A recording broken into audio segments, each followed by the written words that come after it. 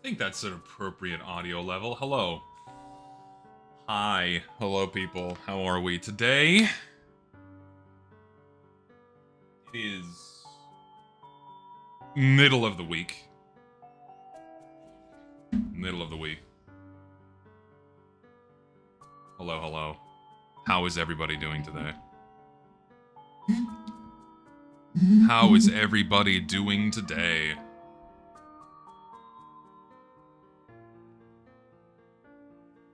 Doing decent? That's good, man. I'm good. I'm doing pretty fucking swell, actually. Life is good, man. Life is good. Not well. That's not good. It's not good if you're not well. Hopefully you become well. Rapidly. Ideally. What's the slop for today? What's the slop? Hit me up. Give me my dose. Well, you can hear the rapper. You can hear it. I have a treat today. I have a treat. I'm gonna get started with a treat today before I have a little idle chatter about a really funny past couple of days about all the slurs.tf stuff. It was quite fun, quite comedic to watch unfold over the last couple of days. It was really funny. But before that, I'm just not here. I'm gone. Where's my webcam?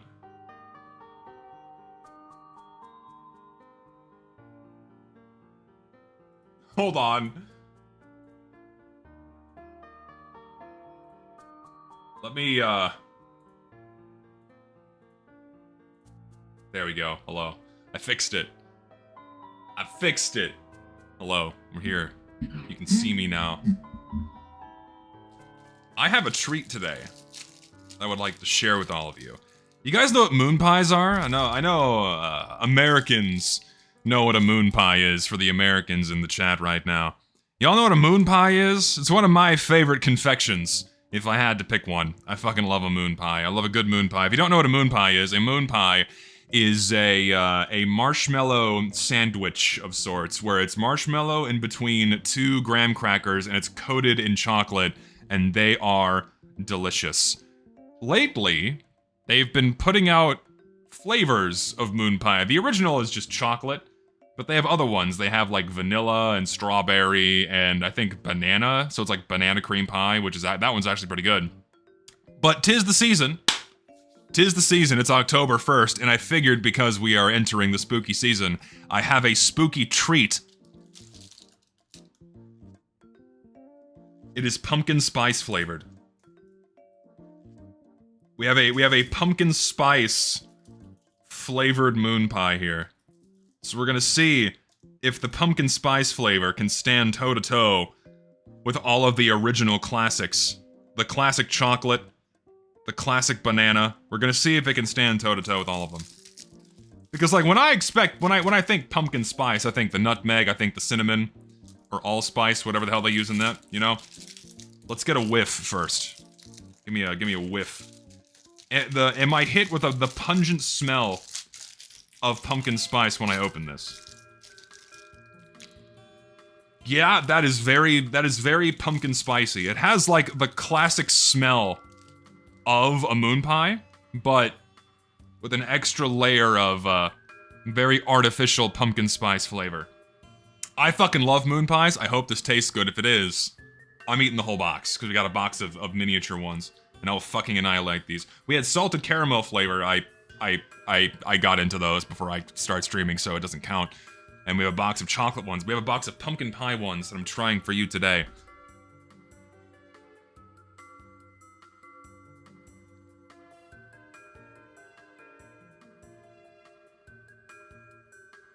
Oh yeah. Oh, that's good.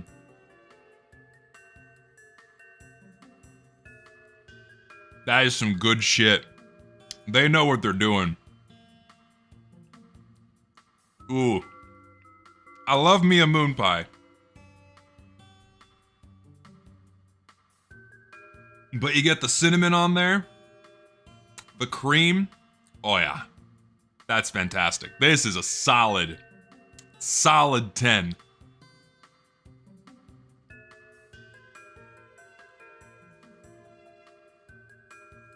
That is fantastic. May the second coming of Zester bless you on your due. Thank you, sir. Gary, I will bring you one.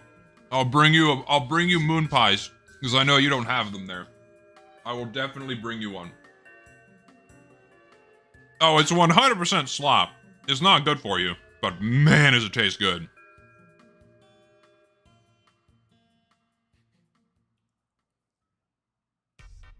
Oh my lord, I know, I'm sorry. I know you're not here to watch me eat a fucking moon pie. I'll explain. The slurs.tf situation.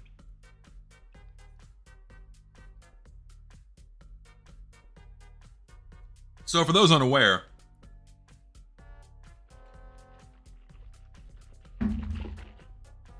last week I streamed. I was playing GTA, and I brought up a really funny website called slurs.tf, okay?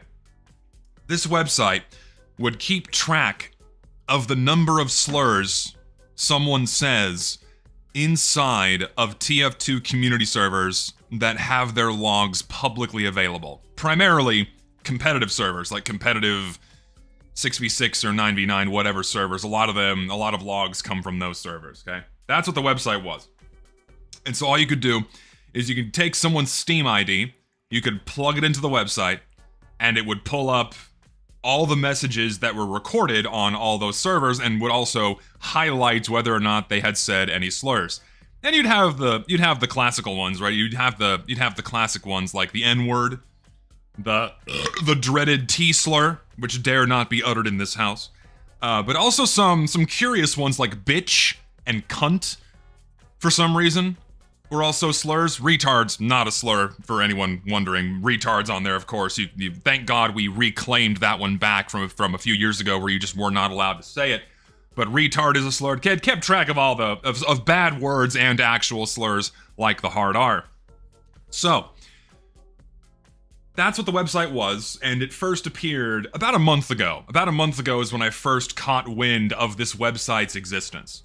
And I looked around on it, it was pretty funny, and then during a stream last week, it came up, and I pulled the website up on stream, and we had a little fun. We figured, oh, let's see what some prominent YouTubers have been saying. Big Joey in chat clued us in to Uncle Daniel dropping the dreaded N-word ending in the A, not the hard R, in a message, and we pulled that up. And then we cycled through a few other YouTubers, namely people like Solarlight, saying some pretty nasty stuff. And then Shonik, good God, buddy, what a potty mouth you have, sir. Shonik said some wild stuff back in the day. Oh my God. And so the reason why I was doing that on stream, one, I was taking the piss, because it was really funny to see these guys having typed this crazy shit back in the day, but also to highlight the hypocrisy, where the only reason why those guys didn't get in trouble is because I got caught first. And then when it was revealed that they had said equally, if not more terrible things, it was quite entertaining to watch people twist themselves in knots trying to defend other YouTubers' usage of the words I was so heavily condemned for using, and just making a bunch of excuses for them. It was quite funny seeing people like, well, it's okay if they drop the hard R, because, you know, it was a long time ago, as if though there's like an expiration date for when people say something stupid on the internet. And here's the thing. It wasn't me attacking people for saying something, because I don't give a shit. You can drop a hard R whenever. It's not gonna fucking faze me. I'm not gonna like wag my finger at you and go, you shouldn't say that. You shouldn't say that. The point was the hypocrisy. That's what I wanted to highlight. Primarily from friend of the channel, Solarlight, who, back in 2021, I'm pretty sure is when that happened, took took it upon himself to try to get me banned off of Twitter by sending his audience after me, trying to mass report my tweets in order to get me banned off of Twitter for saying the exact same words he did while he was playing in competitive matches, he also dropping far more volatile slurs, including the hard R. The point is the hypocrisy. And to highlight that, they all do or did the exact same shit. And they are no better. That was the point. And it was quite fun as I was doing that. It was very cathartic to work through that and pull all that up on stream and go, you motherfuckers, you all do it too, or you all did it too, right? You all did it too, and And again, it was so funny watching people twist themselves in knots, trying to either incriminate me further or hand wave away these other guys' usage of the words to make it seem as if though it was okay what I had to go through. It was okay that the actions taken against me were, they were justified, whatever. It's like, oh, well, the difference is that Zesty probably has alt accounts and still says these things. I saw that said multiple times, like, oh, well, Zesty doesn't play competitive, so we have no logs on him, and you don't, so you have no idea what I've been saying. But when I say this truthfully, I don't say that shit. I don't fucking type the N-word when I play video games. I've just never done that. It's just not something that's in my vernacular. It's not something that commonly comes up. I said it as a joke 2 times in 2016 when I was and there wasn't even the hard R. It was ending in the A when I was quoting the Eric Andre show because I found that funny. And then another time when I was exasperated about a homework assignment. Okay? But the main thing is that, people get mad at me for typing the dreaded T slur. That's just something you are never allowed to utter anymore. For whatever fucking reason. You're never allowed to say that. And because I typed it, didn't say it, I typed it a handful of times some years ago, that effectively means on the internet, according to these people, your life is forfeit and you deserve to lose everything that you've built for yourself. You deserve to lose your job. You deserve to lose your friends. You deserve to have your workplace called. You deserve to have your life threatened. That's what goes on in these people's heads, right? And I don't need to repeat myself again. I already explained multiple times all the crazy bullshit that I went through as a result of me having typed these words and holding a handful of beliefs that, frankly, a majority of people also hold. But if you dare utter these things, then, again, your life is forfeit in the eyes of these people. But, anyways, that blew up. Someone clipped my stream of me going through slurs.tf. And it blew up, it got a good number of views, it was making the rounds, a couple of accounts on Twitter had some posts go viral, showing that the website existed, and it eventually found its way over to Reddit. And Reddit got a hold of it, and again, funny watching people twist themselves in knots trying to justify, oh, well, when they say it, it's not so bad, but when I say it, therefore it's, therefore he deserves to be attacked, all that shit. Again, it's the hypocrisy. It's about the fucking hypocrisy. I don't care if you said the fucking N-word, I don't give a shit. It doesn't fucking faze me at all. The difference between me and Solarlight is that I'm not gonna send my audience to attack him for something he said. That is the difference. Full stop. I'm not gonna try to get him banned off of fucking Twitter because of a disagreement or something that he said that offends me. Unlike him, which he happily did some years ago. And it was fun watching him twist himself in knots in a long Twitter thread, trying to get out of needing to apologize while also half apologizing but not actually doing it. It's the whole I'm sorry you feel that way kind of apology, not I'm sorry for what I did to you kind of apology, that kind of thing. Not that he ever actually attempted to apologize, and he never will. It was really fun seeing that, it's oh, well, I agree that my actions did go a little bit too far. They went too far, but, he was still, doing the side eye, giving an excuse. You can go read that whole thread of tweets. It's still up on Twitter. I'm not going to bother pulling it up on stream again. And, so that was funny. Anyways, video goes viral. Shit viral in terms of the TF2 sphere. A 50,000 view video related to Team Fortress 2 is viral inside of our small sphere. And, yeah, and then the website got taken down. The creator removed the website. And what was the message they put behind? I don't remember exactly. It was don't let passion fuel hate or something like that. What was the message?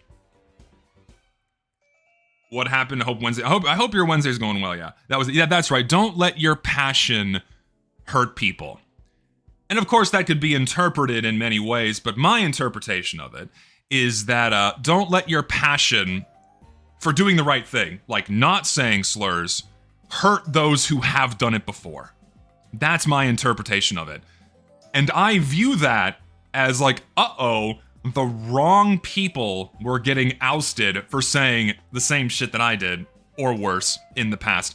The wrong people started getting ousted for saying these things, and they took it upon themselves to take down the website because I was using it as an attack vector to highlight the hypocrisy of SolarLite and frankly the entire TF, or not the entire TF2 sphere, but a good chunk of the TF2 sphere that would happily rip into me, but not these guys for doing the exact same shit years ago, right?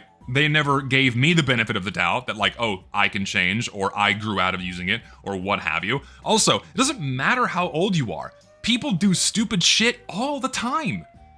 And then if a bunch of time passes between the stupid thing, like you're just not allowed to change, you're not allowed to change as a person. Again, these courtesies were not granted to me, but they're granted to them.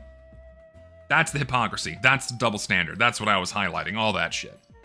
Website gets taken down, and then that like puts a nice, shitty bow on the entire saga. And then I saw a few other things floating around of like, the reason why they took the website down is because people were using it to attack other people, but I suspect that's not the main reason. Again, I think the main reason is that the wrong people were being highlighted on that website or were being called out using that website, and not the people that the creator intentionally wanted to be called out originally. Because I dug into it a little bit, right? Yeah, exactly. Yeah, Richter, you're exactly right. What did they think this was going to be used for? Something noble? No. I mean, that's the intention of, that's the implied intention behind making a website like, yeah, my doggy is here. That's the implied intention behind making a website like this is, oh, I'm gonna show all of the bad things everyone else says. And I looked into it. I looked up the creator. The creator is a competitive player. Their Steam account was made in like 2017, 2018, I think, if the Steam history website is accurate. The website creator was a competitive player, and anyone familiar with TF2's competitive scene knows that all walks of life play Team Fortress 2, including people that like to use slurs. And some people really don't like that. So this person took it upon themselves to make a website highlighting all the slurs people would use in a way to like put them on blast. Like, here are the top slur users in these competitive players, and in these competitive servers, what have you. And they broke it down by region because it was really funny. You had leaderboards, yada, yada, yada, okay? Obviously, the intention behind that is not one that is righteous. It's not one that isn't intended to put someone on blast. That's the whole point of doing it, right? So it's funny that when the wrong people started getting called out for it, then the website goes down. I find that funny. There is no doubt he is a changed person, but I'm still shocked to hear Shonik's earlier thoughts on Afro Juice. Yeah, it was, I'm sure Shonik's viewpoint on those things did change, but he said some crazy shit, like the video I made on Twitter and the clip video that someone put on YouTube, took some of that. It's pretty gnarly stuff, pretty crazy shit that he used to say, but like that being hand waved away, whereas my quoting of the Eric Andre show means I'm racist. Like that's the shit that bugs the crap out of me, and that was the double standard that I was wanting to highlight. So you're losing me on that theory, no offense. I have loose proof that could probably prove my theory that the website was taken down because the wrong people were being ousted, and because I was the one that was doing the ousting. Because let's reverse the situation. Let's reverse the roles. If it was any other YouTuber, if it was anybody else, and not me pulling up other people on that website, would it have been negatively received like it was? Absolutely not. Not a fucking chance. If Dane did that, if Lazy Purple did that, if any of the Chuckle Nuts guys did that, everyone would have been laughing alongside them and thinking, hey, it's a great time. Which most people did, frankly. There's only a handful of people crying about it that made it disappear. But because I did it, And I was ousting all the other guys that have been propped up in the community as, you know, the more wholesome guys that don't engage in these behaviors as also having engaged in those behaviors in the past. Then it's a problem because the wrong guy is ousting the wrong people. Therefore, the website has to go away.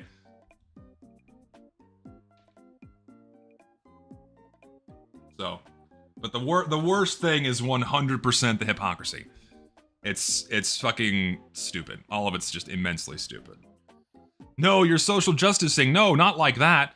However, if someone was able to create a website that tracks your chat history from competitive lobbies, then who's to say that someone isn't able to make a website similar to for casual? No, because the difference between casuals logs and the website and like competitive server logs is that those logs are made public after the game's end. Like it accesses logs.tf, which is where they publicly publish all of the logs that are from competitive servers. And when you join a competitive server, you agree, like, you know, tangentially agree that anything you type is going to be published publicly once you play on these, you know, third-party community servers.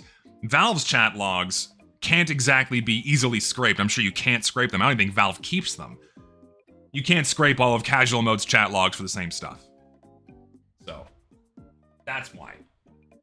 So, and so like the people saying it was like a privacy concern? No, not a privacy concern, because all these things were published publicly and the player consents to that by playing on these servers. And like logs.tf has been a thing for many years now.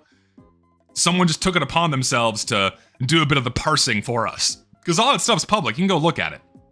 You can go back and look at all these things. Someone else can make another website that tracks slurs right now, because logs.tf is still there. Like, all the logs are there, they're not gone. I'm talking like a boomer, but these new TF2 players wouldn't survive in my time, 2012, when every other word was a slur. We really have gone too soft. I think, while you shouldn't say some words, like the hard R, which I have never done, solar light, most of the time people get a little too upset over words you need not get upset about. Yeah, I first started thinking that when people started getting upset about retard. Like, when you could no longer say retard anymore. Pump the fucking brakes. We gotta slow this down. Yeah, and context matters. Not for them. You know, it doesn't matter for me. Sorry, it doesn't matter for me, but for them, context matters. So they were just silly. They were silly kids. They were being silly children. But any context or explanations on my end, let alone apologies, well, those were simply dismissed because it doesn't matter anymore. Double standard. Hypocrisy. It's just stupid. So yeah, that puts a whole wrap on the stupid slurs.tf thing. And yeah, what a lovely ride that was.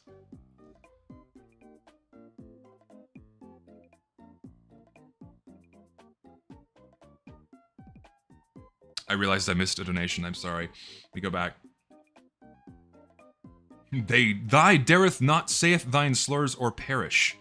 Perhaps, indeed. I don't know, again, I'll repeat myself again. I really don't give a shit what someone types on the internet. On manner of disagreement about anything, I'm not gonna try to attack you and remove you off of social media. Solar light. Unlike you. That's not something I do. It's something you do, happily did, in the past. Not me. That's the difference. Because I don't give a shit at the end of the day. If you disagree with me, don't give a fuck. Doesn't mean I hate you. I don't hate anybody. Did you even know that the T word was even a slur in 2021? Dude, no, not really. Because, like, I grew up and the dreaded T slur was common. You know, like, my father makes furniture, okay? And he works for a lot of interior decorators. And a lot of interior decorators oftentimes are homosexual. And homosexuals oftentimes are friends with, you know, transvestites and transsexuals and transgender people. So oftentimes, they were just tossing around words I cannot repeat. I cannot repeat these things on stream, otherwise my life is over. But they would toss around these words like it was fucking nothing. You know? And we were friends with these guys, we knew them, you know, we broke bread with them, they were all nice people, but like now, so like when I'm growing up, it's just like, it didn't matter if you said these things, right? And for me, it was never an insult. It was just referring to someone as to what they were. And only in more recent years did it become an insult. But granted, that context and that understanding was not granted to me. Instead, I obviously want all transgender people to die, according to Twitter. And therefore, I need to be doxxed, I need to be stalked, I deserve death threats, I deserve to have my workplace called, etc., etc., etc., yeah. Same crazy, psychotic bullshit.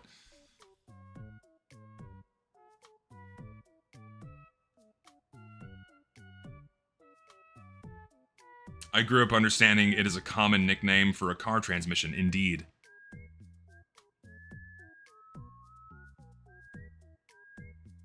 No, I do feel a certain level of vindication. I do. Because, like, again, the hypocrisy is so thick you could cut it with a knife. Because they all did the same shit. Solarlight said the exact same dreaded T-slur. He did. But he's not being heralded around as a transphobe. Oh, he's not fucking... Ew. So dumb.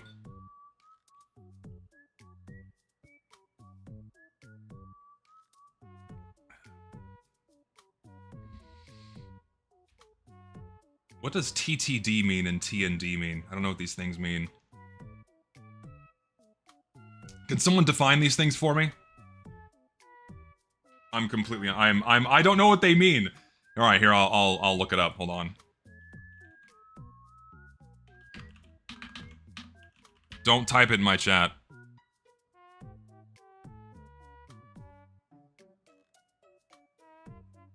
Urban Dictionary will tell me.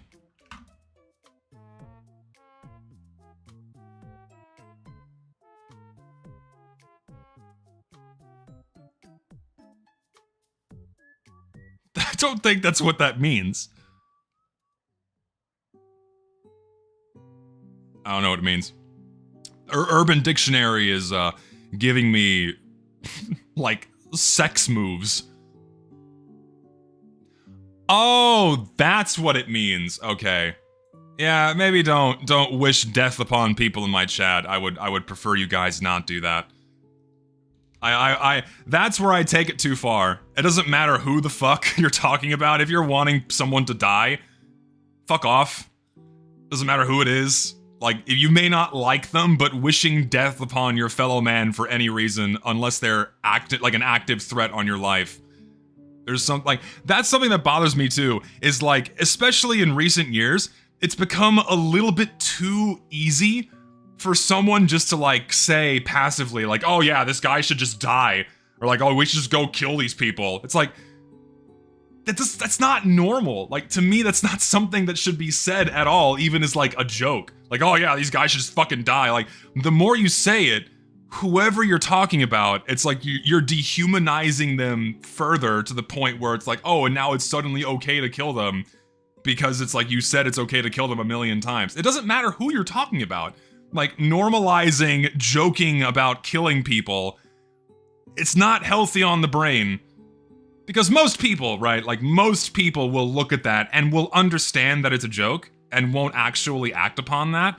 But then you have to worry about the ones that don't exactly got all the screws in their head tightened enough that are gonna act on it and do something crazy. So, just, I hate that shit. So don't type that shit in my chat. That's where I draw the line. You can hate anybody all you want. You can disagree with somebody all you want. Just don't wish death upon somebody. That's really fucked up. That's not okay. Doesn't matter who you're referring to.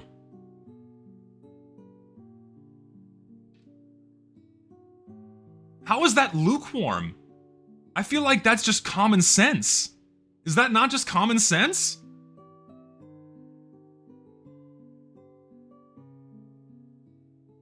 Am I insane for thinking this way? How is that lukewarm? Why would I want anyone to die unless they're an active threat on my life?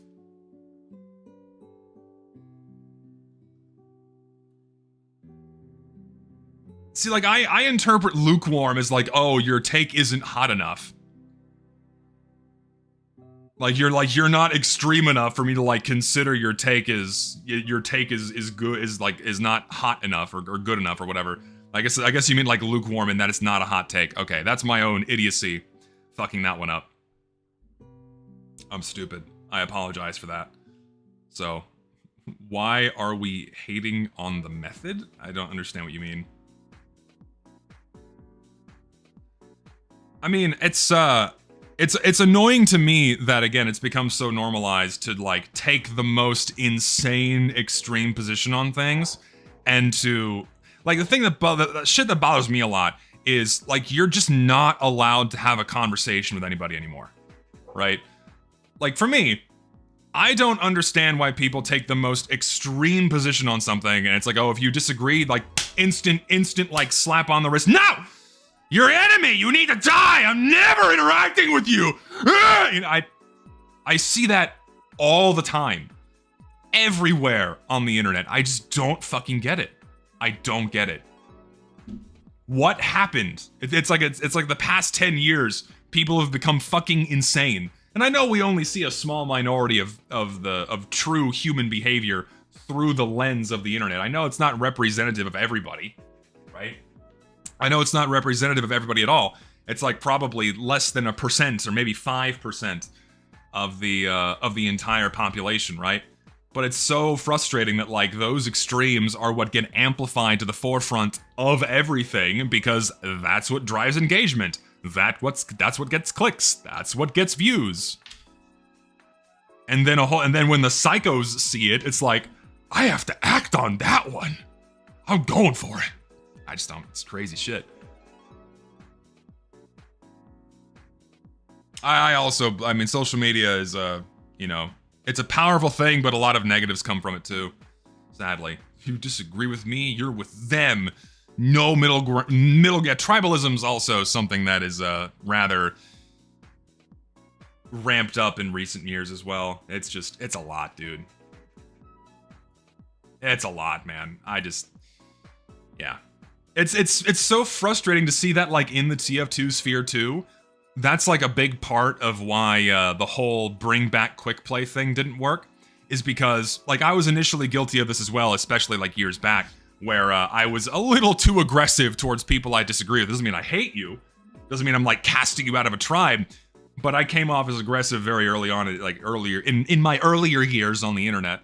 Doesn't mean my views have changed, mind you. Don't interpret it like that. But the bring back quick play thing did not do so hot, because I saw a lot of guys involved with it being overtly aggressive about it, and, like, othering the people that disagreed and getting into arguments. I don't, like, why were you doing that? Like, why was it this war that you have to fight? Why was it painted as this war that needs to be fought?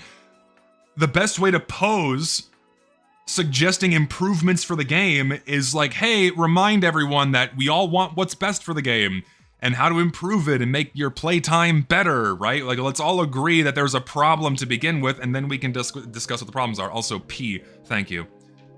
Gotta join my friend on his game. Have a good stream. Thanks, man. Have a good game. It's just, I don't understand why some guys were doing that. And it was interpreted that way a little bit. It was the wrong way of going about it. And it's not just like the bring back quick play shit. Like there's a lot of tribalism in the TF2 sphere in general. No matter where you go, it's there. That's also only a recent development in more recent years, because, like, going back to, like, pre 2018, 2019, there really wasn't any kind of insane tribalism in the TF2 sphere. It's like, it felt like everybody got along. No, and then for whatever reason, like cliques, very, very tight cliques started forming in the TF2 sphere, like, where you have, like, the upper echelon of Dane, Soundsmith, Lazy Purple, and then you have, like, the mid-tier guys, you know, like the Chuckle Nuts guys and, like, the other around 100,000 subscriber channels. And then, like, you have, like, the periphery guys like me and like some, like, lesser, smaller channels that make really good content but aren't like big enough yet for these other guys to acknowledge. It's like you have this fractioning of the TF2 sphere, which is really unfortunate, because it's just like, if we all play the same game, it's a good thing we all play the same game. Maybe we can ask for better for it. No, yeah, COVID did happen. That was a big factor. COVID drove everybody insane by having everyone locked inside for 2 years. And that's when a lot of things in the world went to shit. Summer of Love 2020. Just Good lord. That was a huge problem too, and then like, and like, it feels like we're only just now things are starting to not be so crazy. Though the past month, if anyone's been paying attention to news, has been crazy. But maybe things are getting better. I don't know, man. It's exhausting. It's just so exhausting. All of it's exhausting. I just feel tired. I turn on the news, I'm tired. I open my Twitter feed, I'm tired. Like I'm so done seeing this shit. Ugh.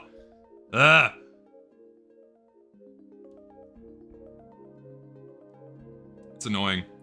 Past 10, 15 years has radicalized way too many people. It feels like we're surrounded by more mentally deranged lunatics than ever before.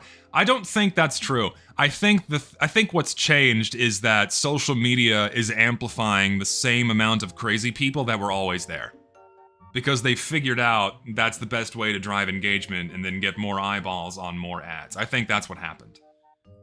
Because there's, you know, a solid, like, what, 5%, 2% of the population that is, you know, sociopathic or psychopathic, that kind of thing. Like, that percentage, I would assume, roughly stays the same year over year, but it's just, you know, social media amplifies the crazies because that's what gets the views, and so I think it's the same. I think it's, like, relatively the same amount of psychos, but yeah. No, and it is, I agree, it's like the amplification of the crazy people is negatively affecting things that are happening in real life too, in a lot of ways, which is not good. Like the majority is standing back in shock as the crazies do crazy shit. And it just keeps happening. And it's like, what the fuck, man?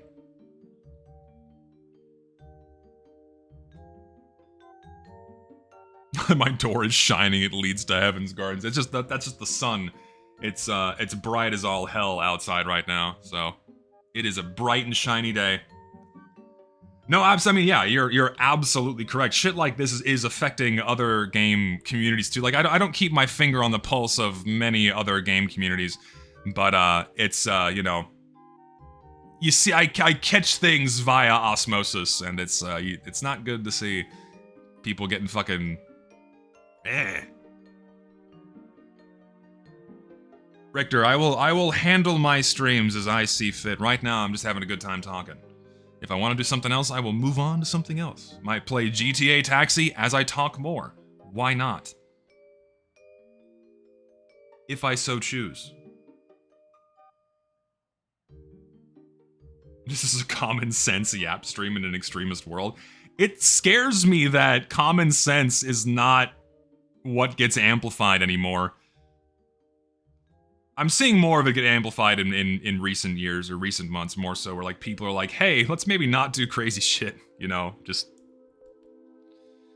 cool it on the wild crap, you know. So it's nice to see sense kind of it's swinging back in the other direction. I have not watched Wheezy's latest MVM video. I could take a look at that, actually. That's not a bad idea. Maybe I'll transition over to that. I'll transition to that in a moment. Not the worst idea. Wheezy made a TF2 MVM update wish list. Is it just a bunch of MVM maps? Surely there's more, right? Surely there's more. Let me pull it up here. Actually, no, I need to open Firefox to do that, because if I don't use Firefox, it's gonna crash. So nice. We'll pull up Wheezy's video. We'll see what he has to say. We'll see what he has to say.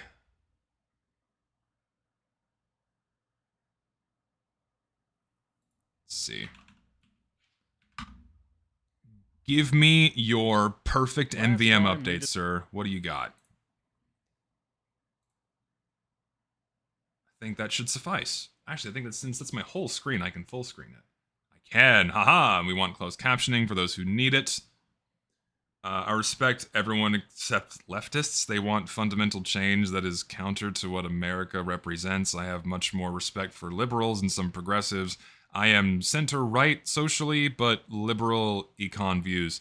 I'm not very in tune with politics, but I prefer treating people on a case-by-case basis with who I interact with. You know, you can label yourself as someone on the left or someone on the right, but I prefer judging people by, you know, the content of their character. And I don't really like, I don't like these big sweeping labels that people use for, because it lacks nuance. Because you label someone as a leftist, what does that mean? You suddenly have a shitload of assumptions about their person that are likely not true. And the same thing is like, oh, if you call someone right-leaning, you have all of these assumptions that are made about their person. And it's like, it's not healthy. It's not healthy for discourse, because it's this othering, right? It's this othering, it's this tribalism that is causing for people to go insane, where it's like, I respect everybody, but this giant chunk of the population. I'm not scolding you, man. I'm not trying to chew you out or something, but it's just the way you type that shit, you know, where it's like, oh, this entire other massive section of the population that's on the other side of the political spectrum, I'm just not going to talk to those guys. I will have no respect for them, etc., etc. And I just don't think that's healthy. I don't think that's a good way to live life in general, especially if you need to exist around people that you do disagree with. It might be a good idea just to go on a case-by-case thing. So that's just me. So this is a TF2 stream. Sir, this is a Denny's. Sir, this is a Denny's. Oh, Lord.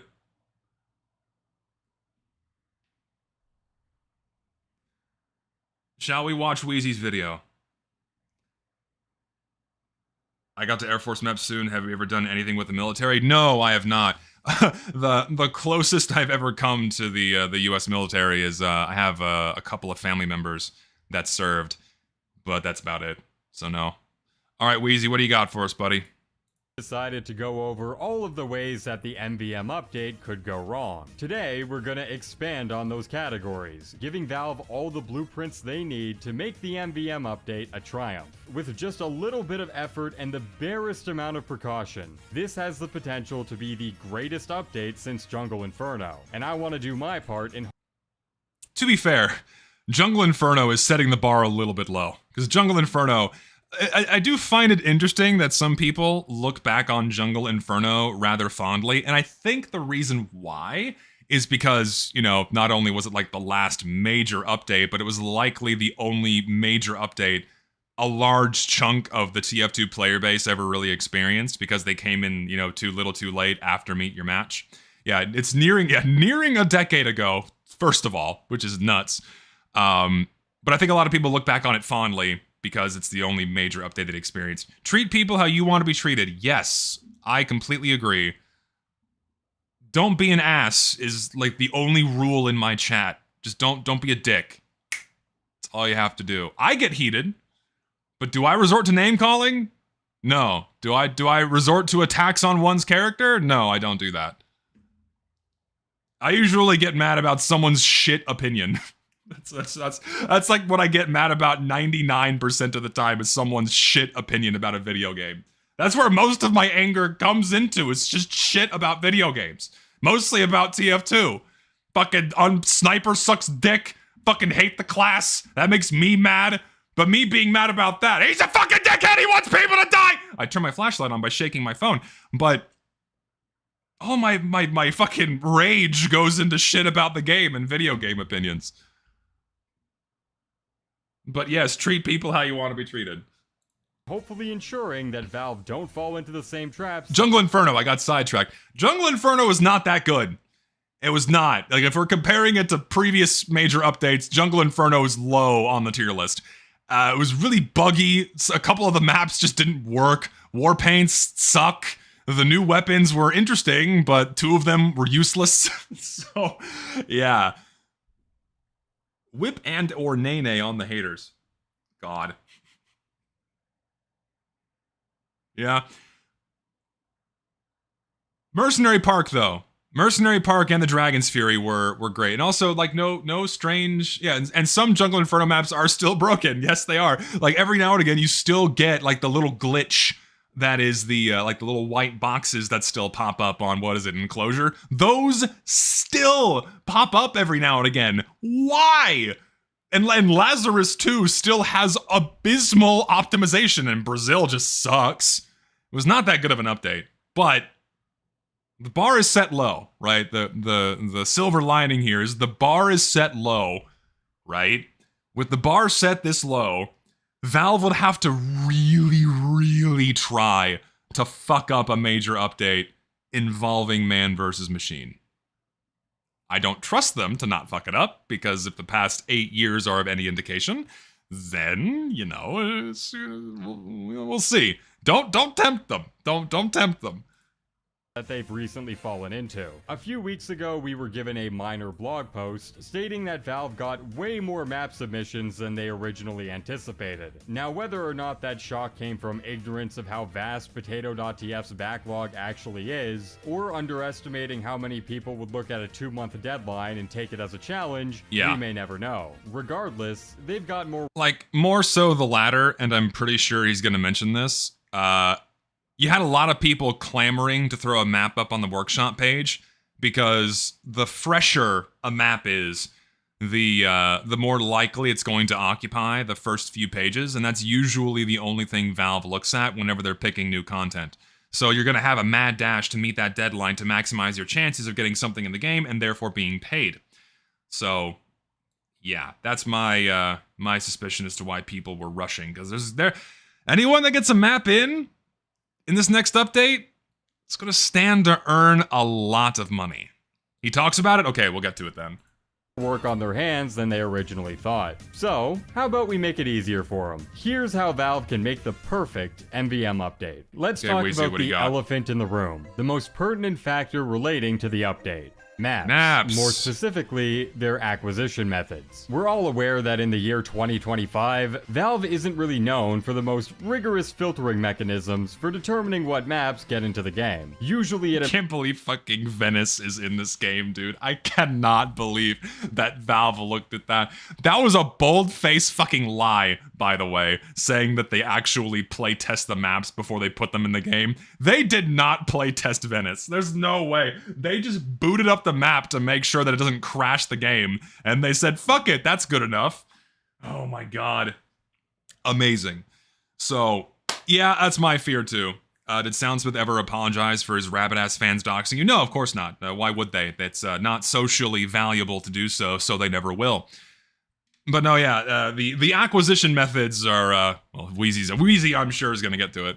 Amounts to Eric skimming the first few pages of the workshop before eyeing up a couple of pretty thumbnails and calling it a day. Now, that doesn't mean the content is always bad. In fact, oftentimes, it's very good. But this is where Wheezy and I disagree. There's a reason why many of the new maps in the vanilla rotation tend to go unplayed. Like, maybe a couple of decent maps get put in the game. Maybe a couple of decent hats get put in the game. I know Wheezy's probably trying to lean to be a little bit more positive, because he can't throw too much shade at Valve, otherwise it comes off as being too negative. But to say often is a little bit of an exaggeration. Just a little bit. Undeniable that this lackadaisical approach to TF2's content curation can promote poor incentive structures that aren't conducive to the cream rising to the top. Chief among them being the increased emphasis on novelty as a star virtue. Be it gameplay or visuals, the mere appearance of innovation is what gains notoriety in the eyes of Valve. This is in stark contrast to what gains notoriety in the— And because novelty wears off extremely quickly, most of the new shit goes dead. It goes dead in days, and no one gives a fuck. It's like, oh, there's this map is a big sharky. I like sharkies. Big sharky under the water here. And they play for 2 minutes, realize the map fucking blows, and then it's dead. Fucking Aquarius is dead. It's gonna be dead forever. Maybe not, because it's payload, but all the other maps they added that aren't payload will be dead. community Also, iBlue, MVM yeah. scene. Mappers Gulp go indeed. through multiple layers of playtesting, judging, and further design iterations, all to be included in a third-party campaign that can maybe crack 100 concurrent players on a good day. All for nothing but love of the game. Now, I ask you, as a TF2 player, if you had to blindly make a tour consisting of missions from either of these two domains, which one would you trust to have the best content available? Yeah. Ideally, there wouldn't need to be a choice. And there's definitely Yeah, some it's overlap sad. between well-beloved community missions and what's at It's sad that there even is going to be a choice, and it's completely reliant on Valve to not fuck up their selections. Because the Potato.tf guys, they have curated a shitload of good maps that have been playtested to hell. Everything works already. All they have to do is copy and paste those. But does Valve know these things exist? Probably not. Because it's not what's on the first 3 pages, and really only Eric Smith curates what gets put in the game. Is he gonna go out of his way to do the additional research to find the Potato.tf stuff that's been heavily playtested? It would save them a lot of work if he did, but is he going to do that? Probably not. They all have the design philosophy of Counter-Strike Overwatch maps. It seems like no one understands how to make a map truly feel like a TF2 map at all. No, that art has been lost for many years now. And now all you need to make a TF2 map is make a really flashy location and then put a control point on there somewhere, and then that's good enough. We need Australian holy mackerel or I'm gonna chimp out. No, I think I don't know. We need good Aussies, I do agree, but I don't know about a fish. I was hopeful that this MVM update would be great, but then I remembered Valve needs 6 employees to play test. Yeah, they're gonna have to get 6 guys together that actually think about what the playtesting alone requires, right? Like if they want to play through all of the missions, through all of the waves, on all of the maps, that's hours of playtesting. You really think Valve wants to do that for TF2 anymore? Probably not. But they realized that they kind of have to, because they're undoubtedly going to monetize this. And if they don't test this shit to make sure that it at least functions all the way through, the people that spend money on what might potentially be a malfunctioning product, that's not going to look very good, and it's going to cause fires. So Valve seems to be, at least in my opinion, at the very least, definitely going to be going through and at least checking to see if the waves can be played through to completion. What about, difficulty ratings or any other kind of egregious bugs? Who knows? But I think Valve's going to do at least that much, but we'll see. Yeah, and you're right. A rigorous playtest would take multiple playthroughs, not just one, and just one for all of the maps across all the missions and all of the waves. That alone would take hours and hours and hours. But rigorous playtesting through all of the maps, that's not going to happen, because what has Valve been doing? What has Valve been doing for the past, 8 years of adding new maps into Team Fortress 2? We, the players, are the playtesters. They boot them up on like a private server, game doesn't crash, great. Put that shit in game. Then the first few days of Smithsmiths or Scream Fortress, and more recently Summer, is us playtesting the maps for Valve. All of our complaints flow in, the maps are retroactively changed by the workshoppers, and then days or weeks and sometimes even months later, then the maps get fixed. Which in turn puts a really sour taste in players' mouths upon the initial exposure to this new content, because if it sucks coming out of the gate, are most people going to return to it after it's been fixed? Like, do people really pay that close attention to the like blog post changes? I guess they do, because TF2 really doesn't have that much going on anymore. But yeah, it puts a very negative impression on new content where it's like, okay, they're turned off from it now. I don't want to fuck with this anymore. And then there's like a laundry list of changes on one map. Are they really gonna go see if it plays better again? Most players probably not. So the tippy top MVM demolition would go hard. Ugh. for the workshop trending tab, but not as much as there really should be. A massive chunk. And then they break the game by messing up ragdolls. Richter is a lot more qualified to explain why that happened. If memory serves, Richter, I'm probably going to get this very wrong. So what happened, because it wasn't just in TF2, it was something to do with the physics engine that is used in TF2 and also Gary's mod.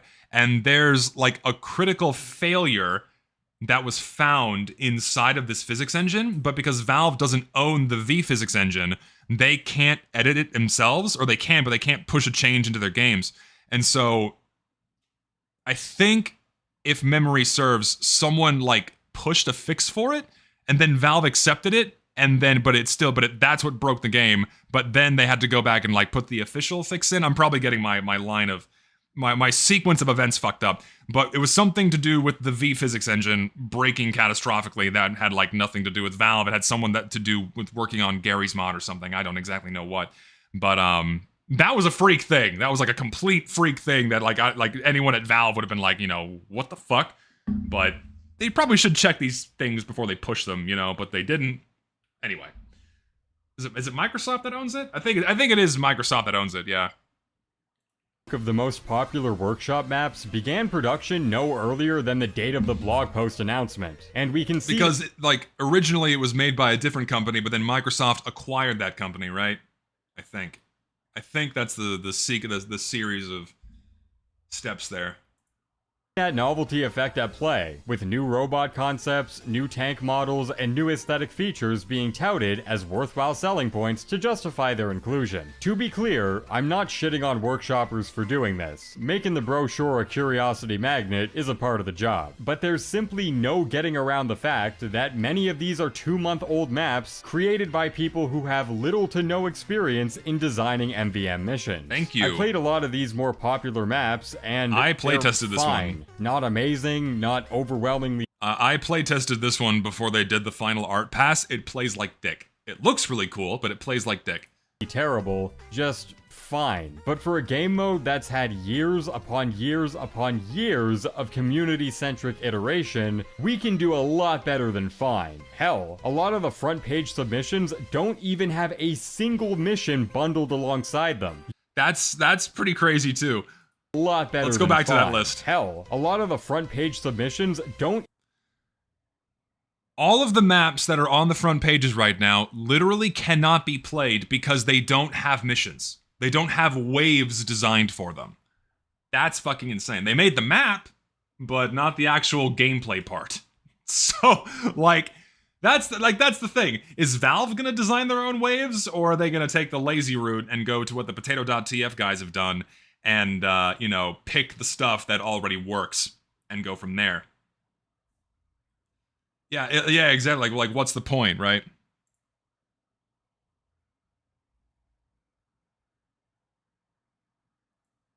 So, we'll see. Yeah, we pray they do potato.tf because, like, now the deadline is come and gone. If they push missions into these maps now, is Valve going to see them? Are they going to email Valve, hey, I made a mission, try it? I don't know, man. If Valve does what they normally do, the update is going to be really bad.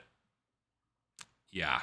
Even have a single mission bundled alongside them. You quite literally cannot playtest the maps. There is no greater indication that you cannot and should not build an update off of page 1 workshop submissions than that. Is it possible we get some good missions out of these maps? Sure, but why the fuck are we rolling? Oh my god, yeah, they are, like, again, think about this for a minute.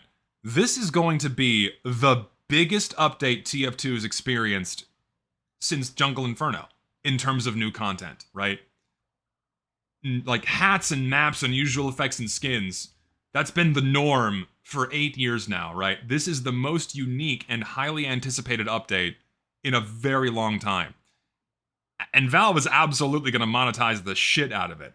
And again, like I said a moment ago, if you get a piece of content in this game, be it a hat or a map or any part of it, you stand to earn a lot of money.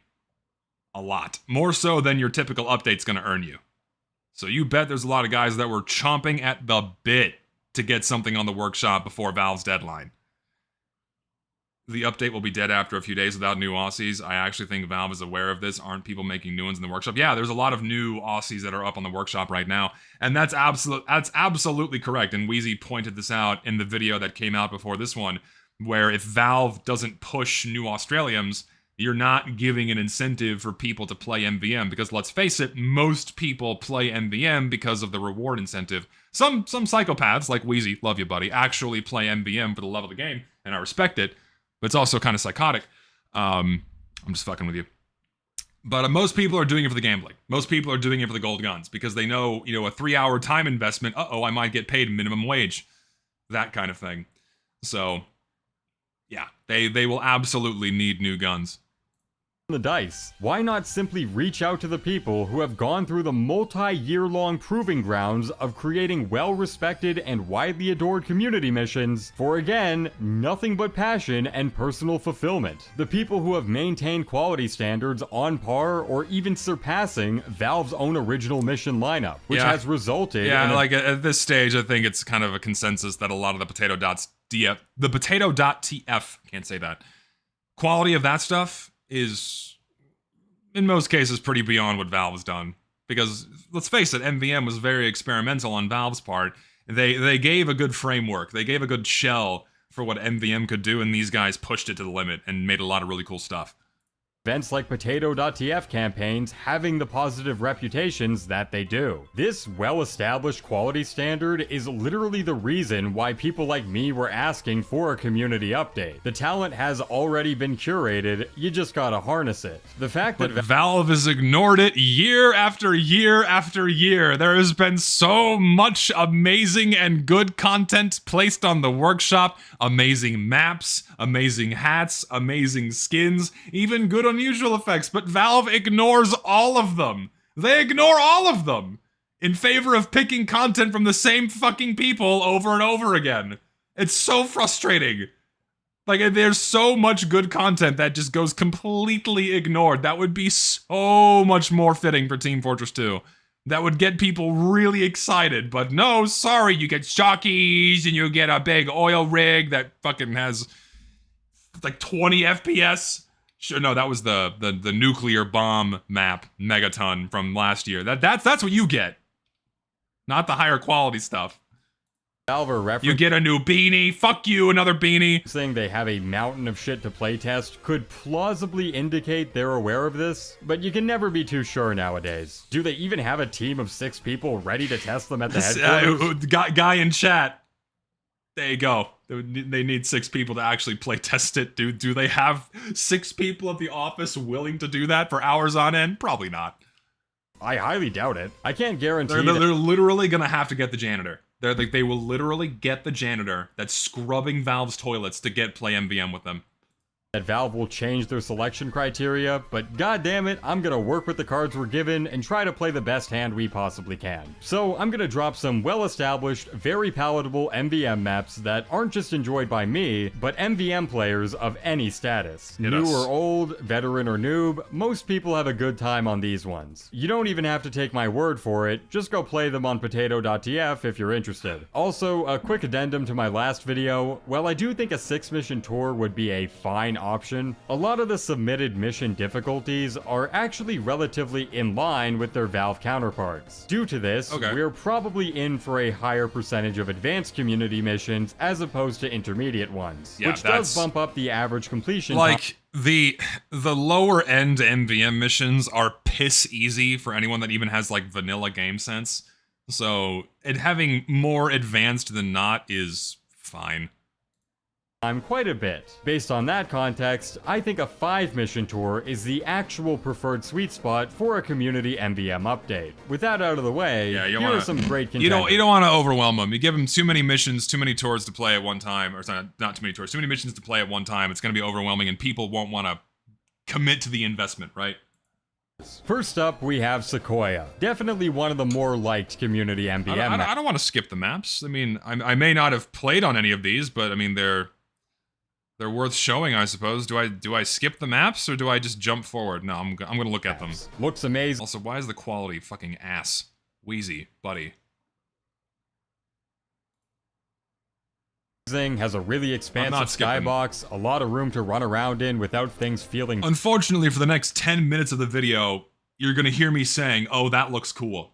Because what can I contribute to this? I feel bad. I don't know what to add in this, you know? big just for the sake of being big. There's one gate on the map, and while it doesn't change the spawn point of the robots, does look nice, though. it gives them a much quicker route to the bomb site if not properly defended. Because it's a larger map, you're able to beef up the... So I will say, a thing that trips me up is when an MVM map gets really big and you spend a fuckload of time just trying to get where the robots are after you die, even with an engineer. It's like, you don't want to stretch them too thin, because you only got 6 guys, right? You only got 6 guys. Robots and not get insta-dragged to the hatch. So there's a lot of potential for really interesting mission concepts here. After that, we have Underground. Probably my own personal favorite community MVM This one also map. looks cool. People might look just in general, we don't have a lot of cool subterranean TF2 maps. Like, it's difficult to make a map that's fully enclosed, right? Because you need to have them take place in, like, giant caves. We don't have many of those. Make more of them. the singular cave entrance and think it's another big rock, and well... Like, where do you think the gravel comes from that red and blue team fight over? It comes from underground. They are... Like, we have Big Rock that's a cave, sure. But, like, I'm talking in general, across the whole game, not just MVM.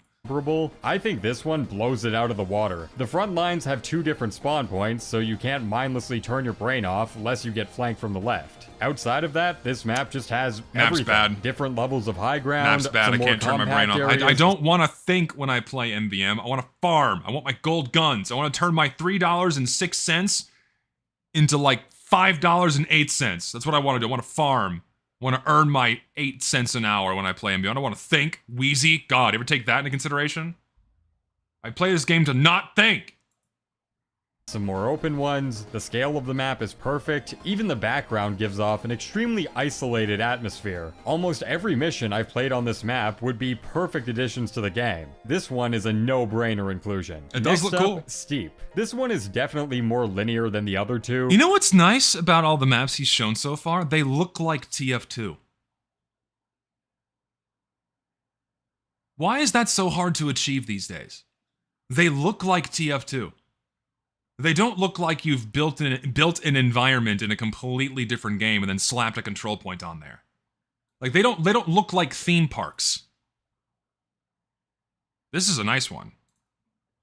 But I think that gives it a much more of a I think that's the Yukon skybox? Correct me if I'm wrong. classic Valve vibe. Instead of heavily dispersing players, everyone's a lot more coalesced together, and that allows for massive team fights everywhere throughout the map. And the tanks forcing the entire team back by necessity is something that you don't see a lot of on other MVM maps. It can sometimes fall into decoy syndrome where everyone's tanks are not very threatening in MVM at all because you only need a pyro.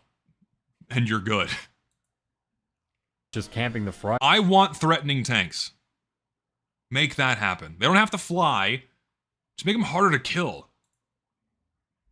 But I think having a more tight map added into a tour provides some much needed variety. And when you get pushed back, almost every pathway being a choke point just resets those team fights ASAP. It doesn't hurt that shoving bots off the hill is the most satisfying environment. That's something else too, is a lot of Valve's MVM maps don't have a lot of really good staging areas. There's like really only 1 or 2, maybe 3 decent staging areas as you get progressively pushed back further. So it's nice to see that there's a map that's in the, that could potentially be put in the game, that you're not immediately screwed if you get pushed back beyond, like, one of very few decent staging areas. So that's cool.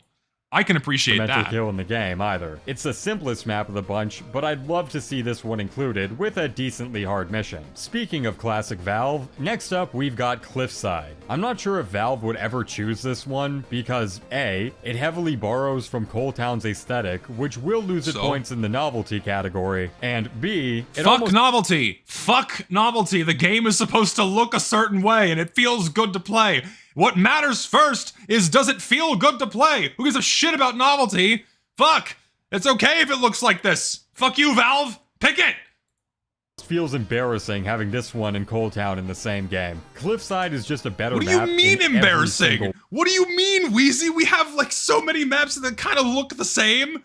We have fucking how many versions of Harvest do we have?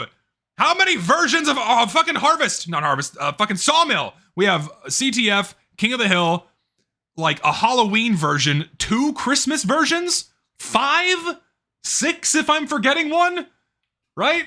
And then if you go to like normal looking maps, you have so many maps that have like the same arid Badlands aesthetic. We have 2 maps literally named Badlands. It's okay if they look the same or similar.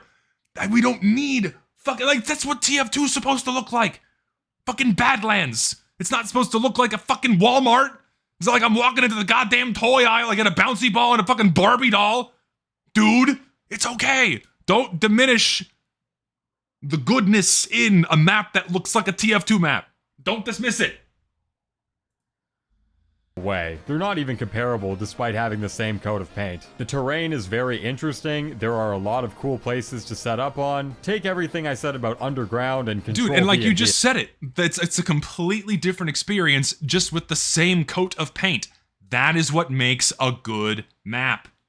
We don't need shocks and presents and pumpkins and a big sexy vampire lady. No, same fucking coat of paint, different experience.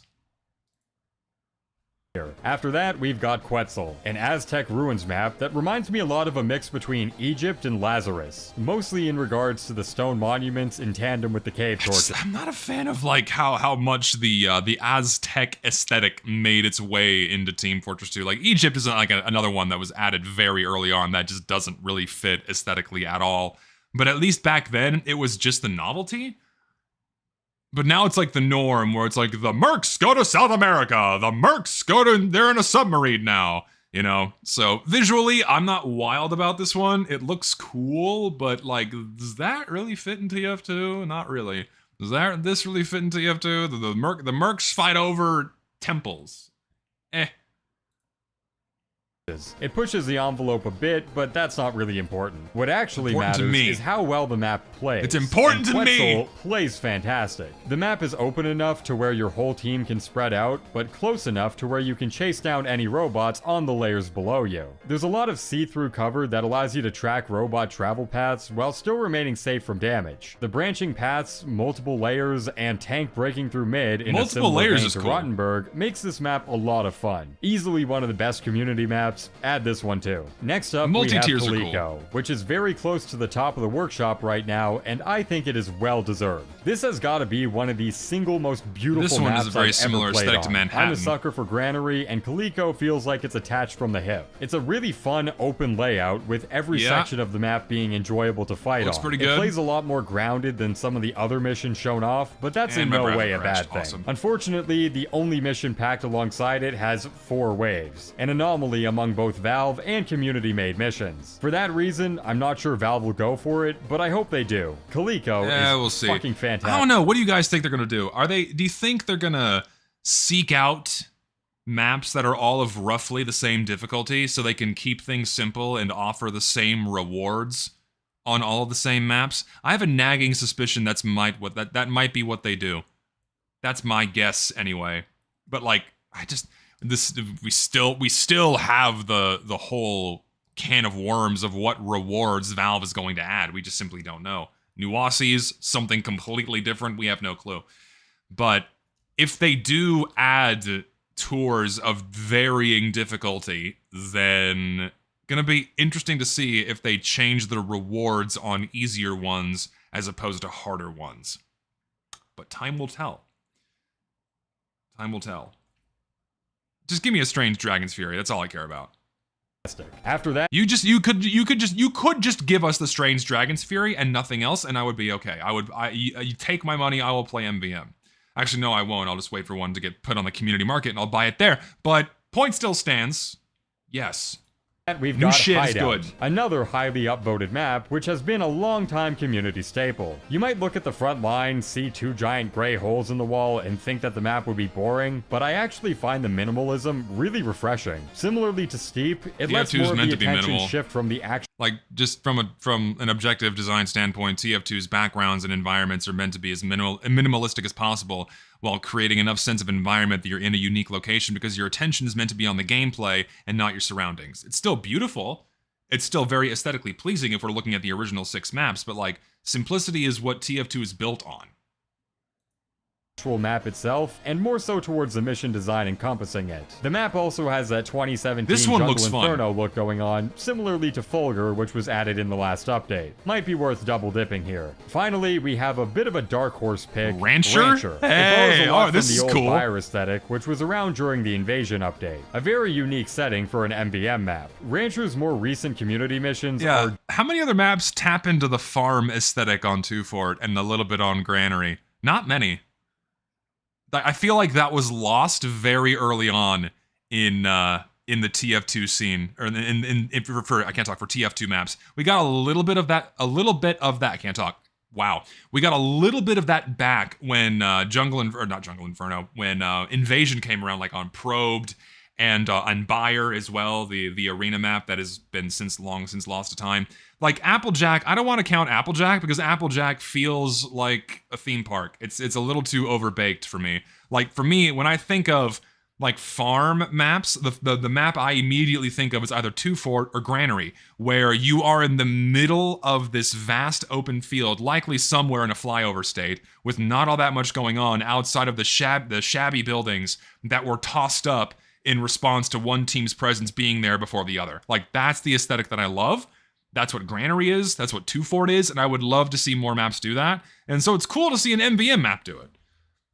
Whereas like Applejack, everything looks like, oh, these are like established, really like ingrained facilities that are part of like the surrounding infrastructure, and that doesn't really make a lot of sense for like what TF2's original aesthetic was supposed to be outside of Hydra, but Hydra's kind of an anomaly for TF2 maps in general, not only in, you know, gameplay, but other things as well.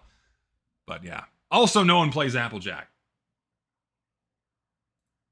genuinely fucking insane and fly way out of the bounds of what would be appropriate for an in-game implementation, but a lot of those are reliant on source mods, so there's no way they make their way into the game. But it is worth noting that Rancher as a map, on its own merits, is genuinely very well designed in both gameplay and visuals. Problem is, I don't know if there are any accompanying missions that can be ported over before Valve starts playtesting. That's why I call it a dark horse pick. But if there is a way to make more of a simple mission work, instead of ones that have fuck you laser beams everywhere, I think it's an attempt like worth making. That's what I fear the most, man. I really want interesting MVM missions. I want bosses that are actually scary, that actually threaten your ability to finish a wave, because like everything's been figured out, right? Everything's been figured out. None of the bosses are scary at all because you know exactly what you need to do. I want a challenge. Like if I'm gonna play it, I want something. I want to have fun, right? And by a challenge, I don't mean like 5,000 crit heavies with 800 health. I need something spicy. So like the crit lasers, the laser beams comment hits home. Yeah, we don't need nightmare mode. We need like a challenge, something actually difficult. Please. I want to be scared. Are in the description, so go give them an upvote. Some of these are procedural waves a good idea. I don't know if it's been tried. It sounds like a good idea, but when it comes to a game mode that's going to be monetized, I don't know if that would fly. Because if difficulty changes on the fly and then someone gets mad like, well, this wasn't worth my money, that's kind of antithetical. I'm not like, giving an excuse for Valve here, but that's like antithetical to like Valve's business practice of like, oh, you're offering a stable product, therefore waves should be the same every time you play it kind of thing, But I wonder if that's even possible, like procedurally generated waves. I'm sure it is with the fucking, with the SDK being released. I'm sure it can be done. That'd be kind of cool. Criminally underrated. Like, we're talking page 8 type underrated. No, yeah, you're right. It would be an insane amount of work for you as someone who works on it, but like, that's untapped potential. As like a VScript MVM map. That'd be fucking sweet. The more attention these maps get, the higher of a chance they have of making their way into the game. Go give them some clicks, they very much deserve it. And if you thought we were stopping there... Yeah, I will recommend y'all because there are do the same, because if we... Oh, it's too late now because Valve picked. Never mind. Like, Wheezy, Valve picked their shit. Or maybe they haven't yet. Regardless, here's the video. Maybe they haven't made their official picks yet, and maybe they're still in the testing phases. Maybe go bump these maps anyways. Because, like, emails haven't gone out for MVM maps, so I'm wrong. They did not pick maps yet. But they're testing them right now, so they may already have, like, a few in mind. Regardless, go vote those up. Because if we can bump actually good maps that Valve sees that makes the MVM update of quality, that would be a good thing to see, and not the newer stuff people have thrown on the workshop that you just literally cannot play because there are no missions. So, yeah, maybe go vote these up and get rid of the other stuff that's on the front pages that you just actually cannot play. Few honorable mentions that I think are one rung below the bunch. However, these could still make for very cool additions to the game. First up, we've got Waterfront, yet another classic community MVM map that I'm a big fan of personally. However, cool. Its more compact design with branching pathways tends to make it more of a love it or hate it kind of map. I'm in the love category personally, but in the name of appealing to the most amount of people, I left it out of the top 8. After that, we have Bogland. This is a more recently created community map that I think is extremely well designed. Good balance of open and closed off areas, with each part of the map being enjoyable to fight on. However, and I'm fully willing to admit this is 100% subjectivity, the marsh setting just doesn't do it for me. Don't get me wrong, it looks very nice on a technical level, but it just doesn't have the same cozy vibes as a lot of other maps. And if I'm gonna be spending 20% of a tour playing on one map, I gotta enjoy hanging out there. This is a purely personal thing though. Objectively, it plays great and is very well made. Flowerfield is a map that currently sits pretty high on the workshop. It's on the smaller side, but the layout is actually very well thought out. Needing to balance both ends of the robot spawns while your team's positioning is what accounts for your overall risk profile. I know a lot of people might not be huge on the more colorful theming of the map, a similar take to my feelings on Bogland, but personally, I don't mind it at all. It's very well made on the gameplay front, and if that's all you're worried about, there's not much to complain about here. And to top it off, despite the original MVM trailer being set in a blizzardy field, there's yet to be one winter map in the game. There are a lot you can pick from, but I am so scared, dude. I am terrified of Valve adding overtly holiday-themed content. I really, really hope they don't do that with MVM. I pray to God they don't do that. The last thing we need is a Smithsmith version of existing MVM. If that happens, I'm cutting my cock off. I'm taking a blunt object to my member and it's gonna be gone. I'm gonna crush it with a fucking cinder block. Crush my cock with a rock, I must. I will be so sad. Every bot has a shitty Christmas hat. MVM Big Rock event! And you're going in a Santa's coal sack, and it's a big red bag. It's full of coal, and all the robots are evil elves. I don't fucking know. I hope Valve doesn't do that. Like, the people are really tired and have been tired for a while of the overtly tacky shit. So I think they've learned their lesson in recent years to not add that stuff. So hopefully they won't. Of the ones I've played, my favorite is Shiver Peak. It really hits home that old school viaduct feel, and I find holding down the fort very fun. My only gripe with Shiver Peak is your line of sight near the front lines is We also don't have enough snowy maps that are not overtly Christmas themed. Can we even get more of those? Please? Well, it's too late now. We already have too many maps in the game. Like, making them and adding more it makes no difference because no one's gonna play on them. But, like, it's a shame we don't have more snowy maps because sometimes it does snow in the desert. Bit too obscured by the middle rock for my liking. I get that's the purpose of adding it, and it does do its job well as a balancing mechanism, but it doesn't feel good to push into flank fucking range just to get the left side robots in your field of view. Outside of that, it's a very fun map, and one of my personal favorites. There are definitely a lot of other solid maps out there that I haven't talked about, be it due to a lack of experience, lack of applicable workshop application, or too many elements that are overly extravagant for anything beyond a community server. Dude, I know. I cannot believe maps like Aquarius are being added to the standard rotation. Like, keep those summer restricted. I'm surprised they didn't implement a summer restriction. It's not good to have 122 maps in the vanilla rotation, even more now that Scream Fortress is turned on. Did they add the maps from last year? It looked like they were missing. Did they put last year's Halloween maps in the rotation yet? Because, like, Scream Fortress turned on today, but I don't think last year's maps are in there. Yeah, I think they're still missing. Yeah, they're still missing. Yeah, they didn't put them in. Surprise. But, dude, we're gonna have, we're getting 8 maps this year. Like, we're getting 8 maps for Scream Fortress. We're gonna have 185 maps in the rotation. What the fuck is gonna happen to the game? It's gonna fucking break. God, help us. Please. You my favorite. And then when MVM comes out, oh god, the matchmaking system's gonna fucking die. I'll let you all parse them out at your own leisure. But as we all know, updates aren't all about the maps. And especially when we're talking about MVM, there are a lot of changes that can and should be made to the game mode. You might think I'm referring to things like adding new upgrades, nerfing infinite refunds, reworking the gas passer, removing any and all god spots, or reverting air blast push force. But truth be told, I don't see any of those things actually happening. Yeah, Valve is probably not going to do anything balance-wise. That's the last thing they want to touch in Team Fortress 2 is anything that affects game balance. They're just going to throw the maps in the game and go with that. Too much work or too much controversy for Valve to want to look in any of those directions. Yeah. I champion all those changes personally, but they're off the books in my eyes. Yeah, so I'm not going to be devoting any energy towards them in this video. But you know what might be on the books? Australians.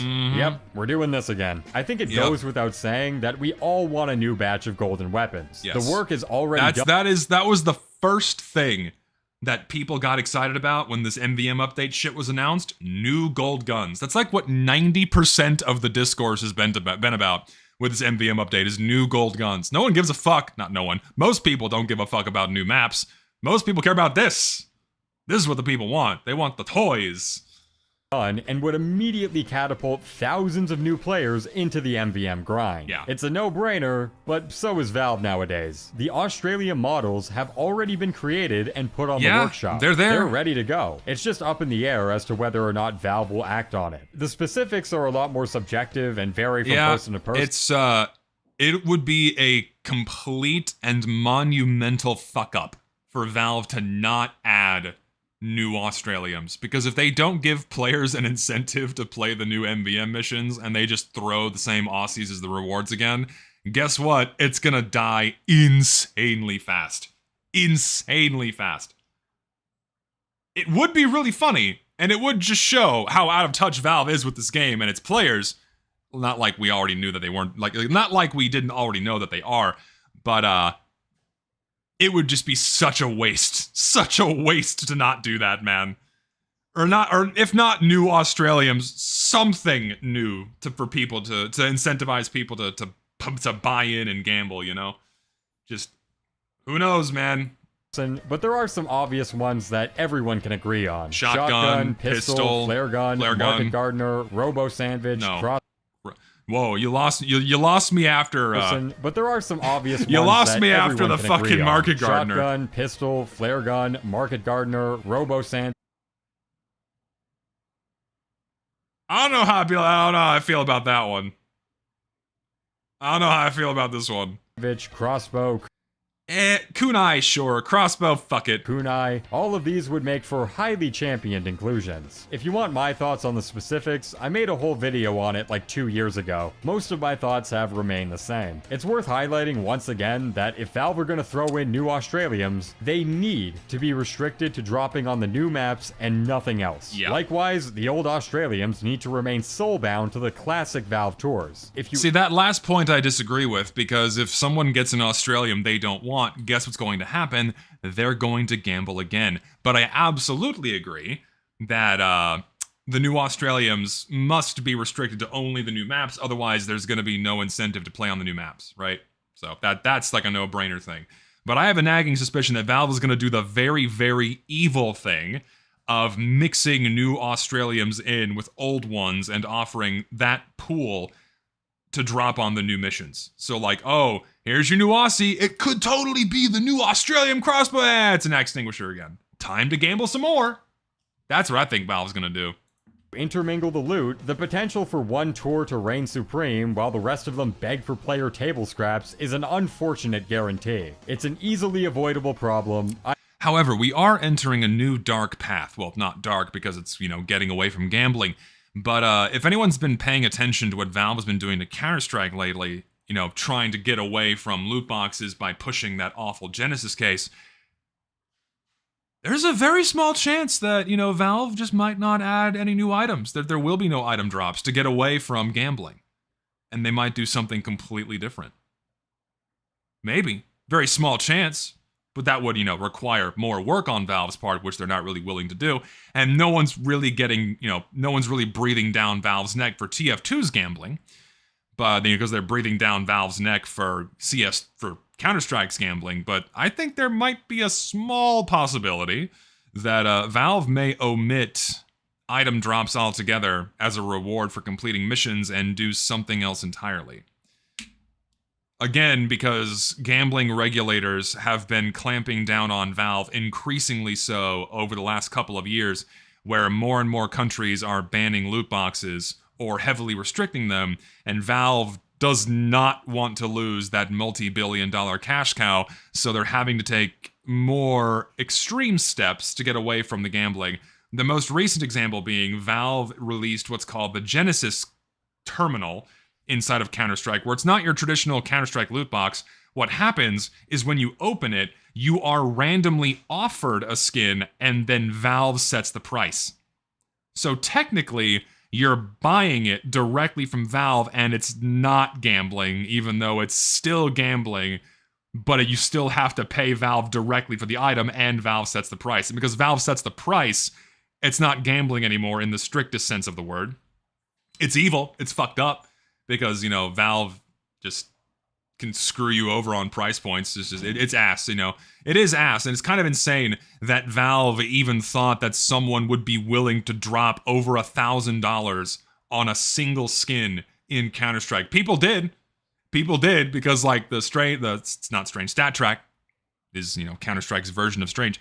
Stat Track Reds from the new collection that are factory new were over $1,000, and they exist. They're on sale right now on third-party sites, meaning some psychopaths spent over $1,000 directly to Valve to buy that skin directly. That's insane that anyone even considered buying that. But, long story short, I suspect Valve, there's a small chance they might try to get away from the gambling. But we'll see. I just hope Valve sees... Again, requires more work on their part, meaning probably not, because Valve is allergic to the word work. But who knows?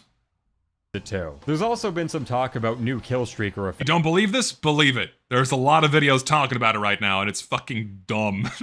The Genesis terminals are dumb, dude.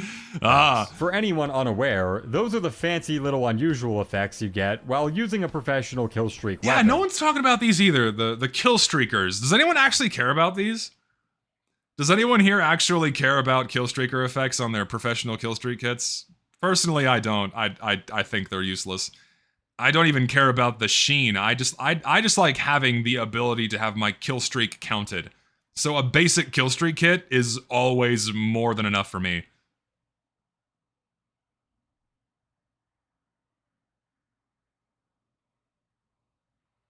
Too expensive to care about? I feel like that's the level of entry for most people, is that it's too expensive to care about.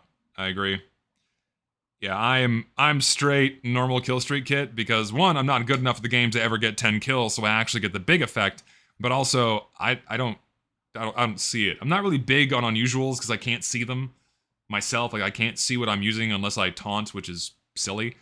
And yeah, so I'm not huge on them. But no one's really considering it. Not a lot of people are talking about, hey, let's add new killstreaker effects, but are there even any on the workshop? I think there were a couple that were sent to me on the last workshop stream, but by the way, while I have all of you here, if you want notifications for when I go live, join my Discord, linked in the description below. You get notifications for when I go live on stream and when I upload. Self-plug done, moving on.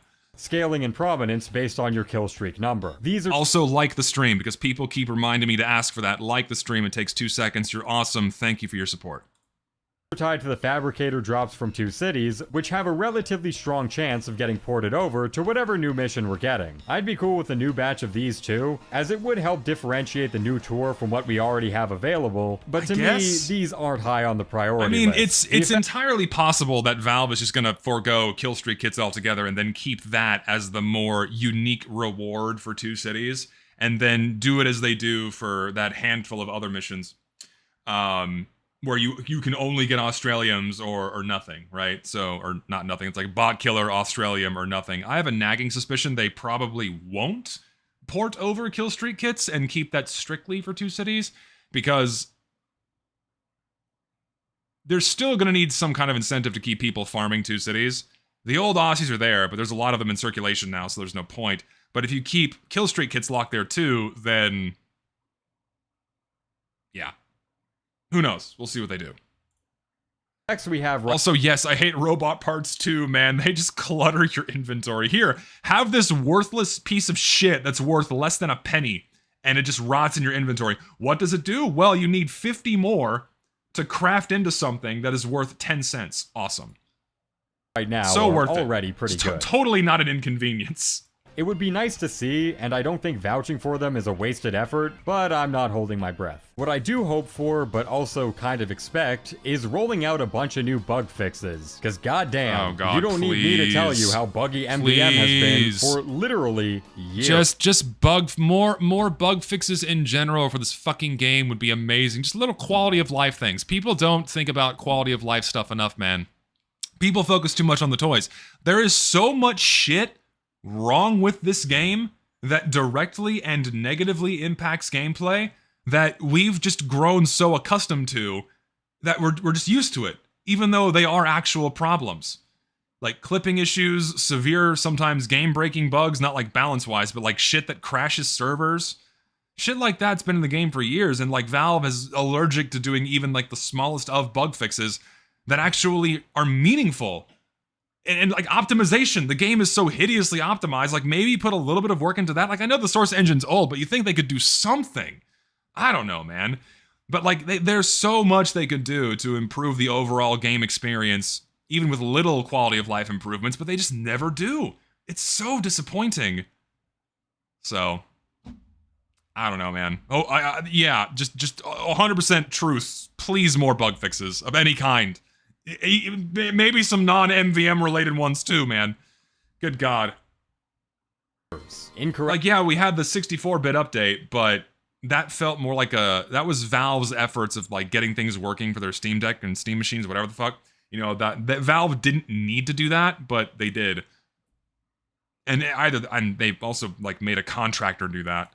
Robot numbers on the UI. Like that improved performance on some people's machines, but not all of them.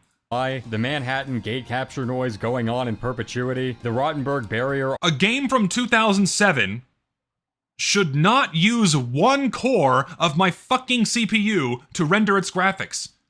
The fuck? I should not get 200 FPS frame drops by looking in a different direction. Often being invisible for the entire game, vote kicks not auto-banning you from a lobby like they do in casual, missions breaking randomly in the middle of a game, the second tick of heavy firing speed not working, the third tick of sentry firing speed not working while the second one is conditional on other factors, burn time being defunct ever since Jungle Inferno, ghost upgrades depending on the weapon, and those are just the ones I remember off the dome. I'd expect at least a few of these to be knocked off the list come update time. Hopefully. Oh, and speaking of upgrades, I figure we also add in some damage upgrades. Do they really want to buff Engineer and Heavy and MVM by fixing their firing speed upgrades? Not that I'll complain. For weapon types that don't already have them. Right now, there's no way to increase the base damage of shotguns, pistols, revolvers, or flare guns at the upgrade station. I think giving them this option is completely fine. Warranted even. There's no universe. It'd be pretty strong. There's a reason why Valve is probably touchy with upgrading hit scan, but I don't know. Where this obscures the meta of even a single class in the game. All it does is improve the viability of some more niche off-meta builds. That is true. Listen, that is true. Yeah, it would definitely up the fun factor. Where I'm gonna be Pistol Scout or I'm gonna be fucking Fat Scout. Like that. That's true. I take it back. Do it. I take it back, do it. Fooling around with. Nothing wrong with that in my view. I think it's about time. I'd also think it'd be a good time to give Spy some kind of buff to make him more accessible to new players. Spy is the only class in the game you'll almost never seen played by over 95% of the player base outside of niche counterpick waves. And even then, that's... Mind you, he's talking about MVM and not the whole game. Relatively rare. My suggestion, give him a money magnet. It doesn't have to be as good as Scouts or anything, but this, at the very least, would give Spy something to do during the small because, like, Money Spy is a thing. So, Not a bad idea. Downtime, Not a bad where idea. he's pretty feckless compared to every other class. Plus, this would make him more tanky when going in on giants, decreasing his risk and improving his overall viability. Hardcore MVM players will complain that this makes Spy overpowered, but newsflash, every class is overpowered. Spy just takes a lot more effort to get— If you're the type of person to take MVM that seriously, I'm sorry, it's PvE. I don't understand that mindset of taking PvE so seriously. We're like, this is overpowered. It's fucking TF2. TF2's not even originally PvE. So. get him there. Plus, you still ain't doing much to the small robots or tanks. I think making his giant shredding even more safe is completely fair when you're not pulling your weight against over half of the threats that encompass a wave. Additionally, that 2021 inspec change, man, that shit needs to go. Yeah, Being unable to check your teammates' upgrades during a period in the game's It's so fucking crazy to me how many changes Valve made to prevent like 12 guys from being toxic in MVM. Instead of just banning those guys from Steam altogether. Like, why do you have to punish the rest of the player base for what, like, 12 dudes are doing? Seriously? That shit's so... Like, what? I want to help somebody, but I don't know what upgrades they have. It's like, oh, what do I buy? Well, I don't know what you have. Now you have to, like, read off to me what upgrades you have. It's so stupid, man. Yeah, like, yeah, it's the fucking Taco Bot bullshit. Again, Valve can just ban them. Ban them off Steam. You can't ban them from Steam. Yes, you can. That's violating terms of service somehow. Valve owns the company. Fuck them. Ban them. Who gives a fuck? Just get rid of them. Give them a vac ban. I don't fucking know. Don't punish all the other players for what a handful of jackasses are doing. Ugh. History where missions will be swamped with low-tour Larrys who have never touched man up in their life, I get a headache just thinking about it. Veteran players are cool with helping out, but not Usually. if they have to go through a whole-ass Mass Effect dialogue tree for every player on the team to hopefully I have experienced this personally. You have to fucking... There's this endless back and forth. Okay, have you upgraded this? No. Have you upgraded this? No. How many ticks do you have on that? Oh, God. It's rough. Get things in order. It's not even a guarantee. Anyone who doesn't want to be a special ed teacher is just gonna dip out frame one, and I don't think that's an environment worth continuing going into a new content patch. Will this change spark some toxicity? Yes. But remember, removing upgrade inspection never removed toxicity to begin with. It just delayed it. Kick down the road until wave 2 or beyond. Revert this dogshit patch. Didn't fucking You'll matter. see people sticking around to help out way more. There are also some massive issues relating to MVM queue times that have persisted for almost a year now. I'd address it here, but I got a whole video coming out on it very soon. The problem runs a lot deeper than most people think. Other than that, it's not good. I think that's it. It's almost as if though matchmaking in TF2 is a really bad idea. And making the entire game rely on that matchmaking system for all forms of play, even a worse idea. Man, it's almost as though a game like Team Fortress 2 is completely incompatible with matchmaking. Oh, it's almost as if though it's been almost a full fucking decade of all of us playing a neutered version of this game because Valve so desperately chased the esport in 2016. Oh, it's so good. Neato, thanks Jill, all the usual catchphrases coming out of me today. Fuck, makes me so mad. I'm working on my own video that will hopefully, you know, push out a few things people could ask for to improve the overall player experience. My God. Because we are still, to this day, experiencing a shitty, inferior form of Team Fortress 2. Do you guys want some stats? Here, I'll read some stats for you. Let's get some stats. This got me going now. Let me read some stats for you here. The video is basically done, okay? The video is basically done. Let me read some stats for you, okay? Let's pull this out. Let's whip this out, all right? Actually, no, I need my spreadsheet. Let me pull my spreadsheet up right here. It's going to be a lot easier to do.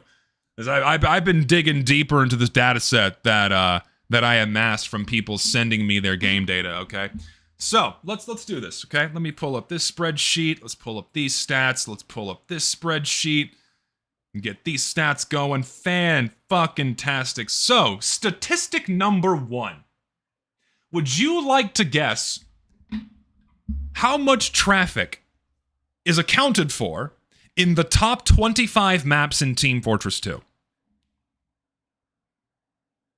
How much of the game's traffic moves through the top 25 maps?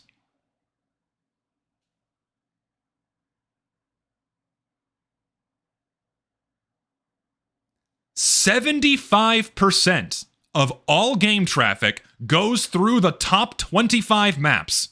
We have 122 in the vanilla rotation.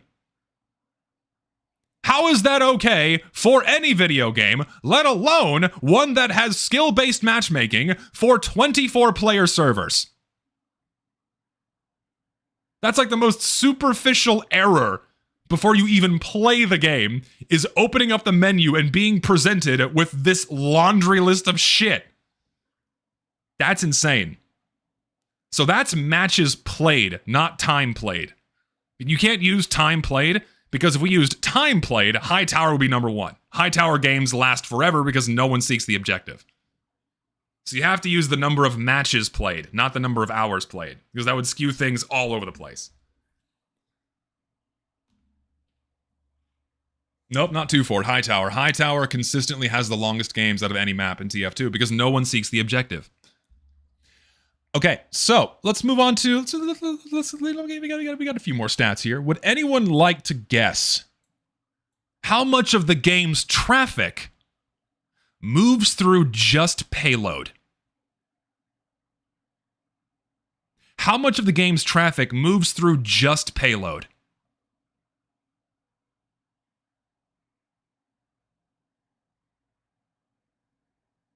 40%. 40% of game traffic only goes through payload. You want to know why? Would you like to guess the average length of your payload match? Would you like to guess the average length of your typical payload match? Let's garner some playtime stats here. How long is your average payload match? Okay? On average, your typical payload game, pull up my spreadsheet here. Pull up payload. There we go. Is about 20 minutes. Okay? Is about 20 minutes. And how often is a full round of payload less than 10 minutes long? Less than 1% of the time. Now, would you like to guess how long your typical game of King of the Hill lasts? The majority of your games, anyway. Would you like to guess how long the majority of your King of the Hill games last?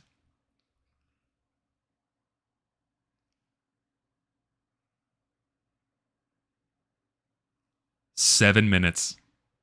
And that's if you're lucky. How about 5 control point? 6.5. Man, it's almost as if though players go out of their way to avoid the game modes that don't let them play the game. It's almost as if though everyone flocks into payload because this awful win condition and the removal of team scrambles completely destroyed TF2's gameplay loop in 2016. Where, at most often, you are... Final statistic, across all game modes, across all of your game modes, final statistic that I'm going to share with you today. How many of your matches in Team Fortress 2 are less than 10 minutes long?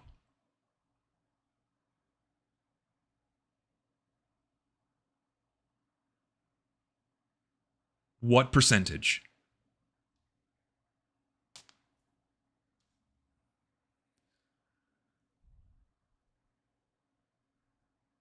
%.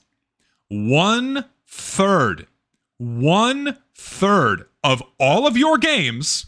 These aren't games that people abandon, mind you. These are the games that you stick around for until the very end. 1/3 of your games are less than 10 minutes long. 1/3. That is insane. That does not happen in any fucking video game. None. That is ridiculous. And the fact... Oh, here's a fun one. Let's see. Yeah. The fact that we can have a game... The fact we can be put into a server, mind you. The fact that we can be put into a server and get a 5-minute game. A 2-minute game.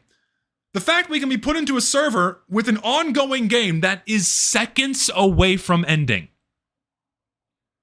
No other video game does that. None. TF2 is the only game on the market that does that.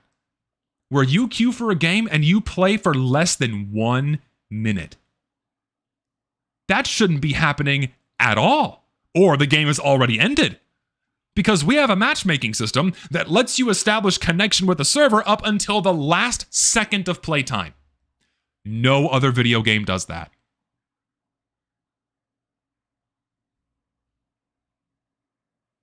My proof is I've been analyzing a data set of almost 10 million casual matches sent in by you guys. You guys have sent me in your casual mode match history, which has a whole bunch of stats about how you play, or not how you play, but how the casual mode sets up games for you. I've been analyzing millions of casual mode matches, pulling out these stats. It is egregious how bad this matchmaking system is. It is foul how horribly the gameplay loop is being ruined by this fucking matchmaking system. Video soon. It's gonna be great. I'm excited for it. Video soon. It's gonna be awesome. That's gonna be a great time. You're gonna have a great time with this Team Fortress 2 video. I'm looking forward to it. So yeah, thank you guys for sending in your data. Soon. I know how I work. I tend to be slow. I apologize. Soon, TM. Yeah. And when this NVM update comes, oh buddy, because Man vs. Machine piggybacks off the same game coordinator that casual mode does. Oh, it's gonna be so fucking fun. I can't wait to wait for an hour. Oh, I am so excited. Oh, it's gonna be great. Oh, I get giddy just thinking about it. Oh man, I can't wait to just do something else and not play the game for an hour as I queue for fucking NVM. Oh, it's gonna be a grand old time. That's exactly what I want to do, is wait. Anyway, that's Wheezy's video. Good video, man. I'm looking forward to you. Looking forward to your final one about the woes of the matchmaking system. It's gonna be good. It's gonna be a nice wake up call that I think people need to hear. Is hey, this matchmaking system is really fucked in more ways than one, and he's only gonna be harping on one of the many ways in which it's fucked, and not even the worst way. You'll see. I'm not going to spoil his video, but you'll see what that's about. Even half of what I've met. So, yes. There you go. I have to piss really bad, so I'm going to be right back in like 2 seconds, and then the stream will continue. Let me put some music back on so you have something to listen to. And I will be back shortly. I need to make another version of this that says "Be right back," because my current "Be right back" screen sucks.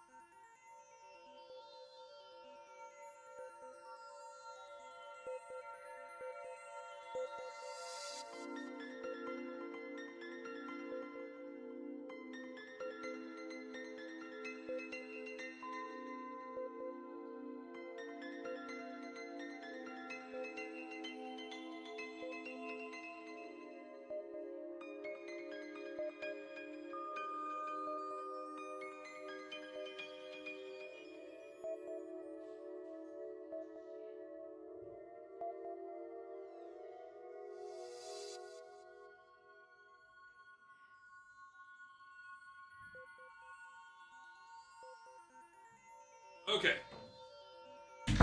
I am back. Oh, God. Let us continue. Let us continue, ladies and gentlemen. What am I doing now? I have no idea what I'm doing. I think, what time is it? 4 o'clock? I'm probably gonna go for another hour, I think. Oh my God, my chat is freaking out. Would you or Wheezy consider also doing a video compiling or spotlighting other smaller gripes people have with TF2 today? aside from casual matchmaking, I mean, sure, there's a lot of issues that are worth discussing in the TF2 sphere still, just in terms of, you know, maintaining the game and making it, you know, quality of life better, making it, you know, because think about it this way, man, like, right now, Valve clearly has no intentions of shutting down this game anytime soon. And if they want people to keep playing it, then ideally they are going to push, you know, fixes to keep the game tolerable and playable. And all they've been doing for 98% of updates is shoving more shit into the game, man. I don't get it. Did I miss a super chat? Sorry. How long would it honestly take for Valve to go back to quick play? No, you're fine. Don't worry about the political post. The political post, it's okay. How long would it take? Probably not that much time. All of the code is already in the game. All of the code's already in the game, and I'd imagine it wouldn't be that difficult to retrofit what TF2 has right now in order to function fully with quick play. The old version of quick play with absolutely no changes, right? That's like a big thing. So here's the thing, man. Like we can get the quick play experience and more with a handful of small changes. And those changes would not be hard to implement. So I am going to be talking about 3 of them in my next video, because if the bring back quick play stuff was of any indication, you can't really present a solution if not everyone agrees that there's a problem. And so the video I'm working on right now is establishing that there is a problem. And the main problem is TF2's matchmaking system and how it works. And so I offer up a handful of solutions to make it a lot better, which are pieces of quick play. And then in another video, I'm gonna hit on all of the smaller issues that are problems and are tangentially related to TF2's matchmaker. And we're plugged into the game because matchmaking needs these things. But the first video is gonna be like 90% of the issues are gonna be addressed by bringing back these 3 things. That's the plan, anyway.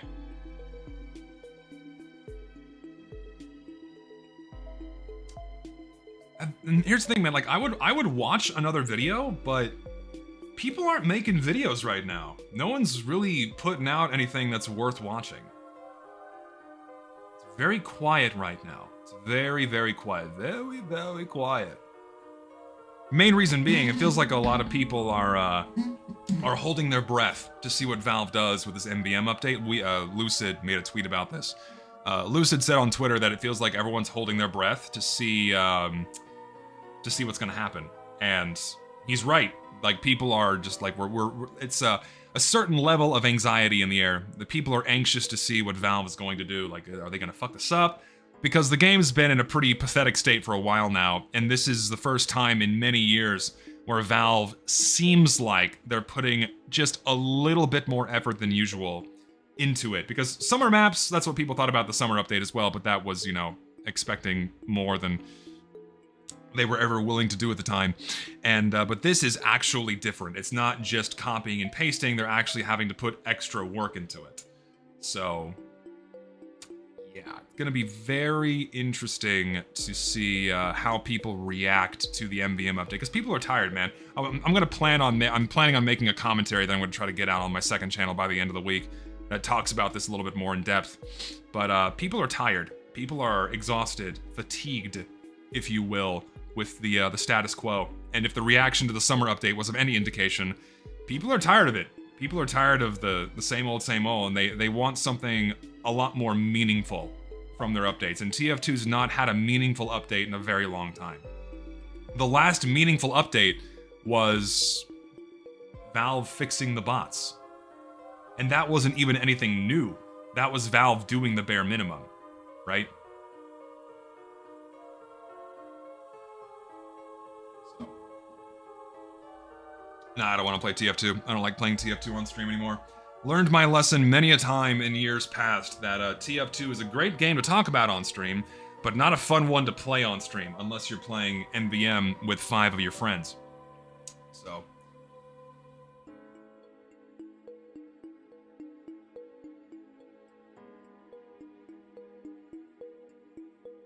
Anywho, I guess I'll play GTA for a bit. I'll wind the stream down by just chilling out and doing some taxiing, and we just keep chit-chatting. We just keep chit-chatting. Do some taxi work in GTA, and we chill. We just chill.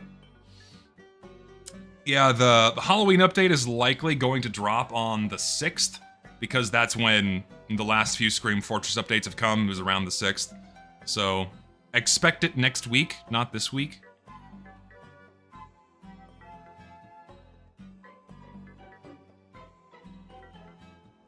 Geology midterm tomorrow? Hey, good luck, man. I've been there many times. You'll do great, don't worry. You'll be A-okay. Yeah, I fucking hate the Rockstar launcher so much. It does this full boot sequence. It's a pain in the ass. Oh yeah, we covered the slurs.tf stuff at the very beginning of the stream, so you can go back and watch that again if you want. You're sick? Ah, shit, man. Get well soon. That is not fun. Not fun being sick. Get well quickly. Scream Fortress has never dropped on the 6th. Last year was the 10th. Did I get the date wrong? Hold on, let me look it up. Did I fuck that up? TF2 Scream Fortress 2024. When was the patch day? Oh, it was the 10th, my bad. Next week, in other words. Update's gonna be next week, not this week. Next week.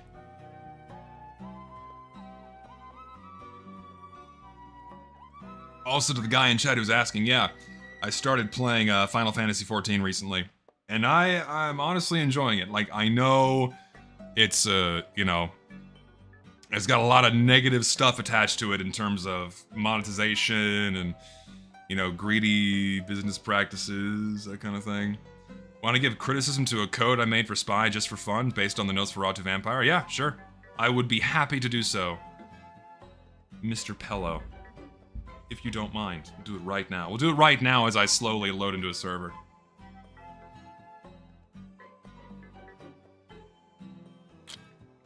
Whenever the game decides to put me in one. I'm more than happy to do so. Let me know where you send it to me, and I can check it out as we wait.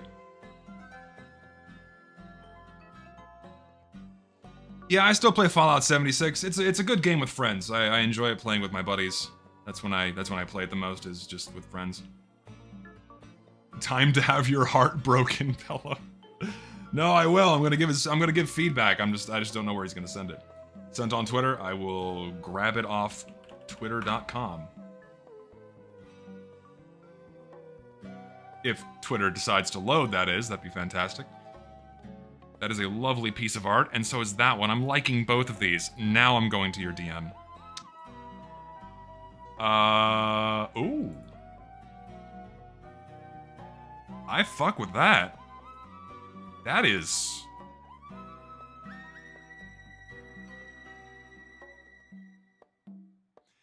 It looks weird with the tie. It looks a lot better with the undershirt.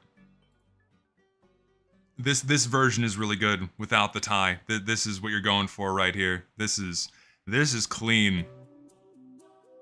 Spy needs more good coats. Dude, if you get someone like... Okay, so... It's... Are you gonna put a pattern on it? It needs the classic pinstripe for sure. You gotta have the pinstripe on it, but... Different color undershirt sleeves, or like the cuffs rather, are nice. I wonder if you couldn't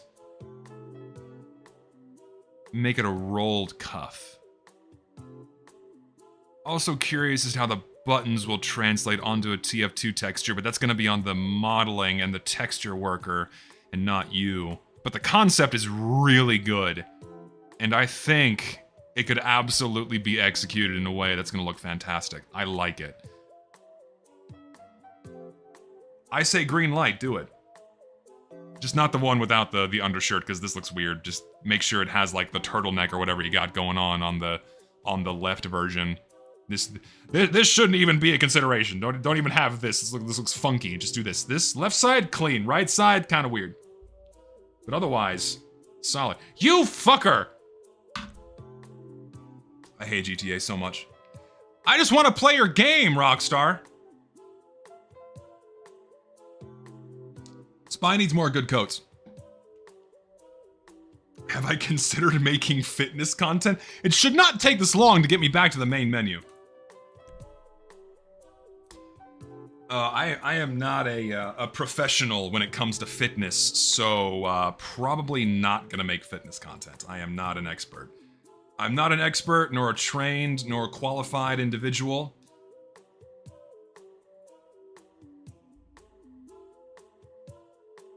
No, yeah, I know I need to play. I know I need to play more games on stream. I just need to. I need to ease my audience into the idea that I like things outside of TF2, and my taxi streams have been a nice way of me doing something different that is not TF2, that people really seem to enjoy. So I will definitely be branching out to more games. I'll probably try something different this Saturday, or I might keep playing Atlas on Saturday. I'm not sure. We'll see how I feel. Considering it's the spooky month, I might play some scary games. Dead Space comes to mind. Gotta play Dead Space. My friend bought me Dead Space like 4 years ago, so I would play it on stream, and I still haven't done it. I gotta do that. Oh, I feel bad. Hey, I'm in a server, thank God. Holy shit. Alright, get me into a invite-only session quickly. We're good.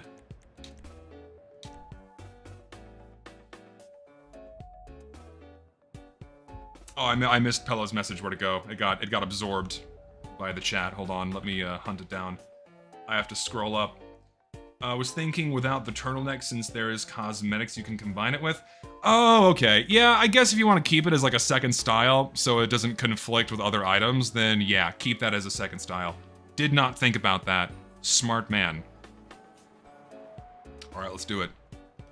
We go and we drive. Oh, I've watched playthroughs of Dead Space. I cannot wait to actually play the game myself. So I'm gonna do that, likely on stream.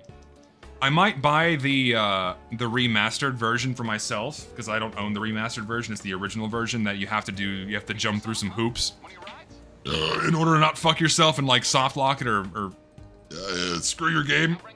So.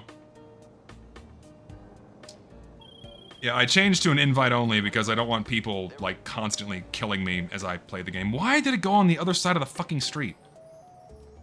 You bitch. Give me up. Give me up. Just go. Go. Go! Get me out here. Put me in.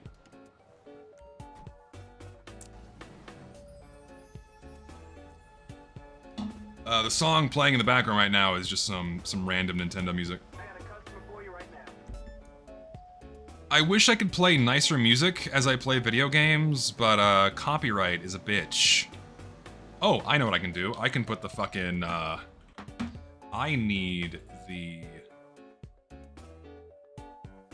Diblob soundtrack. I need some Diblob music. That I can fuck with.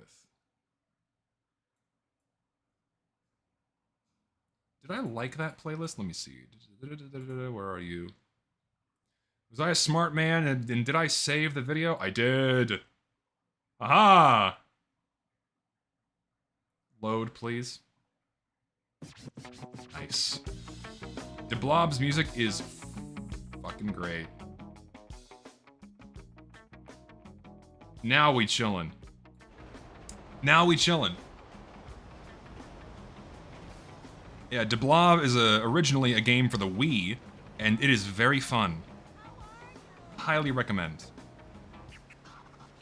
What's my opinion on a ton of SDKs being released, and do you think they will die after a few months? I think they'll retain the core audiences they have right now, and maybe pick up some new players, but I really can't see any of the SDK projects like TF2 Classic or Open Fortress or whatever dethroning TF2 is like the main way to play the game.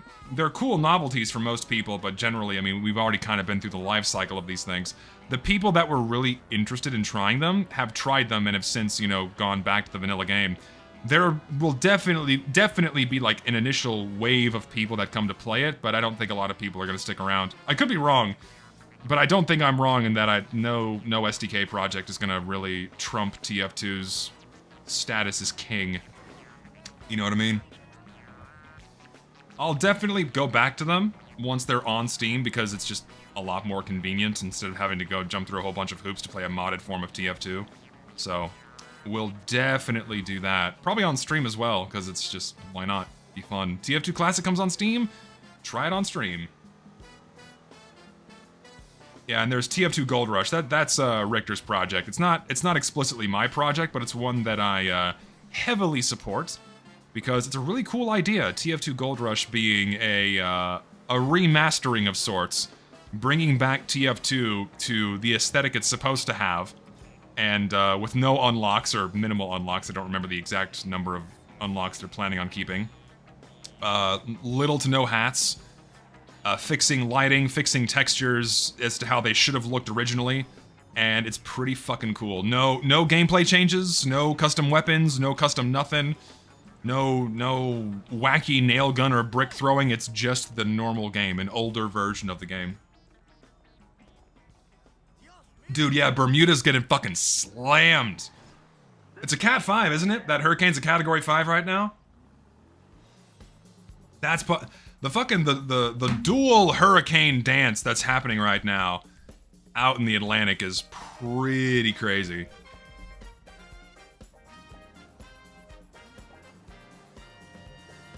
No civilian or mob boss or yellow team in green? No, none of that stuff. My door closed! No way! I have no control over the door, sadly. It either stays open or it closes.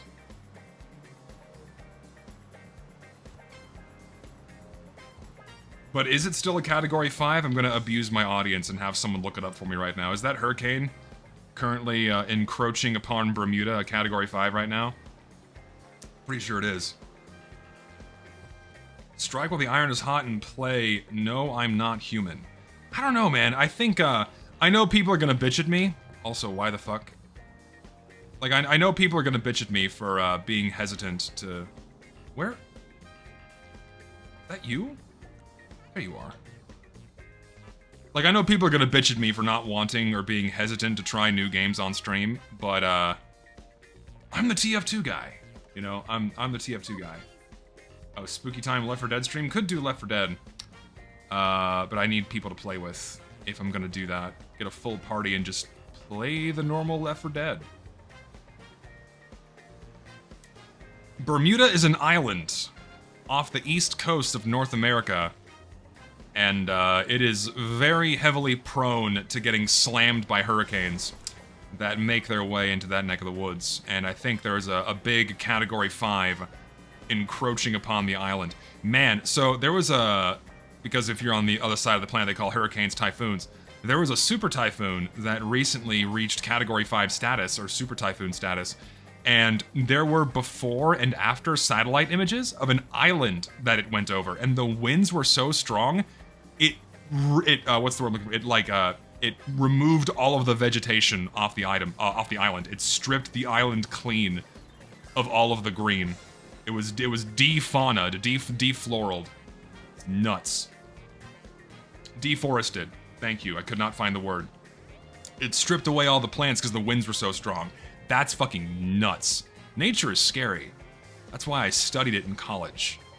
Because the better we can understand nature, the more likely we can prepare and prevent disasters from happening. Well, you can't stop a hurricane, but you can certainly prepare. Can't you open and close doors in the interaction menu? Can you? I simply don't know. Riddle me this. I don't like the idea of playing Left 4 Dead with, subs. Is it really in the menu? The door stays open.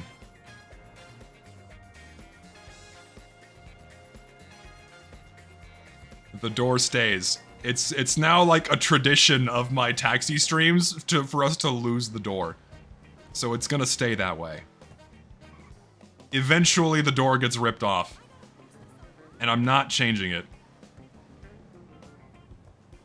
The door remains open.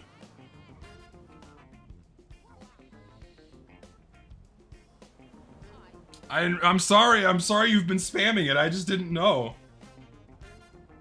I'm enjoyable to watch no matter what game. Thanks, man, I appreciate that. It's a very nice compliment. It's a nice confidence boost. Because I've never viewed myself as like, whoa, it's a crazy funny guy! They're gonna watch him play! I don't know. But it's nice to hear people say that. So thank you. I appreciate it.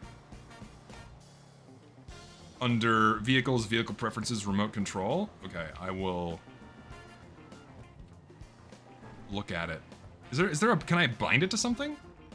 Hold on, let me deliver this human so I maximize my tip.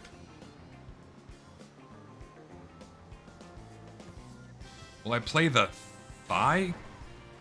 Okay, we closed it, we didn't lose it. Thigh, I look at chat and I look back and I fucking crash. Get out of my way! Thigh clapping rhythm game. What? Care to explain what that is? Thigh clapping rhythm game. Oh, Lord. Thank you. Okay, hold on. So it was, what? Manage vehicles, then remote control vehicles. Wait, what? Oh, vehicle preferences. Vehicle preferences, I'm stupid. Vehicle preferences, vehicle doors. Oh.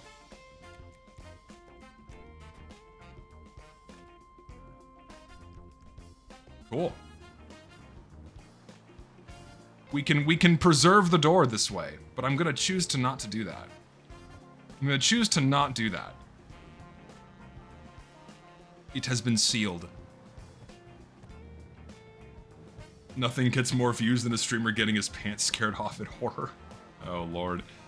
I don't, like, jump scares don't scare me that much. What scares me is, deeper psychological shit.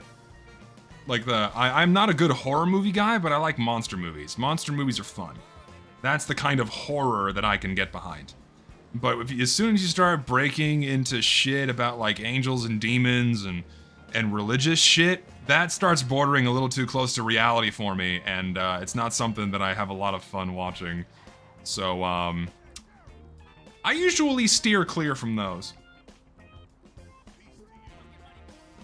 Body horror is kind of lame.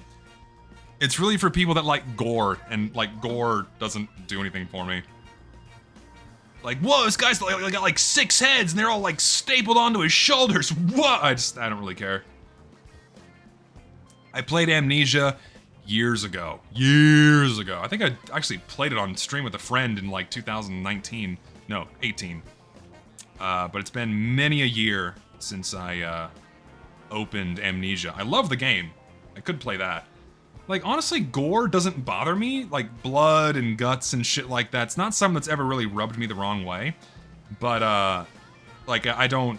It does nothing for me. Like, I don't think, like, whoa, cool, this guy's head got ripped off! Wow, I can see his fucking lung fall out of his nipple! Sick! It's just not... It's not entertaining. I like monsters, though. Monster movies are cool.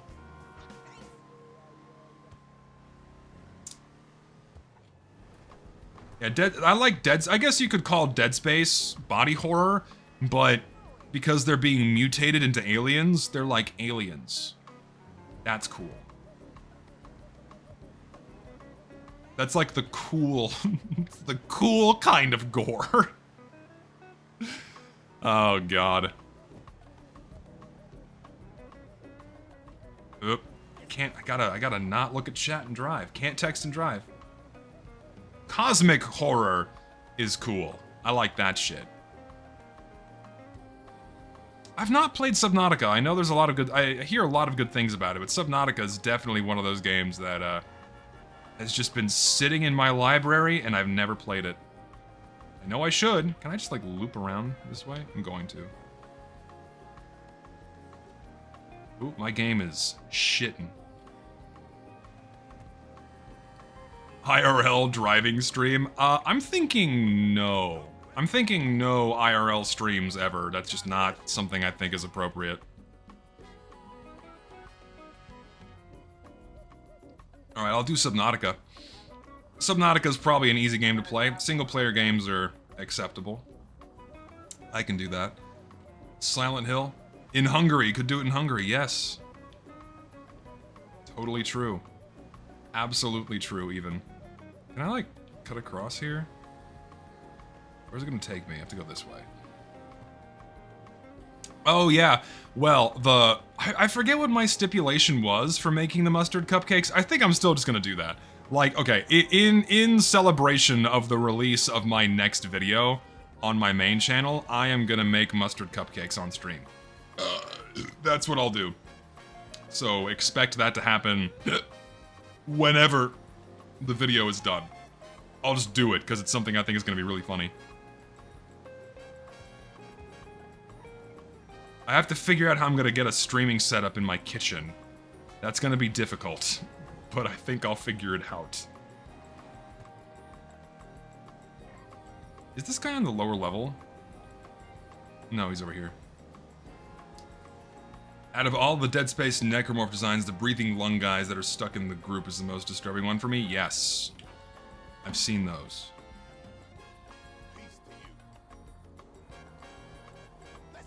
Let's go, guy. Oh no, that'll be fun. I think it's an acceptable IRL stream, one that's happening in my own home. It'll be a chill time. What is it about TF2 and horror that works really well? I don't think it's that TF2 works great with horror, it's that you had some very talented people make use of very well-made assets to make something very unique. I'm assuming you're referring to something like Emesis Blue. I think that's the reason. Give talented people the tools to make cool shit, and they will make cool shit. Tools including 3D models and animation software, of course. That shit takes talent, and I respect it. I did not... Listen, I didn't run her over because she was fat. That's not the reason why. I respect all women, including the fat ones. Your DM about my video? I don't recall. I've not seen Emesis Blue yet. I don't know if I ever will. God bless you and thank you.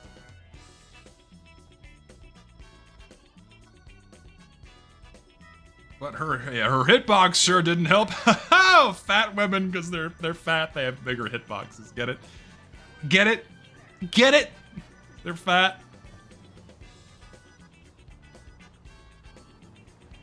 So funny.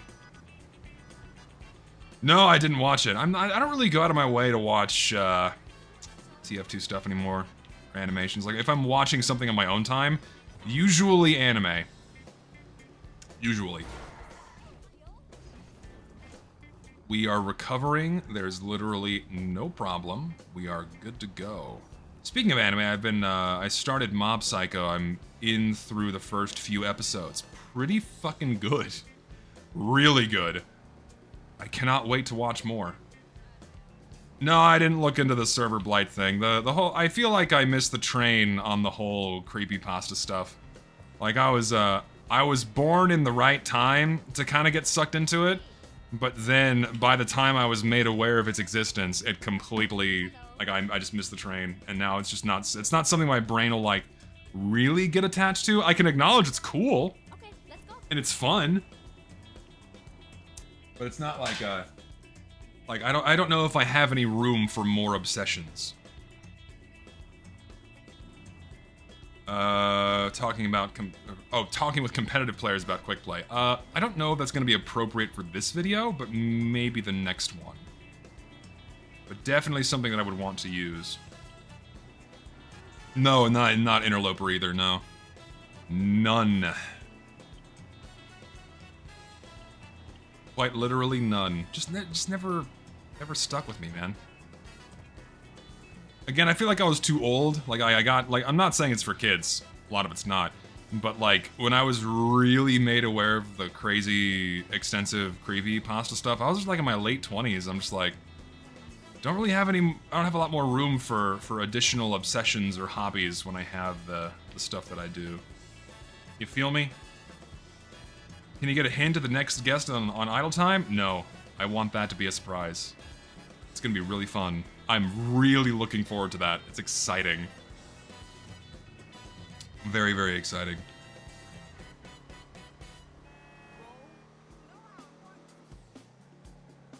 Hold on, let me like get on a longer stretch of road. Oh, I can assure you, you just must try the peak of good taste. Dinosaur King Arcade, Toho, Umineko, VN, Legend of the Galactic Heroes Anime, etc. I gotta do Umineko because Higurashi I have fully absorbed and consumed, but I've not touched Umineko. That one I have to get onto. Soon, at some point. No, it's not Solar Light.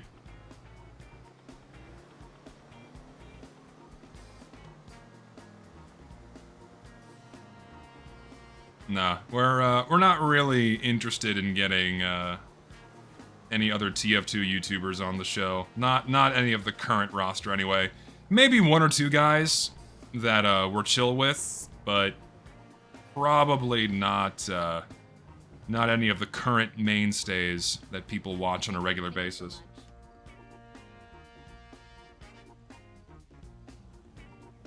Uncle Dane is a must.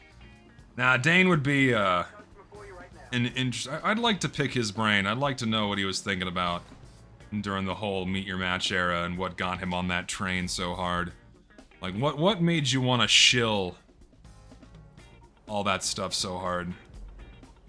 And now looking, what does he think about it looking back on it? Bloop was on UFR, so that was fun. Do I want to double dip and take a guest that was on UFR and have it on Idle Time? Could do. But I feel like I'd be encroaching too far into Lucid's territory. It's not like you can't touch a guest once they've been on another show, but when the show is your friends, I don't know. Something about that doesn't seem right. Is it Big Buck Bunny? Yes, it's Big Buck Bunny. Absolutely Big Buck Bunny.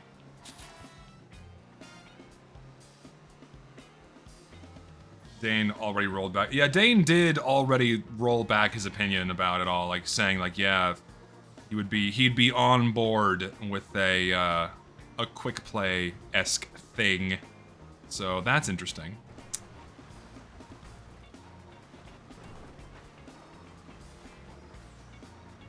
Biggie Cheese, no. Only took him 8 years? I think, I don't know.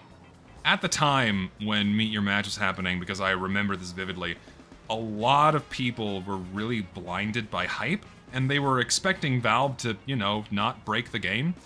They were hoping that they were gonna give competitive Sixes players the tools they needed to grow their scene, but also not fuck up what had already been established.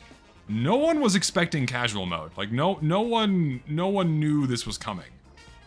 And then it just got plopped onto her laps, and it was the biggest fucking letdown ever. Right? And like as it was leading up to this, like there were warning signs that the competitive mode was going to be a shit show.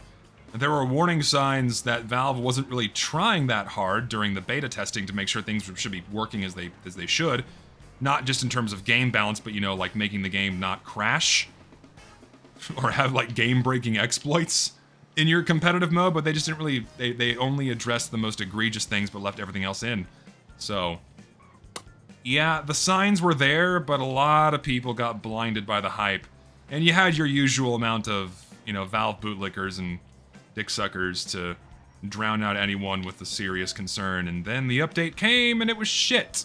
And it was pretty shocking that even at the time, like you had some people like immediately revolt against it and hated it. Muselk, for example, just was right on the money with his video he made in response to it. He like stronger truths had never been said about the game up until that point by anybody with a large audience. So he hit the nail on the head with that one. But then you had other YouTubers like Dane and a couple of others that Swim Gym 2 was on board with what they were doing at the time. I remember one of his old videos. And that was interesting, where you had some YouTubers and larger figures who were like, you know, this is fine. Why are you complaining? You know, this is TF2 going through growing pains. Array 7 being another one. That was a more recent video though, but he was like on board with TF2 being an esport, that kind of thing. Or that the future of TF2 is ingrained in esports. But as more time went on and nothing got fixed, all the hype goggles and expectations went away. And we are left with the broken matchmaking system we have now. Yeah, Muselk got way too much hate for his reaction to Meet Your Match, and I mean, at the end of the day, I just cannot blame him for leaving at all. I don't blame anyone for leaving, honestly.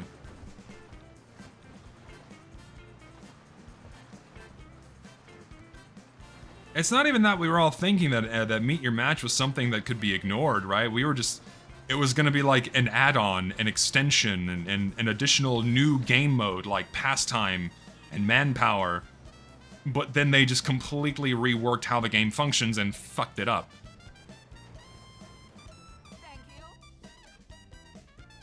No, yeah, and you're right. Muselk shouldn't care. He's fucking winning, man. He's made his money. He's made his money. He probably had a lot of good times doing it, and all the best for him. Yeah, I've never understood, like, oh, the betrayal aspect of people wanting to make additional content or wanting to get away from the game. Like, God forbid people don't want to play the same game forever. God forbid people want to branch out and do things that are more interesting or entertaining for them. That whole song and dance, I've never understood that. Like, I've never held it against someone for leaving the TF2 scene. Like, I'm sad because those videos were entertaining. I would have loved for them to keep making those videos forever because they're awesome, but when they want to move on, it's their time to move on. Spread those wings. Don't know if you ever saw, but Muselk tried to call out the massive red flags Meet Your Match had before the update even came out. I don't know if I remember that. I don't think I do. I don't remember that. I don't remember him doing that, but if he did, cool. That's great. No, yeah, I mean, TF2 players have abandonment syndrome, or abandonment issues, because Valve also abandoned the game. So when they're YouTubers, which is where they get the only meaningful TF2-related stuff, decide to leave, well, it's like Valve leaving them.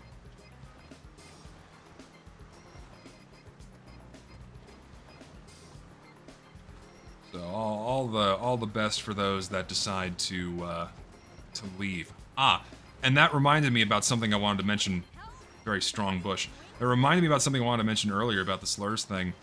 So, in TF2's competitive scene, you have a whole lot of people that play it, but you have certain types of individuals that are, you know, more sensitive to certain words than others. You know, me, I'm at the stance of I don't give a shit. You know, if someone's really annoying you, you can mute them in game. You don't have to see what they say. You don't have to hear them in voice chat. Like, you have all the tools you need to just turn them off. So, it's never bothered me, and I just don't care. But some people really care. And in TF2's competitive scene, yeah, you had some people that would shit talk. Some people that would drop, you know, slurs here and there. Or very often. And you had people take it upon themselves, like the guy who made the slurs.tf website, to call the people out that were offending them or making them upset. And that's the reason why I suspect that website came into existence in the first place.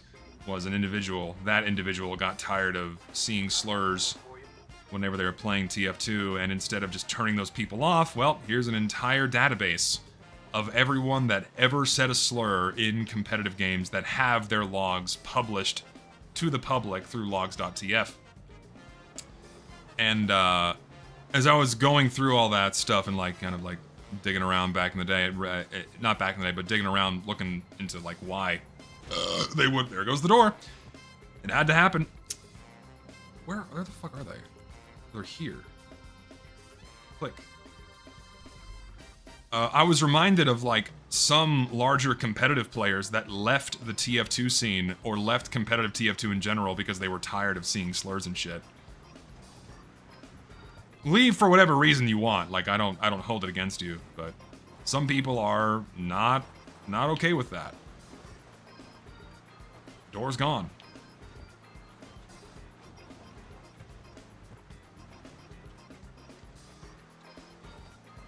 No, that was Banny. Banny's, someone spoofed chat logs to make Banny look bad. Banny is too much of a sweetheart. He shit talks, but he doesn't go beyond saying retard or something, but he is way too much of a sweetie pie to drop a hard R. I just don't see him doing that, like, ever.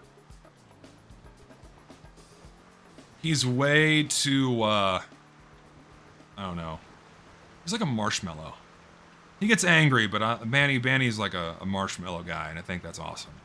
We need more nice marshmallow men in the world. I've seen him rage, but I think that's normal for a guy that plays competitive games for 30,000 hours. He is. He's a teddy bear, and that's something I respect him for. He's very chill most of the time.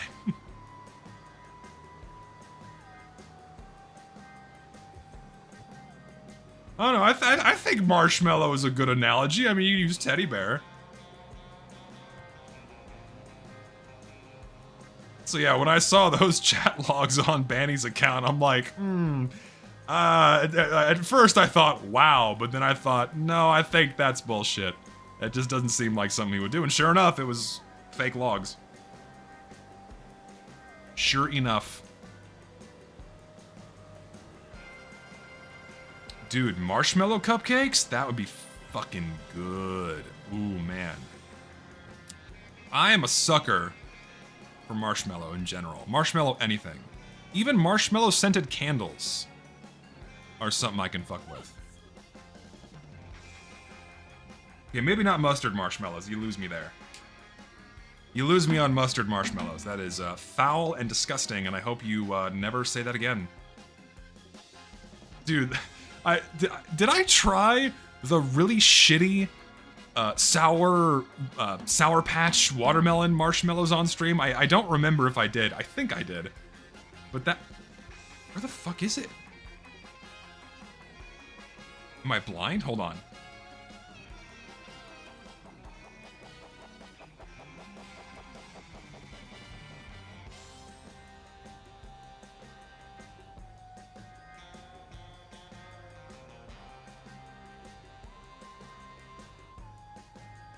Seriously?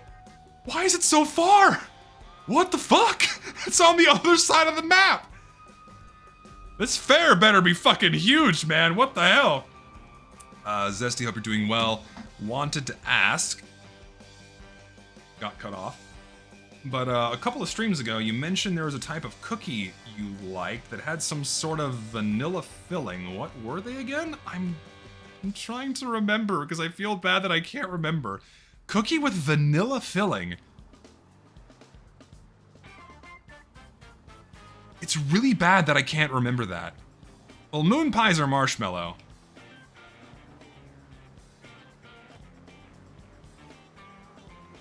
Was he referring to moon pies? Because it's not a cookie, it's like a... It's a confection sandwich, I guess.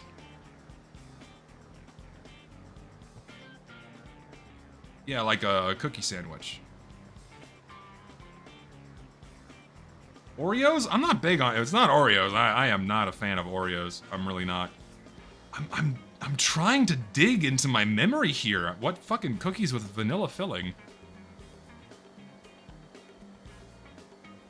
I must not like them that much. Otherwise, they'd come to mind instantly. Shit. Maybe it was a donut? Was it? No, I don't think it was a donut. I like Long Johns. Fuck, I could destroy some Long Johns right now. Or maple bars. Okay, first of all, I've not had a donut in easily over a year since my last donut. Oh god, I might go get one tomorrow. I might treat myself and go get myself a maple bar and a hot cup of coffee for breakfast tomorrow. I might just have to treat myself. Ooh. Love thyself. No, I don't think it's Pop-Tarts. No, maple bars or Long Johns, where it's like the long donut with the chocolate on top and it has the cream in the middle. Ooh, that's fun. I used to fuck those up when I was a kid. Man, I was a fat kid. I used to fuck up those donuts. Oh, they were good. Fucking. Yes! Pardon me as I get a half erection thinking about a donut. But, also, classic shitty strawberry frosting with sprinkles on a white donut. Yeah, oh, you cannot go wrong with the artificial strawberry. The artificial cherry flavor? Oh, shit. I want donuts now. Fuck you for the guy who said donuts. Or referenced a donut in my chat. Oh, apple fritters and bear claws are so... Apple fritters are fucking delicious, man. Oh. Getting a little freaky with my donut action. Sugar dusted donuts are nice. I like the ones that are the cinnamon sugar. The cinnamon sugar dusted donuts. Powdered sugar not so much, but the cinnamon sugar ones are really good.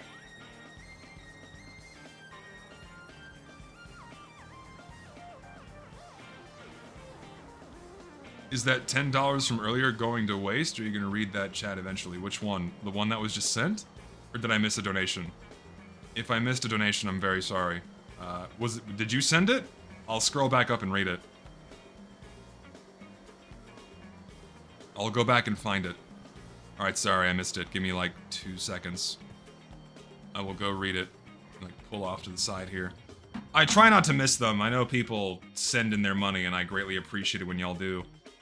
Here we go. Banning toxic MVM players is the worst take I've heard from you probably ever.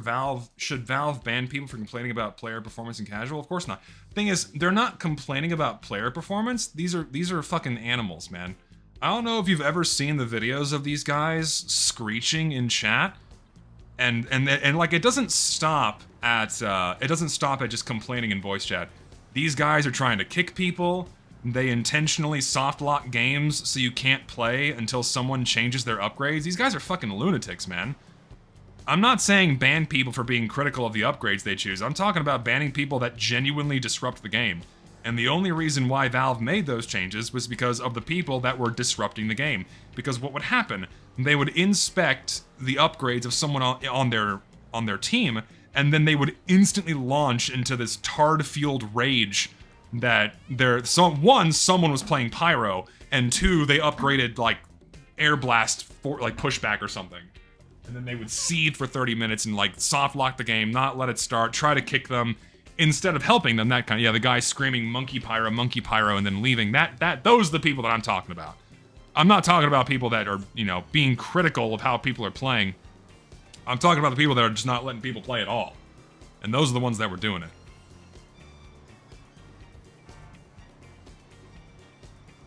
Like, obviously, if there's a reward incentive and you've spent money on it, clearly, you want to be able to do it. I think that's fine. I think it's okay to, like, go, hey, you're fucking up. That's okay. Shit-talking is fine, but it doesn't stop at shit-talking with these guys, and that's why they need to go. That's my opinion.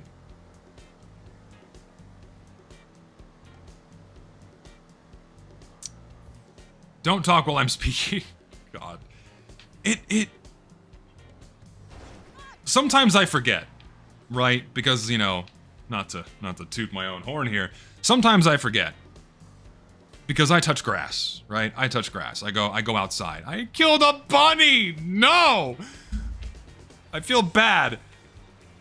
I touch grass. So sometimes I forget that people like that are out there in the world that don't know how to compose themselves or speak with other people, and they act like fucking lunatics online. I always forget people like that are out there. I am an idiot, and I just went in the loop, so let me course correct here. Oh dear, don't drive off the ravine. That would be very bad. Very, very bad. Oh, wait, up here? Why is this even considered a way to go? This is ridiculous. Was it vanilla wafer sandwiches? I mean, I love vanilla wafer sandwiches. Ooh, I could fuck those up too. But I don't think that was it either. Hello, soy, Hello, everyone else who's here right now. I know people come and go from streams. They don't stick around the entire time, so hello to those who just recently popped in. Hope you're having a good day. All that jazz. God, I sound like a fucking mega generic. So I hope you guys are having a great day today. Be sure to like and subscribe right now. We're playing GTA. Oh my god, this game's so fucking great. Oh my god, I have to over-exaggerate everything I say and do. Whoop, that was not intentional. We're good. We're good. We're good. We're course correcting. We are okay. Like nothing happened. Like butter on bread. We're golden, baby. I am moving way too fast. Be sure to smash. Does anyone even like hit the notification? Do people actually use that? Like, I'm curious. This is a genuine question. Do people hit the notification button to get notifications from specific streamers and YouTubers, like when they go live and when they upload something? Because that's something I've never done. Granted, I don't watch streams that much, so I do for you. Oh, thanks, babe. Appreciate that. But, Ah! I did it again! I don't want to kill the bunnies! I like bunnies. I don't want to... Even virtual ones. I feel like a demon for killing them. You, however, you fucking... Listen, I don't care about you. Go away. I have business to attend to. I have to deliver people. I feel bad. Oh, wait, are both my doors gone? No, it was her door, not mine. Your voice would fit a cartoon character, but I don't know which one. What kind of character would I voice? If I could be a cartoon voice actor, what role would I fit? That's not the gate. The Grinch. I know I'm the grumpy guy of Team Fortress 2, but the Grinch? I don't know, man. The Monarch? Okay, maybe. A straight man in a cartoon. Oh Christ! Why are you flipping me? If I wasn't on the clock right now, you'd be dead. Plankton. I can't get my voice that raspy. We need Zess as a Grinch. I'm not commissioning my OC to be the fucking Grinch. I refuse to spend my hard-earned money on a commission that turns her into the fucking Grinch. I'm not doing that. Goonie Tunes is really funny. I'm gonna use that as a Steam alias later. Yeah, her name is my main channel mascot's name is Zess because I have zero creativity or originality, so it's just like a truncation of my name, of my screen name. So that's what she's been for years now.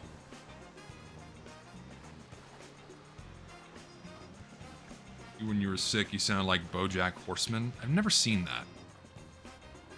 I've never watched that horse cartoon. I don't know. People have told me that I could do voice acting. It's like something people have brought up in my chat before, but I don't know if I'd ever do it. I don't have that much range. Like, it would just be me. It's not like I'm putting on a voice or an act. It's just like how I talk. You know? I can't assume a character.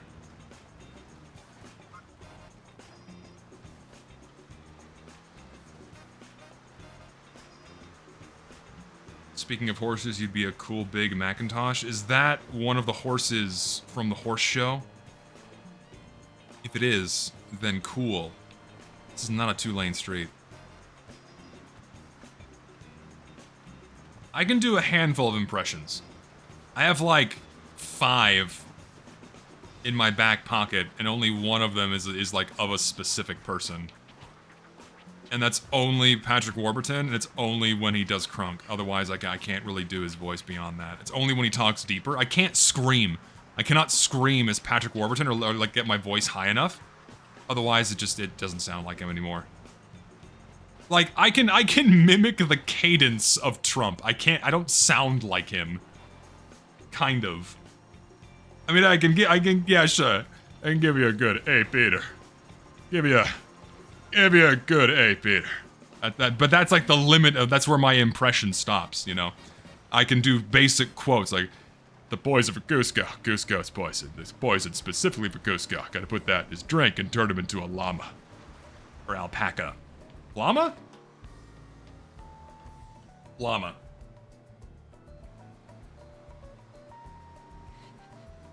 Could do Brian. Oh god. It's such a whiny, nasally voice. I guess that's what I sound like. Llamas with hats. Oh, I am going the wrong way. Let's course correct here. This is a road for some reason. Why this is a road, I don't know. Can I like get back into the city? That's like way easier taxi work than driving someone to like Fort. It's Fort. Don't mind me, I'm just gonna take the shortcut here. Don't worry about it. We're good. It's Sawmill. It is Sawmill. We're here. Can I not drive here anymore? Can I like go somewhere else, please? I want to like not be in the city. Or no, I want to be in the city. All right, we're dead ahead. Except it's like not really dead ahead. I have to go this way. Where's the road? Is there a road? It's like another dirt road, isn't it? Yeah, it is. All right. Well, kind of. We'll go this way. They even got gravel! Ah, shit! They even got gravel! Wow! Oh, God!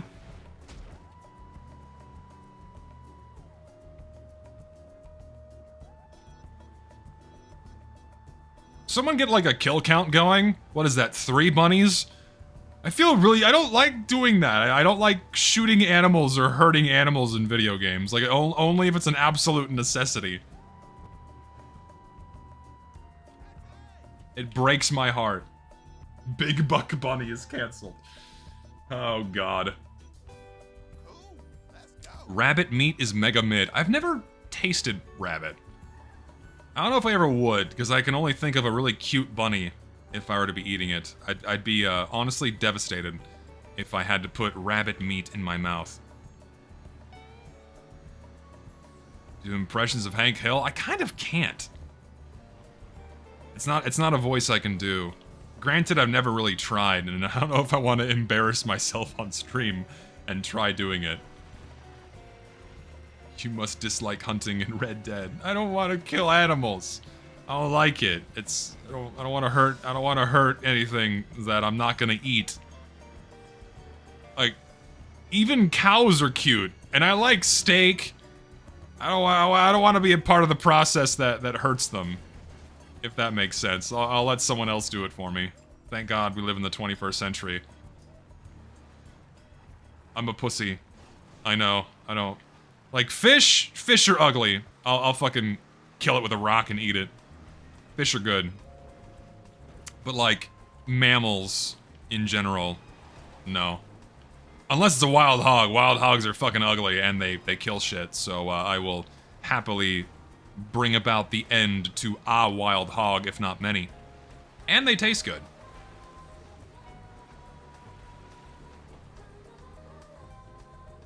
How dare you say that about fish? Fish are ugly, dude! They're not that appealing. Pretty privilege is so real. Dude, it is. Like a cross species. Like, if dogs weren't cute, they would be food. Same for cats. If cats weren't cute, they would... Cat meat is probably delicious. But they're cute, so we don't eat them.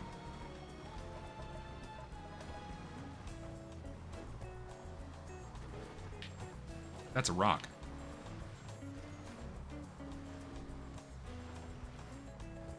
Seriously, am I wrong? I could be wrong. Cat meat could be foul, and that's why we don't eat them here.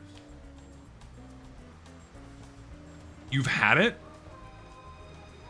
Okay, we have a verified source saying that cat meat is not good, so good. We have no fathomable... oh my god, no, I've been talking for 3 hours, so I can't talk. There is no fathomable universe in which you can eat a cat unless it's like the apocalypse and you're desperate. Well, other parts of the world eat cats. Like in America, we don't eat cats, because that's just... it's not okay. Pugs are in the thin gray area of ugly and cute. Yeah, pugs are so ugly they're cute kind of thing. I think pugs are cute. I wouldn't have one as a pet because, like, they live in utter misery all the time because of overbreeding and how their skulls are shaped and it makes breathing painful or whatever. But I still think they're cute. I am a cat person, though. I much prefer cats over dogs. Not that I dislike dogs. I love dogs, but I like cats more. Yeah, pugs should not exist, and sadly they do, because they are a, what is the origin of the pug? I don't even know where they came from. If I had to guess, royalty. Pogs, yes. We're talking about pogs now, hashtag pog. That will never get old. Ever. I love dogs, does it everyone? Guy attacking. I have a cat, and technically just one dog right now, but when my sister's at work, we take care of 2 of her dogs, because the other 2, they have a total of 4, can't be left out, because if they're left out of a cage, they will absolutely destroy their house. So those 2 dogs are put in a cage when they're at work, and then the other 2 dogs come stay with us during the day. No, we've only ever been a 1-cat household. We've only ever had 1 at a time. There was a brief period where we picked up a kitten, but it was incompatible with our current house cat, and so we had to find it a good home. Thankfully, we did. His name was Merlin, and I miss him. He was a cute little shit, and a really sweet cat.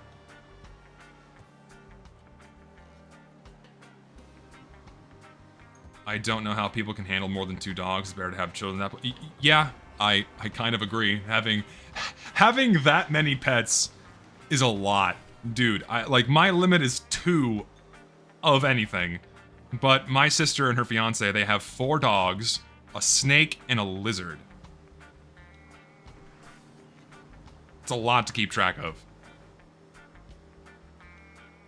But then again, the amount of responsibility that goes into, like, 6 of those pets is, like, a quarter of what goes into a child, right? So, like, if you're gonna have a kid, like, is 1 child the equivalent of 6 pets? Probably not. It takes a lot more responsibility to take care of a kid. A lot more, action to take care of a child, but it's probably close. 6 pets is probably close. Also, yeah, not that having 6 pets isn't expensive. Because, you know, vets aren't cheap either. I gotta figure out, like, navigating. Like, I know that I want more than 1 kid, because being an only child must suck. Having more than 1 kid is like a must. You gotta have additional family members you can rely on once the parents die, so it's nice having siblings, but would I have more than 2 or 3 kids? Probably not. I'm not sure. Depends on how wealthy I am when the time comes.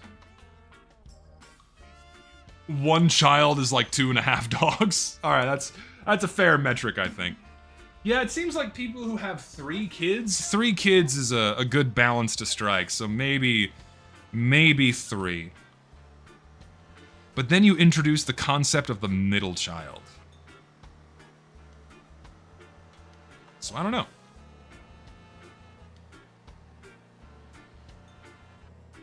5 sounds like a lot. I know some people that have, like, going more than 3 is already insane in my opinion. But if you have the means, yes. The main thing that worries me right now is money. Being able to afford to have a family. But then I feel like once I have the money and then I have, like, my first 2 kids, it's like, shit, let's have, like, 6 more. So, who knows? My opinions will likely change once the first 2 get popped out. Who knows? No, I really can't see myself adopting a child. Because it's not my kid. You know, I have the utmost respect for people that do, because it takes a certain level, not a certain level, but a different type of love than I can afford to a child that is not my own flesh and blood. It would be very difficult for me to do. Adoption is very noble, I agree. That's why I said it takes a very different kind of love, and a very powerful different type of love at that, because you have to love a child that is not your own. Because like when you have a kid, if you're not a psychopath, you immediately develop an emotional attachment and like an instinctive attachment to that child because it is your kid. That is completely missing when you adopt a child. So like biochemically, it's a hurdle. And one that I know that I would not be able to overcome. I like it. It has to be my kid. Which is why when I was like looking for a partner before I found my girlfriend, like I was looking for ideally not single mothers. I wasn't really considering single mothers because like kids can be great, but if it's not my kid, it's like it's really hard to develop an attachment to them that would make me a good parent, if that makes sense. So yeah, definitely when I was on the market, no single moms. So, and yeah, that is also a whole different can of worms. It's not just the kid, it's also like the mom being single. And there are a million and one different reasons why a mother would be single. Getting out of a bad relationship, being a big one, that kind of thing. But there's also some not so good things. You know, like promiscuity being one of them. And, not ideal. Married mothers, that's immoral. So no. If I have a boy, I must name him Greg. I had an uncle named Greg. So probably not gonna name my son Greg. Not gonna name my son after a meme on my fucking channel, man.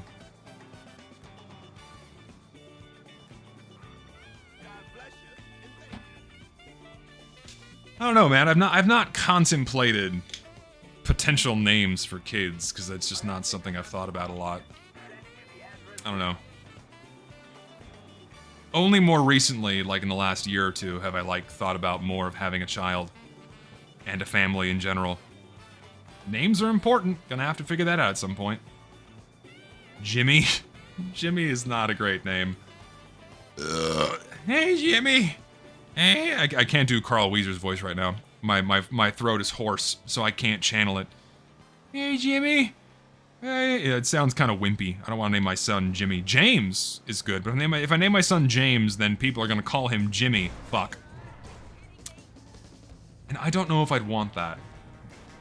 Lumbert. I don't want to name my child after me. I don't... Josh isn't exactly a great name to pass down. It's like Josh the Second. I don't know about that. I don't know about that one. If I had a cool name... Just looked at Twitter about the competitive bad words tracker situation. The double standards crazy people are and can be spineless. Yes. I completely agree. It's very, very silly and stupid. Theodore. Theodore. Teddy. Now that's a name. Teddy is a cool name. Theodore, Teddy. I like that. I could fuck with that. Have a son named Teddy. Theodore.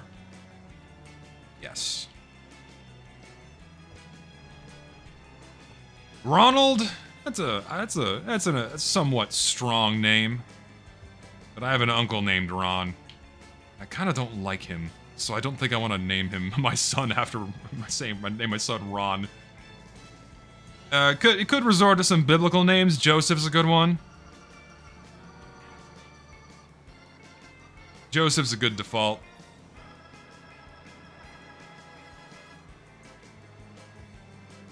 Donnie, you know, Donald, Donnie, not bad. Alejandro, if my future wife is Hispanic, maybe. Yakub. No, not naming my child Yakub. Michael's good. Michael's great. Actually, Michael's a great name. Raphael's great too. Michael, Raphael. Really any archangel name is a pretty solid choice, in my opinion. I am going the wrong way. I'm not gonna do the big loop around here. Yeah, really, any Archangel name is a pretty solid pick. How was I named? I don't know where my parents got my first name from. That's a good question. My name's also technically a biblical name, Joshua. There is a book in there. James, also biblical, so technically Jimmy. Jimmy is biblical. The Book of Jimmy. No, well, technically my name is Joshua, but everyone calls me Josh. So yes, my name is Josh. I thought that was common knowledge at this point. Not shit talking you, but no, that's my name. Josh Zesty Jesus. Ah, yeah, my moniker. Oh, Lord. Drake's a cool name. No, my real name is not Zesty, and no, I'm not an anime girl in real life. Sorry to disappoint those of you tuning in. Leo? Leonardo? Leo? Leo's a good name.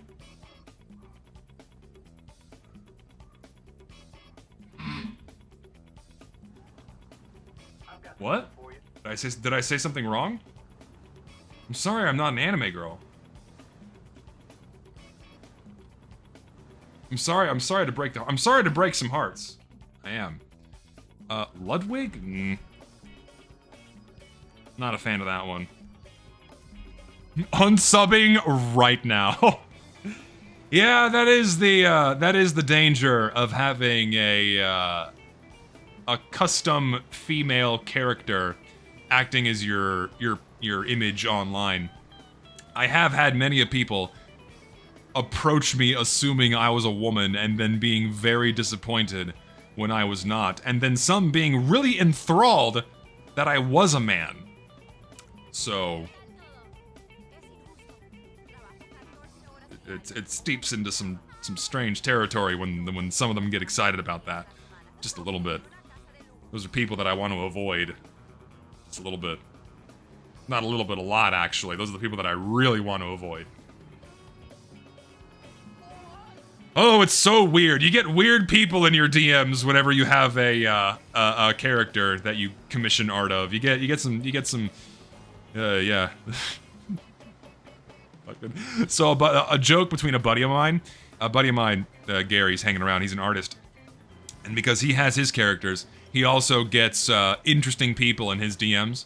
Where someone DM'd him 3 words, and it was just wife OC RP ? And that's like a running joke between me and him, and I just find that shit so funny. He hates it. He gets all twisted up whenever I bring it up. He gets fucking mad. But I just think it's the funniest shit ever. Where some dude just DMs him and says wife OC RP. It's like, I just think he's got like this thick ass accent. English is not his first language. So just wife OC RP, please. Please with the wife OC RP. Bodacious RP with wife OC, please. It's so funny. Oh my god. You get people like that in your DMs, man. Those are the people that come across you. Oh god. Wife OC, please. Gary's flipping out. Oh my god. I'm so sorry. I had to bring it up. It's too funny. It's really, really funny. It is like I get shit. Fucking like I get like some people are really protective of their characters, right? Why are you racist? It's like some people are really protective of their characters, man. Where they get like personally very offended when people approach them and want to sexualize them and get like really standoffish and defensive. It rubs me the wrong way because like here's my thing, man. This is like weird like etiquette when it comes to like OCs and characters. In my opinion, if someone has a character, like peruse the kind of art they commission or the kind of art they draw in order to gauge what they're comfortable with. That's what common sense dictates, at least for me. Where it's like, okay, what is this person comfortable with? What do they vibe with, you know? And then approach them. That kind of thing. No, I know you were joking. I know you're joking. Don't worry. Because, like, the thing that rubs me the wrong way is, like, someone approaches me, hey, I like your character. Can, like, we commission your character and mine having sex? I'm like, does it look like I ever commissioned that shit? I don't. So, the answer is no. Everyone asks, why are you racist, but not how. It's so true. How am I racist, guys? Oh, we can name the way. Yeah. You, Setskock, my friend, you knowing, well, you draw. You definitely get some people in your DMs, dude. Whew. Whew. I am curious, like, how often does that happen to you? Because it happens to me pretty often. You got a sizable following, but also so do I, but you're just, like, strictly an artist. Like, how often do you get weirdos into your DMs, man? Because I get, like, at least once a week. Once a week, I get a weird guy in my DMs asking for something. Can you turn around and flex your butt? I'm gonna ban you from my chat now. That I feel offended. I feel violated. Oh yeah, at least once a week. And usually the frequency goes up whenever a commission I order gets completed. And then the requests spike again. And I usually immediately block or mute them. So, just not... I don't vibe with it, as the kids say. Can you change your stream title to Wife OC RP? Maybe for Saturday. If I'm playing Atlas on Saturday, then definitely gonna change it to Wife OC RP. It'll be hilarious. Don't you fucking dare! Shit. I might have to. Don't tempt me. Don't tempt me. Wife OCRP. Oh god. I honked! Get in my fucking taxi!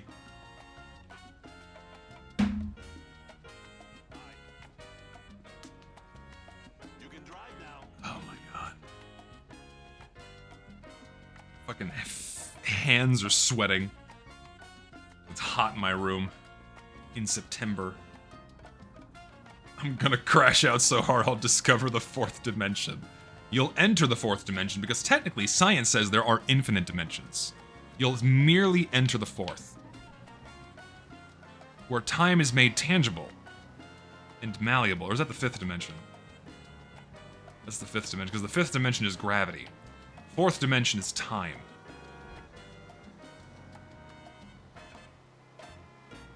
I can drive now. Oh, Lord. People are fucking weird on the internet, man. I'm trying to think of my weirdest interaction I've had. Nothing really stands out, except the guys that want to make your character fat for some reason. Instant block.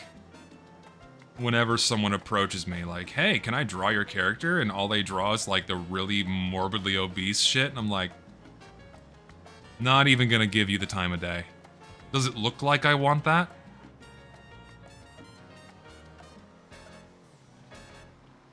Yeah, when the pyrocynical flavor of artists show up. Turning it off. Not answering you. I mean, that is true. At least they asked. Some have not. And they just do it. And it makes me angry. It's like, I don't want to see that. I don't want my character to be fat. Like, I appreciate the thought, I guess, but like, I don't want you to project that shit onto my character. That's not cool. That's what bugs me the most. It's like when people project their fetishes either onto me or onto my character. It's been projected onto me before, believe it or not, and that's fucking weird. Oh god, that's fucking weird, man. Oh, it's like, I'm not a fictional character, I'm a human being.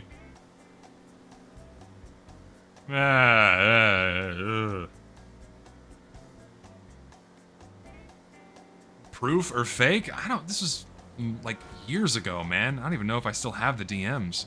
Probably not. No, yeah, on me. It's fucking... I don't want to. It's just gross. Careful, you might start to hate commissions? No. The frequency at which the weird stuff happens is not enough to deter me from getting more commissions. However, saving money will deter me from getting more commissions, so I gotta put a cork in it and not get more for a while, because I have money to save, because I have a lot of traveling to do this year. I have a lot of shit to buy when I go to Japan, and I have a lot of shit to buy when I go to Europe later, so... I'm gonna do one more delivery, and then... Oh god, is it halfway across the fucking map again? Or am I just blind as a bat?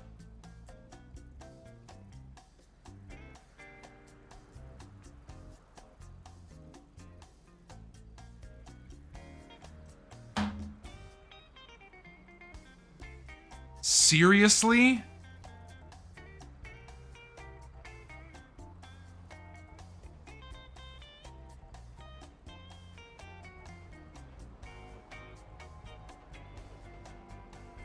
How about alright, fuck it. One last long haul.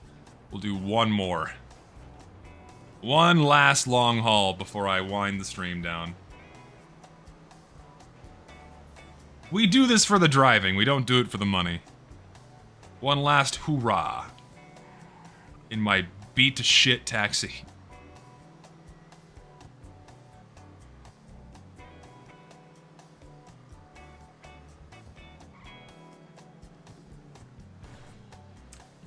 Last client, and then it's a comically large destination. I just got into a head-on collision. I have made an enemy. Listen, it is for the love of the game.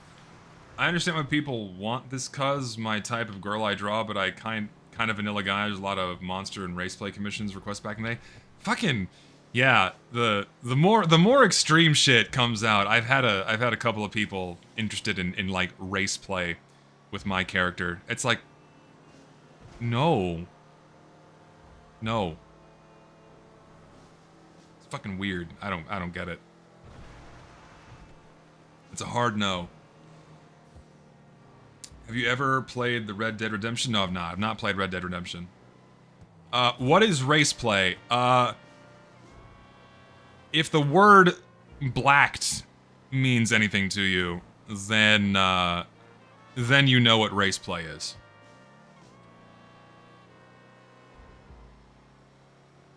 That scratches the surface. Like people are into, like, you know, certain races having sex with characters, that kind of thing. Yeah, what's my favorite race? It's a great question. My favorite race is the Iditarod. That's my favorite race. That's my favorite race. Yeah, we don't talk about it. Listen, NTR is literally the same as cuckoldry, and if you're into either of those things, please get shocked by lightning. I was gonna say like a car battery, but no, lightning is better.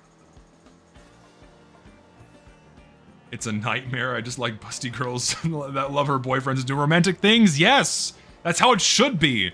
Simplicity is better. Healthy relationships with hot women is like the best end game you can have.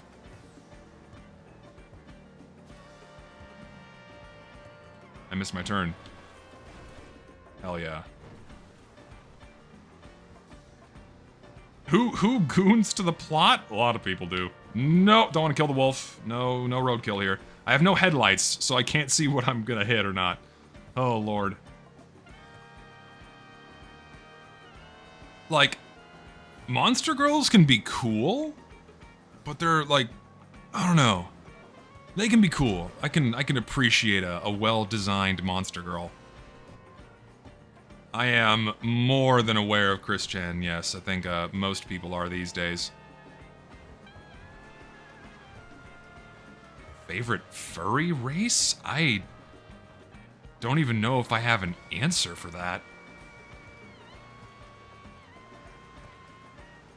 Nekopara is terrible. Such an awful game. Awful virtual novel. A wolf? Well, do I have a surprise for y'all next week? Yeah, wolves are cool. I could get behind like a wolf character or like a fox character. I could see that. But my persona is a mantis shrimp. When you're old, you will love more built up in the stuff more than the climax? Yes. It's very true. The lore becomes a lot more appealing when you get older. When you're young, it's all about busting. When you're older, it's all about falling in love. That's way more important. Not to like, that's just true. Though for some people, it's never not about busting. Like for some people, it's all about busting, and that's where the buck stops. Buck stops at busting. And that's all they need. They don't need a deeper connection. They just care about nothing. All the power to you. But I need something deeper in my relationships. I am a sucker for a good, slow burn romance manga, man. Oh, I'm a sucker for that shit. Oh, it's so good. Because you know it's coming, but then how's it gonna come? It's gonna be great. Oh, good slow burn romances are the best. Fuck. And no weird shit. Just solid, good, cute romances, please. Fuck yes. Toradora. So good. Oh my god. One of the best ever. Ugh. And Taiga is adorable. No, NTR is for subhumans. I'm sorry. NTR and cuckoldry is for subhumans, and I am not afraid to say it. If we're doing order of operations here, the only thing lower than NTR and cuckoldry is snuff, animals, or children. Zessin a cosplay as Barg from Fate Grand Order? Could do that. I need to just get her commissioned in different outfits in general. Do I respect people that are into gore more than people that are into cuckoldry? I think I do. I think I respect people that are into gore more than people that are into cuckoldry. Or NTR. Yeah. I'm not afraid to say it. Gore is also at the bottom of the fucking list. But it is one step above NTR. They do overlap a lot.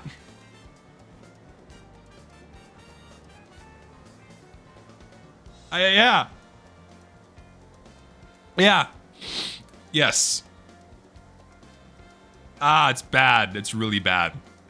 It's really... There's some fucked up people out there. There are, there's some head cases out there, man. They don't hesitate to make themselves known. Yep. Ah. My gaming was frustrating. I hate Halloween mode. Yeah. Yeah, if we had like 10 Scream Fortress maps, or even like 15 or 20, then sure, but the volume we have now and the volume of how many of them are shit is unfortunate. I have, the whole chicks with the dicks thing is, something I've never... I don't know. I'm neutral. I'm neutral. Like, strict, like, it does nothing. I'm not disgusted, but I'm not like... Whoa! I don't care.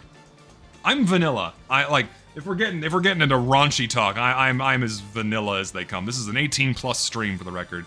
I am as vanilla as they come. Other than, like, you know, buff women, but that's it. Other than muscles, that's about it.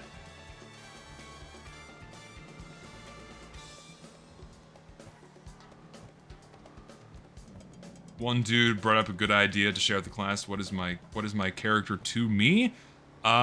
Just a cool character with a cool design and fat tits.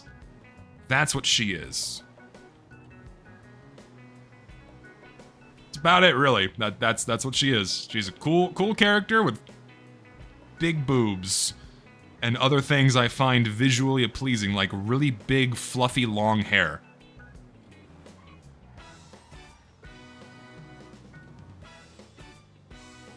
God bless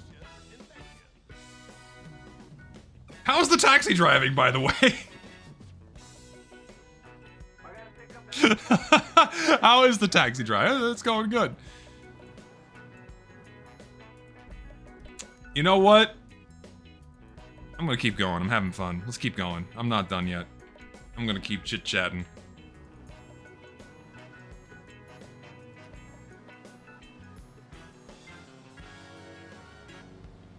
Taxi OCRP. Taxi OCRP. Yeah, let's role play as a taxi driver right now. I'm sure people do that in GTA servers. We'll go a little bit more. The main thing is my voice is getting tired.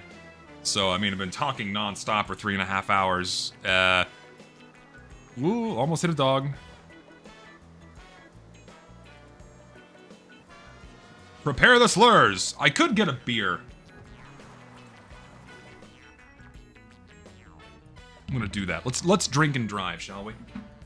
I'm gonna drink and drive.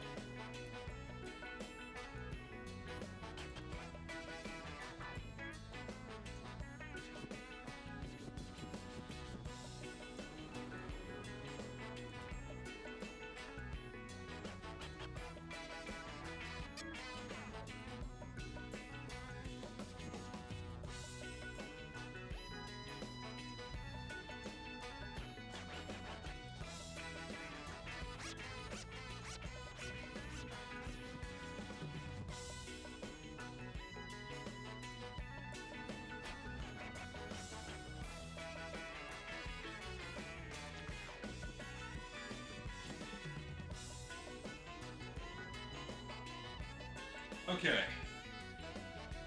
Back. Need to return. I'm gonna light a candle. My room is stuffy.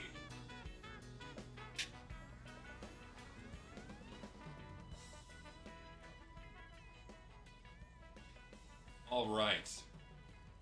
Ugh. Let's drink and drive, shall we?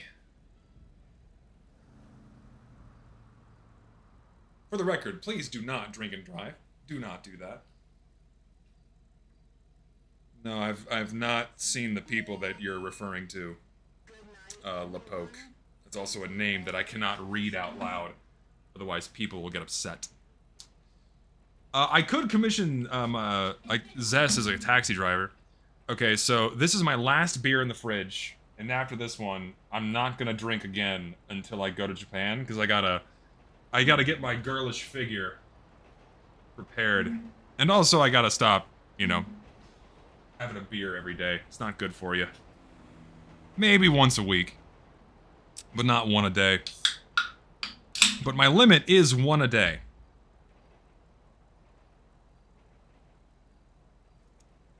It's good shit.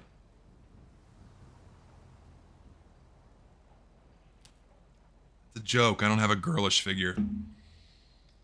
It was a gag. My music ended. Let's pull up something else.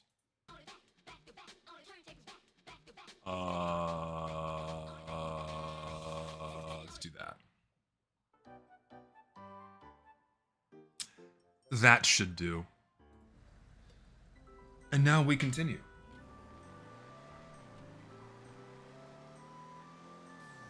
Thing is, it was the Sonic Rush OST, but it wasn't the full playlist, so I put on something else.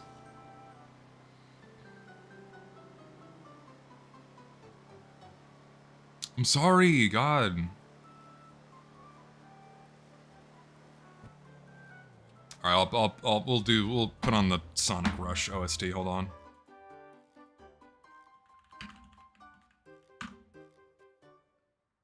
Give me the full OST.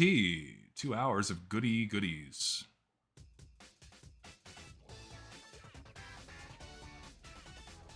I can fuck with this. It's a little loud, though. There we go. How is that? Good? Bad? Pretty good. We'll go with that. Consider you like taxi driving, were I a Nintendo kid or a Sega type kid? Definitely Nintendo. Though I did play a lot of Sonic games growing up. I did. But I thankfully did not have the Sonic autist bug bite me. And I thankfully missed that train. What would have happened to me if I had turned into a Sonic autist? Ooh, almost hit her. Would have been really bad. Let's go, please. No, I didn't take the Tylenol, or my mom wasn't on Tylenol when she was pregnant with me. Though I don't know if that saved me from autism. Considering my hyperfixation on like 3 things, but that's just like having a hobby. For whatever reason, like hobbies became autism. I don't know why. And like people have never experienced someone with like actual crippling autism, like non-functioning autism. And I feel like people self-diagnose too much. So like the whole joke of like, oh, hobbies are autism is because you're hyper-fixated on something you're really passionate about, and you blab about it, sometimes unprompted. And people associate that with autism for one reason or another. Your OC would be your version of Sonichu if you were that was the case. I would have made a Sonic OC, okay? I wouldn't have made an anime OC. If I had been exposed more so to Sonic games than anime girl games, once I saw Samus, it was over. Like, Samus was the catalyst. She was the first. I'm like, man, I want more of that. And, it was over. Don't you- I am just- What the hell? What are you doing? What am I doing? The fucker pulled out in front of me. He's dead now, so... something clicked. Nope, don't. Wait, Samus is a girl? Dude, that's what I thought. I had no idea. And then, like, at the end of the game, whoa, there's breasts on my Game Boy screen. Hell yeah. And that was it. There was an awakening. No, dude, I didn't come across Ava until much, much later. My girlfriend does not look like a fictional character. That's not appropriate.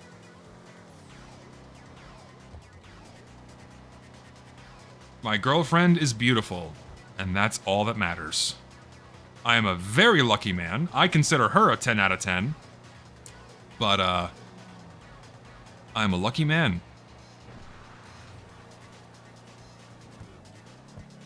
A Link's Awakening. Yeah, a little bit.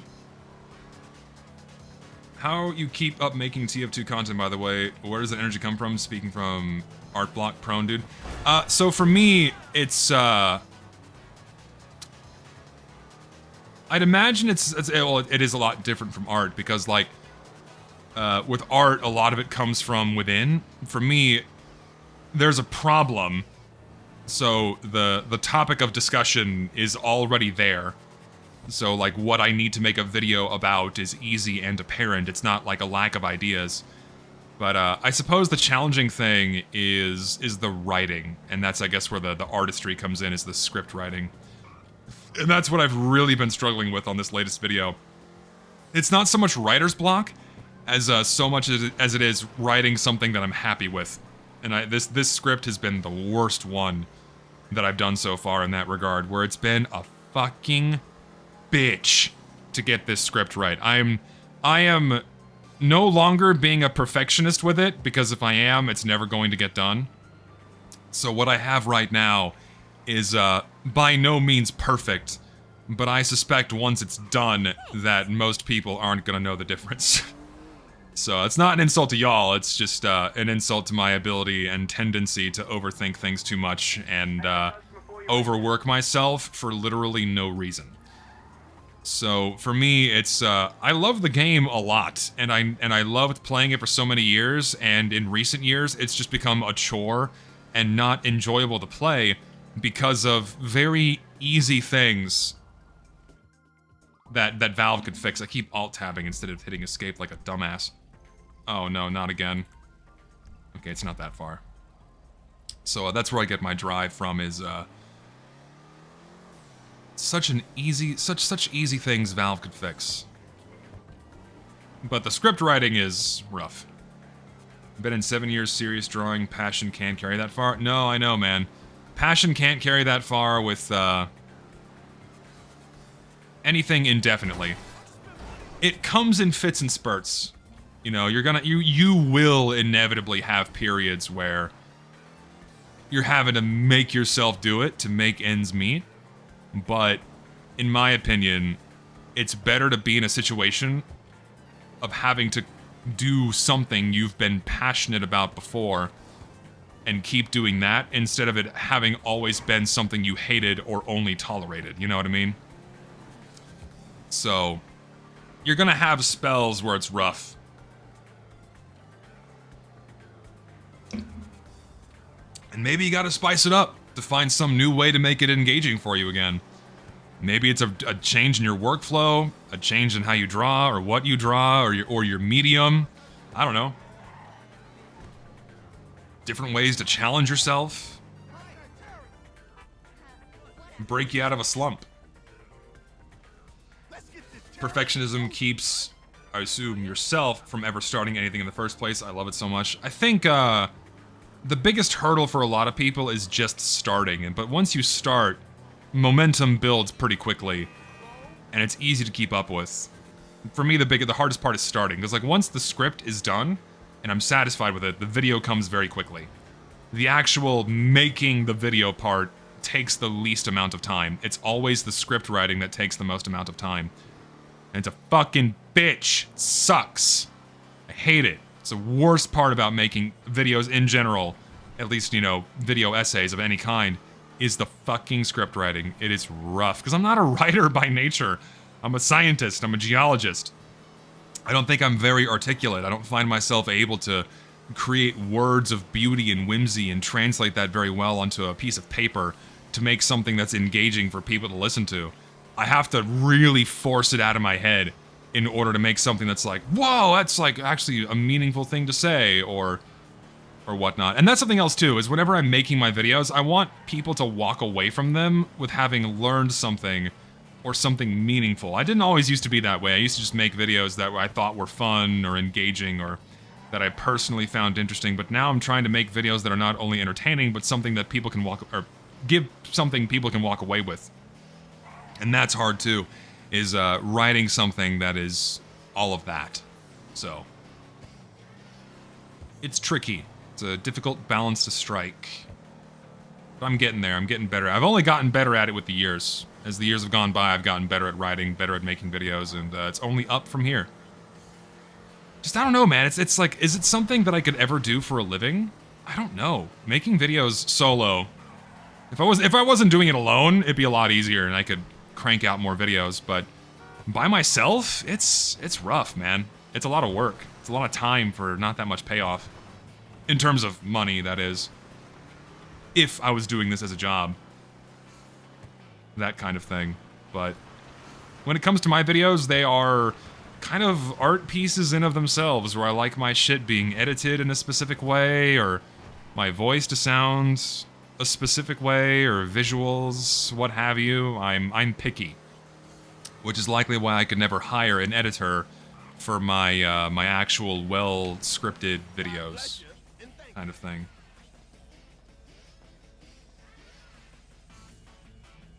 YouTube feels too forced to be a job nowadays. Yeah, it does. It really does. Some people nail it, though. Some people make really solid videos to where they have their style, and you can tell that they're making videos about topics and subjects that interest them. And by extension, if you're really passionate about what you're making a video about, that shows in the quality of your content, and then your videos end up being really good. Like, for example, someone that went from a place of passion to a place of kind of forcing it is JonTron. I respect the guy a lot. I think he's really funny, but his older videos just don't seem to have the same level of personal investment that they used to. That might come off as controversial, but his newer videos just don't seem to strike that same original chord they once had. I'm sure he has fun doing them. I'm sure he still has like a level of investment in them and passion, but it doesn't ooze. It doesn't ooze the passion that they once did, you know what I mean? I remember he used to have a point redemption system on Twitch streams to do waifu reviews. I assume it is design-wise, so do HMS Monarch from Azure Lane. Oh boy, are we doing this now? You have to donate money to me in order for me to do a waifu review? My god, I've not done one of these in years. Let's Google her.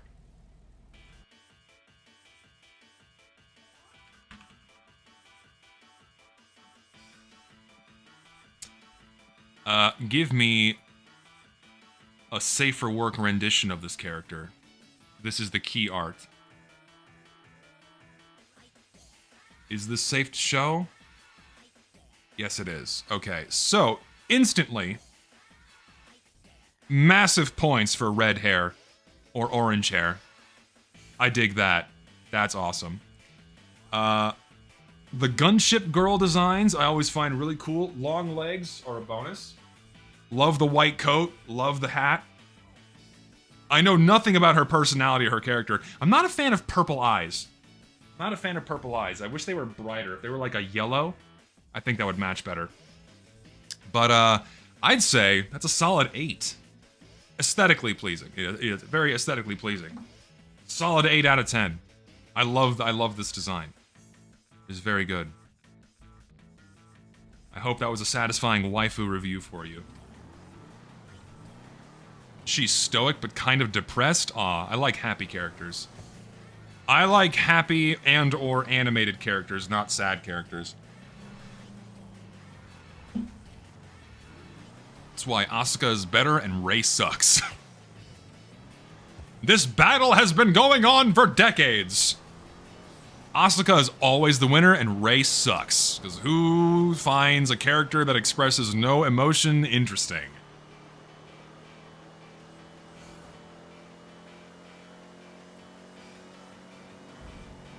Oh my god, it's like politics. It's one of the most divisive things to talk about. Is who is better from Ava? Is it Rei or is it Asuka? The war wages on and it will never end. Rei is objectively better, and that's where you're fucking wrong. I don't like Misato. I really don't. I despise her character. I despise her personality. I hate that kind of shit. Like, the damaged woman vibe. No. However, significant redemption in the rebuilds, so we'll say that's a massive improvement.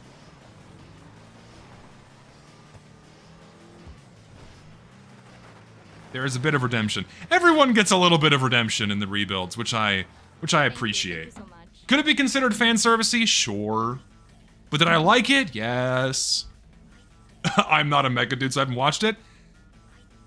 I recommend watching the rebuilds first, because the pacing on those is a lot better. The original series, while very good, has some significant pacing issues, and it would turn most people off.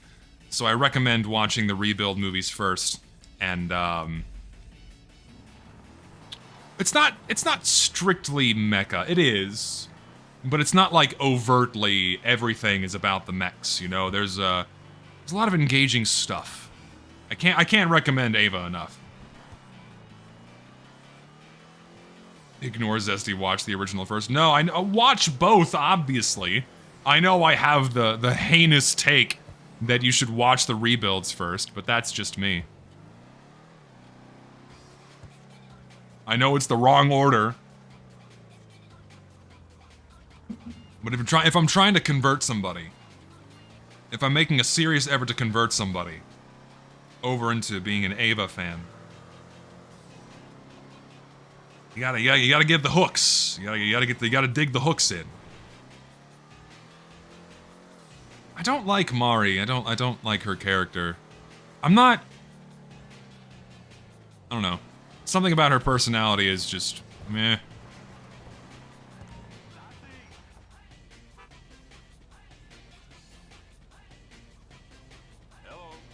Oh, dude, he fucking ran over. Hello.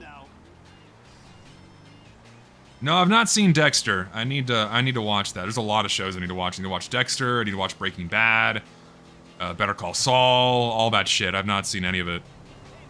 I gotta finish The Sopranos. I got a lot of stuff to watch, man. I am behind. The only thing you're gonna achieve with that, guy, ignore and don't appreciate anything from the original series and just worship the rebuild slop. I don't consider it slop at all. I watched most of House. House is a very good show up until the later seasons. But House is really fun. Not seen Breaking Bad, no, I gotta watch it. I've not finished Ruby Rocks yet. I wanted to finish City. I have the final episode of City to watch, and then I'm gonna blaze through the rest of Ruby Rocks. So I wanted to finish airing, and I think the last episode just came out the other day. So now I can binge it. Excited. I am excited. I wish there were more interesting movies. There have not been a lot of good new movies out lately. There's a Guy Ritchie one that came out last year, the year before. Ungentlemanly Warfare. I forget the full name, but Ministry of Ungentlemanly Warfare. That's a fun movie. Honestly, I like a lot of Guy Ritchie movies go very underappreciated. They're very fun, and they're consistently really entertaining. And that was a relatively newer one that was pretty good. If you're in for like some good banter, some well-written banter and some action, it's pretty good. Yeah, the one with Henry Cavill, yeah. If you want info on the slurs.tf stuff, that is at the beginning of the stream. Yeah, so Paige from Deadlock is one of the newer characters. All right, we'll do Paige. We'll do Miss Frizzle for you.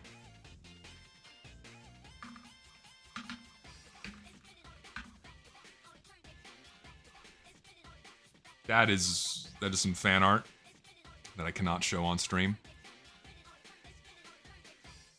There's Paige. Get it? She's a librarian, and her name is Paige. Get it? Paige is in a book. Paige the librarian. Ha ha ha ha. Get it?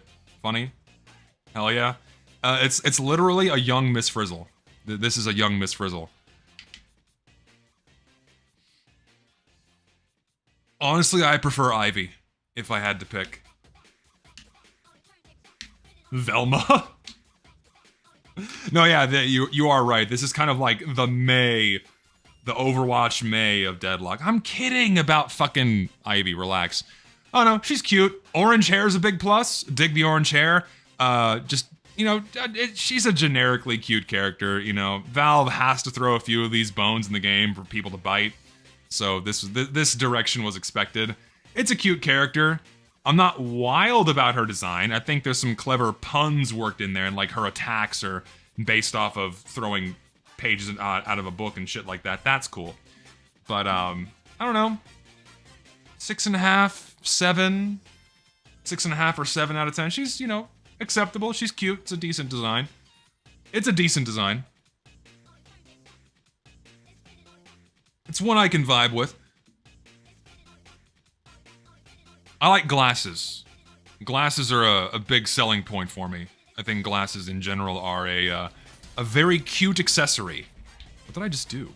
Did I break my own window? Oh, right, because I've tried to shoot my gun. I'm an idiot. Good bait, sir. You are the Chad-pilled Piers Morgan, and I am the living bright red Jordan Peterson. Oh my god. Jordan Peterson got so fucking red in that clip.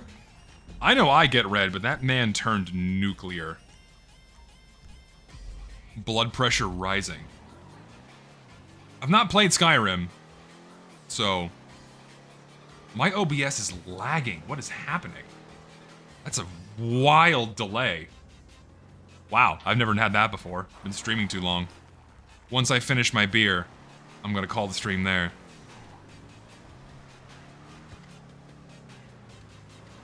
Explain a little better, HMS Monarch is a mainly depressed introvert because she's a rejected battleship. However, once she opens up, she's genuinely sweet. And it's cute because she's not used to being open. Okay, that's something I can appreciate. I like that character shtick. Not just like the consistently mopey character. I'm not a fan of that. The consistently mopey characters are something I just can't get behind. But if they open up and they end up being like, you know, a puddle of melted chocolate because of how sweet they are, then I can get behind that for a character trait. I think that's okay. Let's go, please. I think one of the best tropes is like a super serious or stern or deadpan character turning into a ball of putty whenever you compliment them, and I think that's really fucking cute. It's good character design, good writing. More characters like that, please. Way too generic? Nah, fuck you. You are a cretin. You are a cretin. Cretin? Is it cretin or cretin? I think it's cretin. You are a cretin. You are a foul beast from the abyss if you think something like that is boring. I will drag you and beat the I'll just beat you up with sock 'em boppers. Tropes are there for a reason. I like some of them. I like some tropes. I'm not playing Zenless Zone Zero. I'm just not going to. I'm a one gotcha kind of guy, and that game just does not interest me in the slightest. Not at all. There's some really nice character designs in there. There's even a furry for those interested in that, but just I'm not big. Did they just crash? Did you see that? Yeah, I'm not wild on Zenless Zone Zero. Yeah, I hear also not very good things about it, but it's probably because, you know, I'm hearing it from Blue Archive fans like myself. Like, there's tribalism and warfare between different gacha fandoms.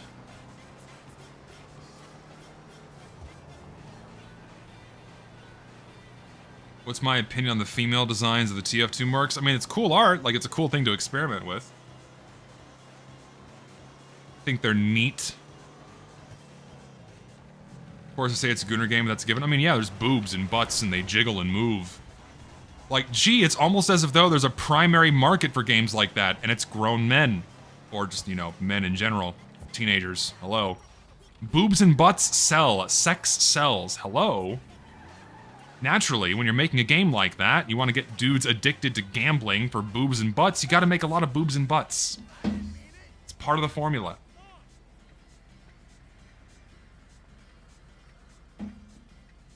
That's why Gamer Subs is great. Gamer Subs is the waifu cup guys, right? I think it is anyway. I don't know. I don't know. I don't know if I'd ever take, like, I keep alt-tabbing instead of hitting escape. I don't know if I would ever take, like, a branded sponsorship of any kind. It's tempting because money is nice, but I don't know, man. Just doesn't seem like, I would rather do it for a product that I actually use. And I don't use energy drinks or energy mix powders or anything like that because I don't think they're healthy for you. I don't. Yeah, I could get Zess on a cup, which would be kind of cool, but imagine Valve sponsors for TF2 or Deadlock. Valve sponsoring anything TF2 related? What? No, Zess would sell pretty well in a shaker, and there people have expressed interest in plushies, but people like my character, so it's a marketable tactic. Get your ass in my taxi, sir. My taxi has really seen better days. A Zess figurine. Dude, it would actually be really cool to get, like, a custom Zess figurine. They're really expensive. I've seen, people advertise commissions for custom figurines, and they are like, oh, I'd have to earn a lot more money to get something like that. It's a cool idea. 3D printing? I mean, 3D printing can make some pretty fun stuff. But there are imperfections something hand sculpted. Something hand sculpted and made with a lot of care goes way further than 3D printing.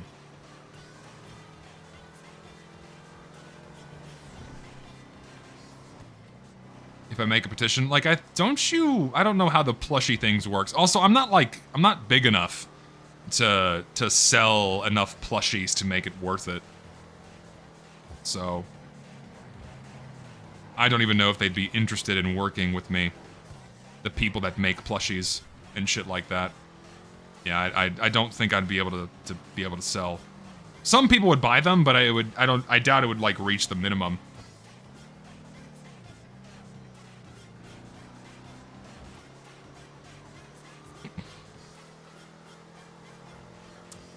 Well, yeah, 3D printing doesn't meet the quality of handmade figurines or like molds because it's not one solid piece. It's strings of plastic being stuck on top of each other.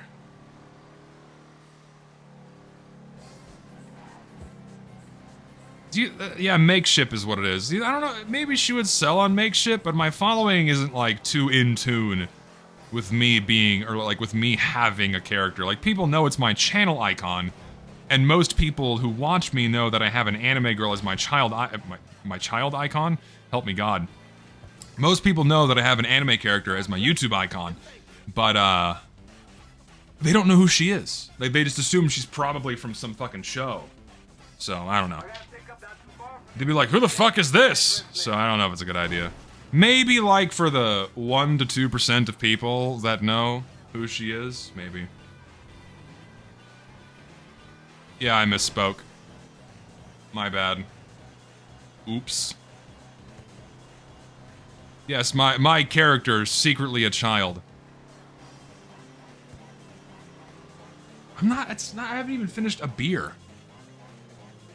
The thing that bothers me, and why it was on the brain, is whenever I talk about my character, I'm reminded of the people that think she is meant to be Asuka, and that she's meant to be a child. Have you seen what she looks like? Have you seen what she looks like? If you look at that, and you think child, there's something wrong with your brain.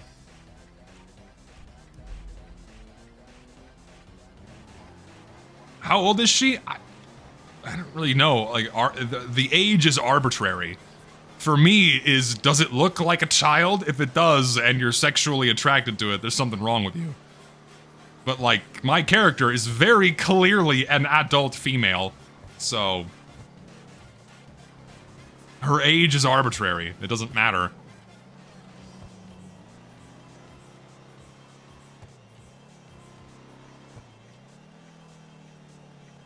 Turn. So I don't know. She's 200 years old, yes. Why not? Fuck it. 2,000, 20,000, 2 million. Arbitrary. She could be 3. Who cares? The mystery. Yeah, arbitrary when it's so obvious.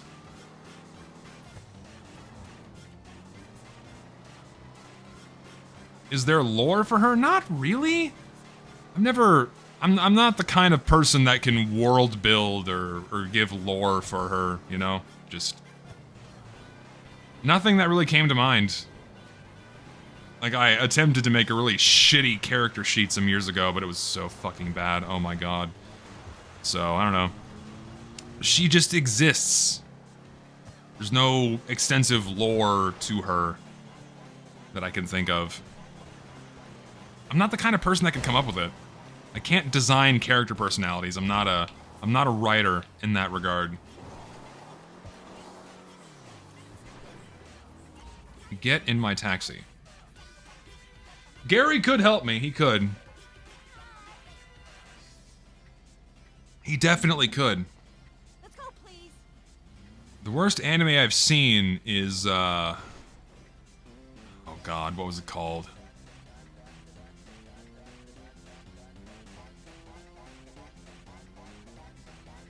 Fuck. Can't remember what it's called.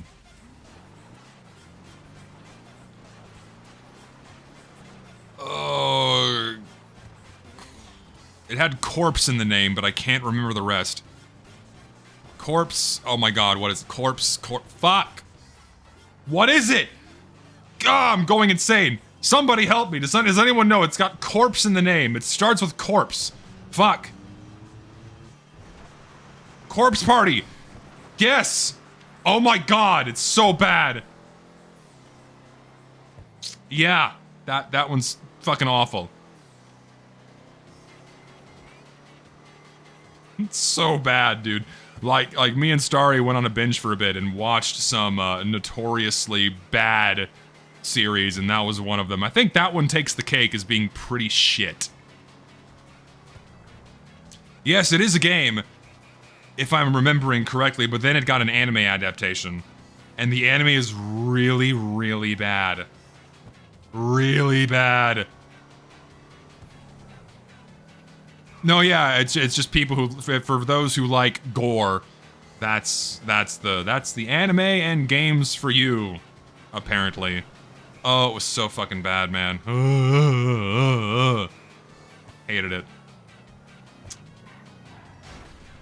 There was another one.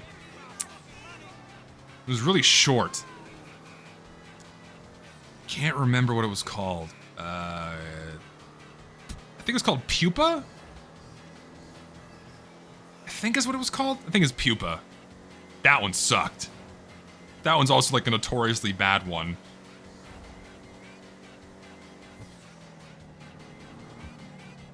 If y'all want information about the slurs.tf stuff, go back to the start of the stream. I don't want to talk about it anymore. Or is it larva or pupa? I think it's called pupa. Like pupa, like a larva pupa, you know? I think it's called that? I'll find it, hold on. I'm pretty sure that's what it's called. It's gonna bother me. Pupa. Oh my god, I can't type.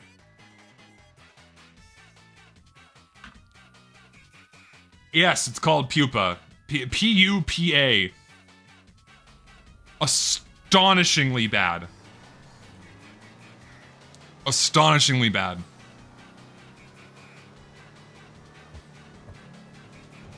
Remarkably bad.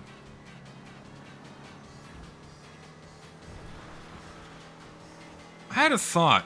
I don't... It was fucking weird. Speaking of anime, does anyone here like VTubers? I'm curious about people's thoughts on VTubers.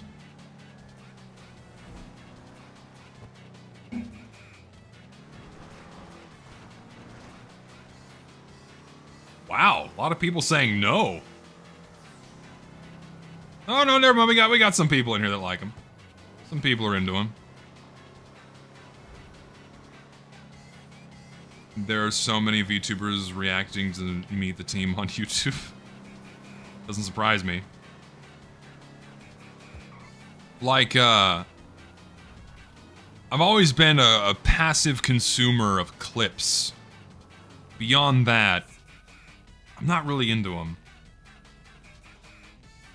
Like, I know there's, the shark girl, Gar, but she, like, quit her agency and then had to come out with a new character, and now she's like a cat girl fish, which is interesting. Beyond that, I don't know much about her. But there's some funny clips from her streams that I think are neat.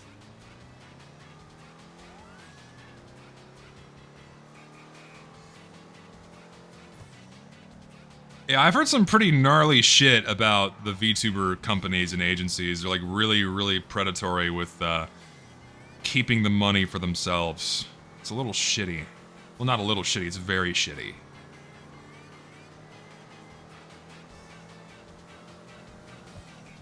Don't like VTubers in the traditional sense, but I've watched AI presidents and stuff. AI?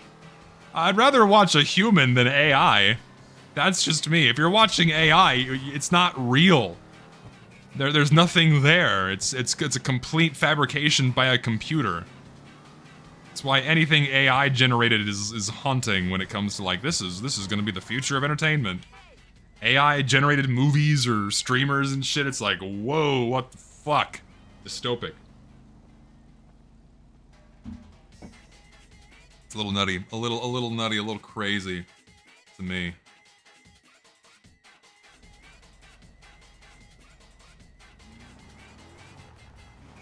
You had to be there for the AI president craze. I just didn't.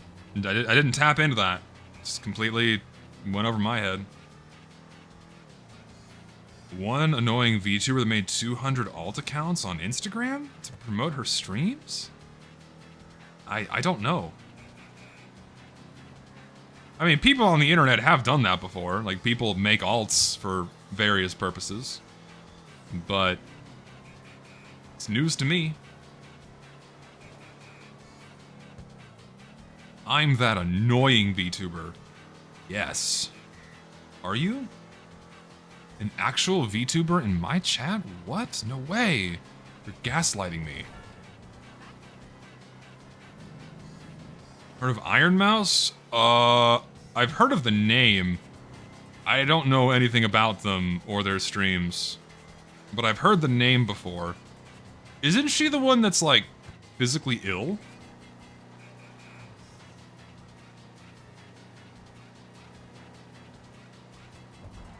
Yes. Okay, yeah, that's what I've heard about her, is she has some kind of ailment that, and that's why she streams, is because of an ailment. I don't know what it is beyond that, but there you go.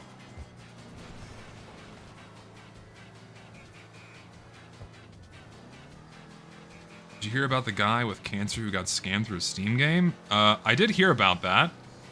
Fuck the guy who did that, but also be very careful with what you do with your money on the internet. Gotta be careful. But also, draw and quarter the guy who did that. Stealing from a cancer patient means you have lost your humanity.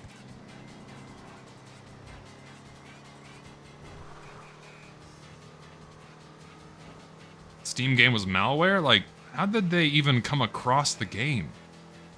If the Steam game was First of all, the fact it was on Steam in the first place is crazy. How did it get on Steam to the point where someone could download it and play it? Jesus Christ.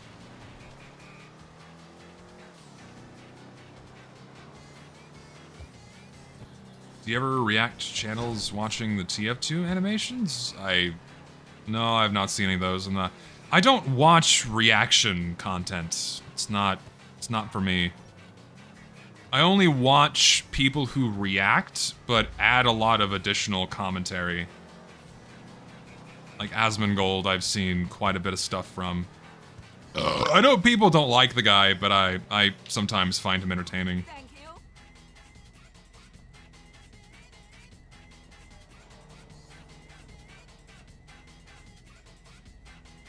I've got someone for you.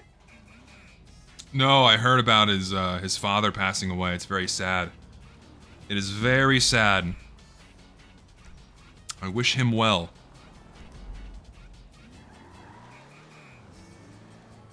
Asmongold is our biggest donator? What does that even mean?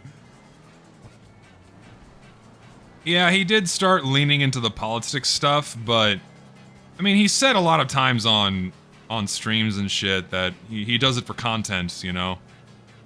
So, I don't know. I'm not a big politics guy, so I don't really watch those. So I don't really know what he's been talking about. Stuff about gaming and whatnot, I like that stuff. But the political stuff, I just kind of tune out because I'm not really into it. I'm not a very political guy. Poor man with no parents left. No, that is very sad. I mean, it is an inevitability as you live life, as your parents are gonna die before you. Ideally, that's the right order of operations. And, it's just a sad fact of life. That's why you need friends. It's why you need a spouse, because you need other people in your life to support you and lift you up. Being alone is not fun.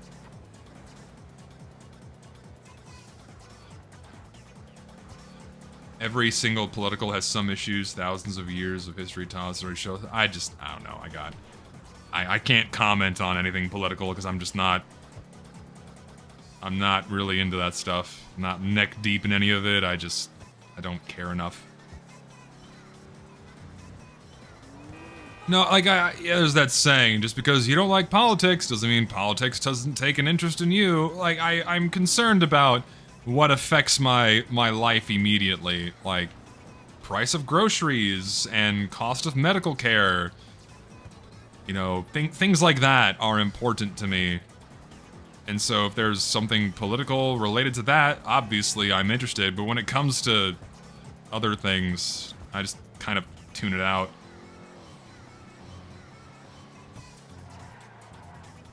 Texas never banned anime. I don't know why people are still saying they did. I can still watch it.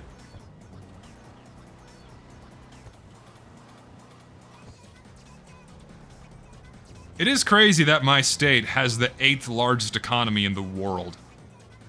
That's pretty fucking wild. My state has the 8th largest economy in the world. That's kind of nuts.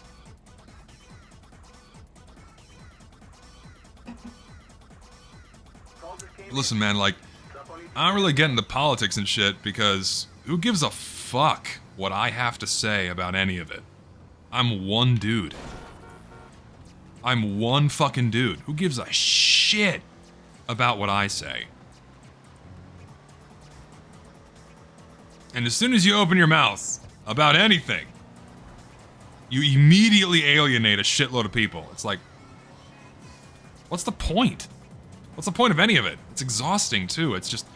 I have some respect for people that engage in politics on YouTube or on streams because it takes a certain level of skin thickness that I know that I lack.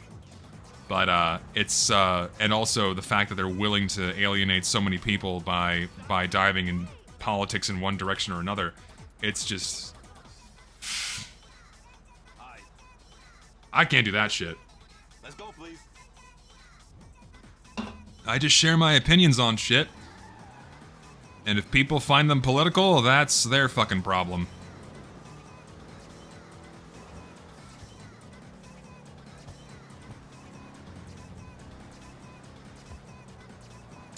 Dude, come to Texas. We would be happy to host you. We got a lot going on. So much to do, so much to see. I laced your beer with rubbing alcohol? No, I'm gonna go blind. I'm gonna go blind. How many viewers are for matchmaking instead of quick play? I would imagine very few people are like, yeah, casual mode's fine. Very few. I'm not big on Uma Musume. The game's not for me. Some of the characters are quite cool, but I'm not a big fan of the gameplay. It's okay. Yeah, I saw Technicals put out a video about politics in the Smash sphere. I've yet to watch it. I will watch it later. Ooh. Well, what I recommend to see, do near Dallas, don't go to Dallas. Get away from Dallas. Don't do Dallas.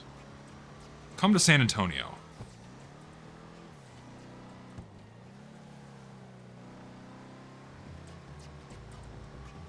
This is the cool city. So like this, the Scream Fortress update didn't happen yet. So queue times aren't going to be crazy until Valve drops the contracts and the new maps. So we'll see how that goes.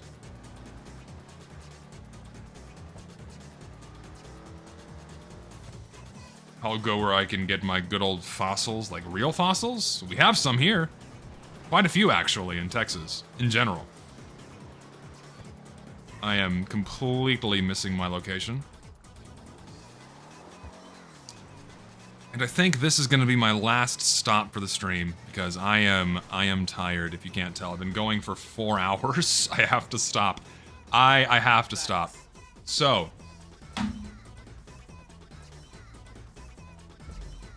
thank you for watching. Thank you for hanging out. I got a job going right now. It was a great time. Thank you all for your lovely and generous donations. You're lovely people. Thank you for hanging out. Stream again on Saturday. No idea what I'm doing. But I'll figure it out. I'll figure it out. And I'm sure everyone here already knows the drill. Discord, link in description below if you want notifications for when I go live or upload. And that's about it. I'm gonna go eat food now and call it a day. So y'all take care. I will see y'all on Saturday. Also, some kind of commentary on the second channel, hopefully by the end of the week.